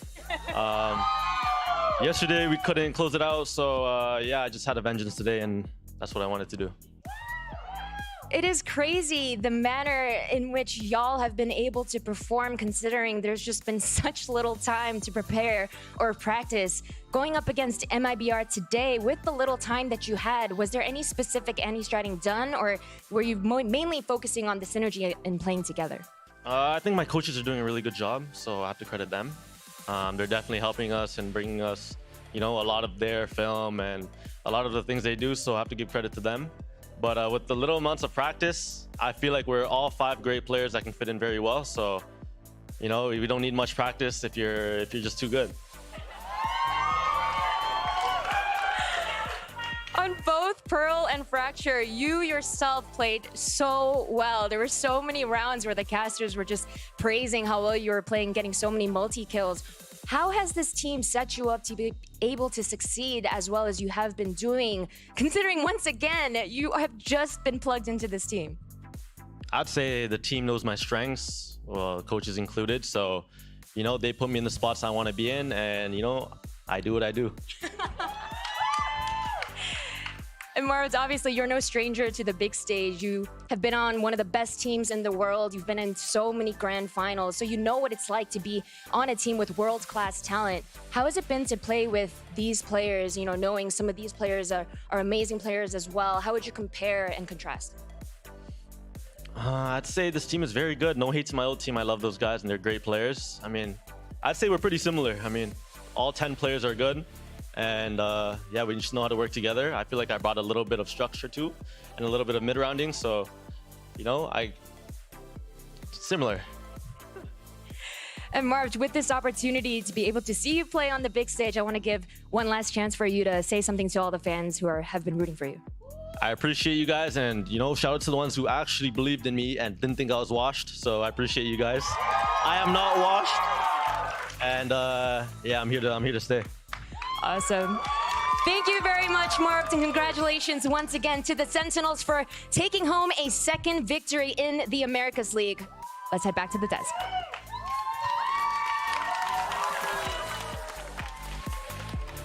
Thank you so much, Smix, for that. Yeah, sure, Marv may not be washed, but those plays were filthy, and thus I needed to take a bath. Welcome back, everyone. I'm Golden Boy. This is Rivington. That's Mimi. These people have had enough of me today, so we're going to try and keep this as brief as possible. That broke me. Like, we've had bad puns today, but that's But you know, we've had bad puns, Mimi, but we've had great segues. Wow. Like this one. Look at the fans so happy about Sentinels picking up a win. He's not back. He said he never left. Actually, I agree with that. Marv played exquisite Valorant today. And I thought that there was an interesting thing that I took away from that when Smix asked him about what was the what did you bring to the table? What were some of the things you were implementing to try and like make this team be in a position that they are right now? He said mid-rounding. He said he brings the mid-rounding to the table. And I know that, like, Sentinels had that before. That's actually This is the real amazing structure he brought to the team, I That's think. true. When you're able to do that. He's a professional. And most importantly, dreaming. He's cool. Yeah, but to actually, like, bring up what you're saying, like, Marv has brought a lot to this team. But you can see from the fan answers, not just are they excited about Marv, but this is the Sentinels that they've been waiting for. We've talked about it a lot, like, oh, the fans have such high expectations. But this team really means a lot to a lot of people. And then being able to get this win on the board, finally live up to those expectations is huge. And in the fashion in which they did it was incredible. Marv was playing out of his mind. Like, we've talked about this guy so much, but he just forces us to continue. And you can see he doesn't care when he gets one of these clutches, but for the audience, for his teammates, like, it's crazy every time. I feel like there's this portion of Sentinels and the team themselves that also feel a sigh of relief. Obviously, a win is a good sigh of relief, but how the team is working, what they've been trying to achieve, it's actually in front of them now. They see that that can be achieved. Before, it looked so discombobulated when we were expecting this to be a #1 team of North America, in the Americas, and it finally seems like they found a groove by slotting in a new person, which is usually the unheard of way to do it. So many of the questions have been shaken off for this team as well, particularly around Def, I think. The calling throughout the map was good, and as an individual, he had a really great performance after being a guy who I think was struggling a fair bit in the first few weeks of Americas, and was a lot of, maybe at times warranted, but I think the fans will go a little crazy because it's Sentinels criticism. Guys, look, let's just, I don't want any more shenanigans. All right, Sentinels fans? I want no more shenanigans. None. Your team just picked up a great win today. They look phenomenal. They look great. They're building up. So no more shenanigans. Stop going on Twitter and being mad all the time. Use that time effectively, like cheering on your favorite streamers, cheering on your favorite players, right? They're happy. Remember that Zekken got 10 first kills to his 4 first deaths. Like, Zekken on a duelist now, Sentinels. Yep, exactly. Well, yeah, you know, I mean, there is just so much that we can be so enthusiastic about the Sentinels team, but I do not want to get ahead of myself here. Yeah. Right? The road is still perilous. There's still going to be challenges for them. I believe they have yet to play Cloud9, if I'm correct. I could be wrong. It's still on the horizon, Yeah. So, you know, I think that there really is, Riv, just a lot of challenges for this team. They're not out of it quite yet. They aren't. There's a lot of work to be done. I think that we can look at the honeymoon phase of, hey, we have something new. It's Marv. A lot of us remember how Marv plays and how to play with Marv, and it's clicking.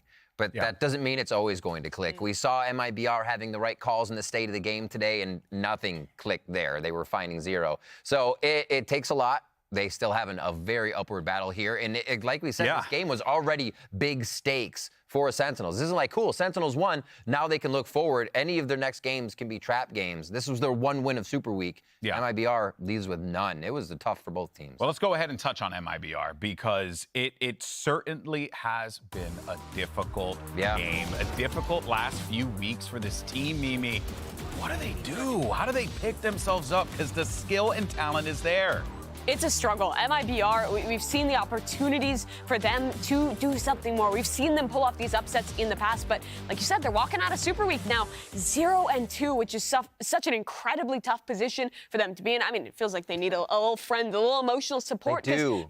Just on the players' faces, you could tell that it's just not working, right? Like, their mental seems like it's in a tough place, but here's the thing. That's Super Week out of the way, and they started really strong in Americas. They came into Super Week 2-1. They were, with 2 wins already. So they were feeling like they were in a good position, like they actually can rally back and continue to contest to be a team that makes its playoffs. Maybe the expectations have dropped from maybe being a top 4, maybe trying to upset Leviathan or Loud or whatever. But now they're in a position where I think it's still within reason to make playoffs, and there's still a lot of time to recover because they gave themselves that strong start. That is the important thing to keep in mind with this. And I don't know if a lot of our viewers at home and even folks in here in the arena are aware of this, but this is a structure, a season structure. It's very different. It's very difficult. You're surrounded by your teammates all the time. This isn't online. You're not playing challengers tournaments. You're on LAN. It is the quintessential how to play Valorant. You play it on LAN. That's where the best are decided. And then week in, week out, you're holding out for 9 weeks. Yeah, are you ready to do it for 9 weeks? Oh, hey, you've lost 3 times, 4 times in a row. You got to pick yourself up. That's where I look at the staff. The staff needs to be the one to really dig these boys out of the hole here, Mimi. And they have so many opportunities because it is week by week, because you have so much time off to prep between these games, because everyone is here in Los Angeles and you have such good opportunities to scrim fantastic top-level teams in this region. There's lots of time to recover. Look at a team like EG. We were down in the dumps like, oh, everything's gone wrong for them. But it feels like they're recovering, and it feels like things are getting better, and I don't put it past MIBR to do the same. This has been the land of craziness in Americas with teams we never expected to find upsets doing it. Oh, for sure. Well, let's take a gander, though, at the standings, because with the 3rd day of Super Week in the books, we have some movement. Obviously, Loud still sitting at the top, but tied for 6th with that win. Sentinels now tie against the team that they just beat, which technically, I'm curious how that works out. So Sentinels now are going to be in a pretty decent position. But my eyes draw to Cloud9, sitting in 2nd. And oh boy, Riv, they're right there.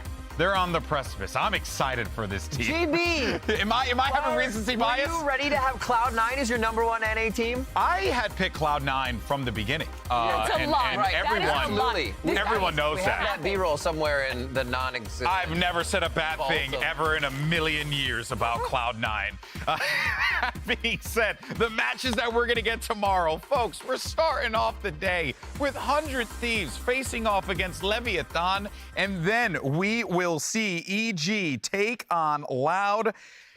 Wow. I'm afraid for 100 Thieves here. I feel like they gain momentum, but Leviathan is absolutely a menace. You're afraid for 100 Thieves? I think 100 Thieves, the expectation after watching their last game, I think they might just get rolled over, honestly. Leviathan is looking so good, and 100 Thieves was still having tons of the issues crop up. We were worried about Leviathan's map pool slipping, but they just dominated versus MIBR. Still, I say that, and then I also think back to the second maps in that series for 100 Thieves where they were looking improved. So I don't know what to think about that one, but it's definitely like a kind of a must-win for 100 Thieves. Do we want to talk about EG Loud, or we want to save that for tomorrow? Oh, God. I think we're going to save that one for tomorrow. Save that one for tomorrow. Folks, that is going to do it for today.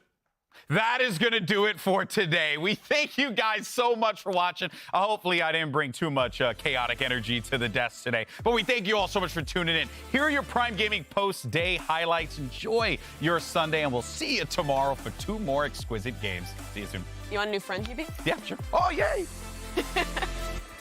2 Titans in North America clash today here in Los Angeles. Cloud9 versus NRG. The crowd's hyped up. This is going to be an awesome game, and I'm so excited for this one, Mimi. Already, you're seeing an opening straight away. But he's picked up an upgrade. It's a 2-on-3. Elsis, and they still want to run all the way through. But time might start to become a problem. 30 seconds left. Opportunities abound, and that's Seppa. The site. Nobody can really see a thing. Lockdown being used, but no one's cleared. Leave, and he sprays it down. What a transfer. That's just hoping for a singular duel to be taken. He finds his first fight, yet time is starting to become a bit of a problem. Celsius, he's low. Might even argue that Finesse might even be favored, and indeed he is. Seeker to use, flash in the face, everyone's blind. Well, no one able to take the sideline. And Artist still wants to put a stop to it, but a showstopper crashes as well. Position held down, and off-angle jiggle of the movement. So they might opt to use down. Yeah, hit starts to come through. They want to push it back. What a shot by Leaf. Stun duck, Cove, not bursted. Stun's active, and a dash into what? Rapid off the approach. They don't want to waste any time at all. The angle's watched for Shakhtar. Oh my goodness, a 2-piece, yet still push back and right into them. Could be a bit of a trap play because they're not expecting it. The knives in his hands and 4 kills. Cloud9 walk away with it. This team looks insane. They've just got such great answers. Both teams fishing for a win here today. For MIBR, it's the bounce back after that heinous butt slapping that you just had to deal with Leviathan. And then for Sentinels, really, the pressure is on. It's on for Marv, but most importantly, it's on for this team because Sentinels fans, Mimi, expect nothing but the best. Pivot now, you've got to commit. Got to take what's in front of you. That flash is good. Good trade, though. Dev feeling a bit of the pressure, had to get the spike down, had to commit to it. That's a shorty. That was a shorty. Now RGL in the 1v2, he gets it first. That was the weak one, but Pancana trades it back. It looks like they're just going to try to funnel out. Dude, Cloudburst, he's got it to have. This is how it ends. Woo, I thought RGL wasn't going to be able to save the day, but he does. Rolling Thunder invested. Heat going forward. And Zekin stunned, but Marv, you're right, he dodges it. He gets 4, not able to get the 5th. It may not be here, though. JZZ has a flash, and there are 3. Never mind. He gets 2. He's got the ult. He gets the 3rd. A 1v1. Saucy, close, weak, 56 HP. And FRZ going aggressive, but he gets the spam through the cage. And he's going to get the kill. A dominant performance out from Sentinels. And what looked like MIBR was going to be able to snatch back. Just not able to do so.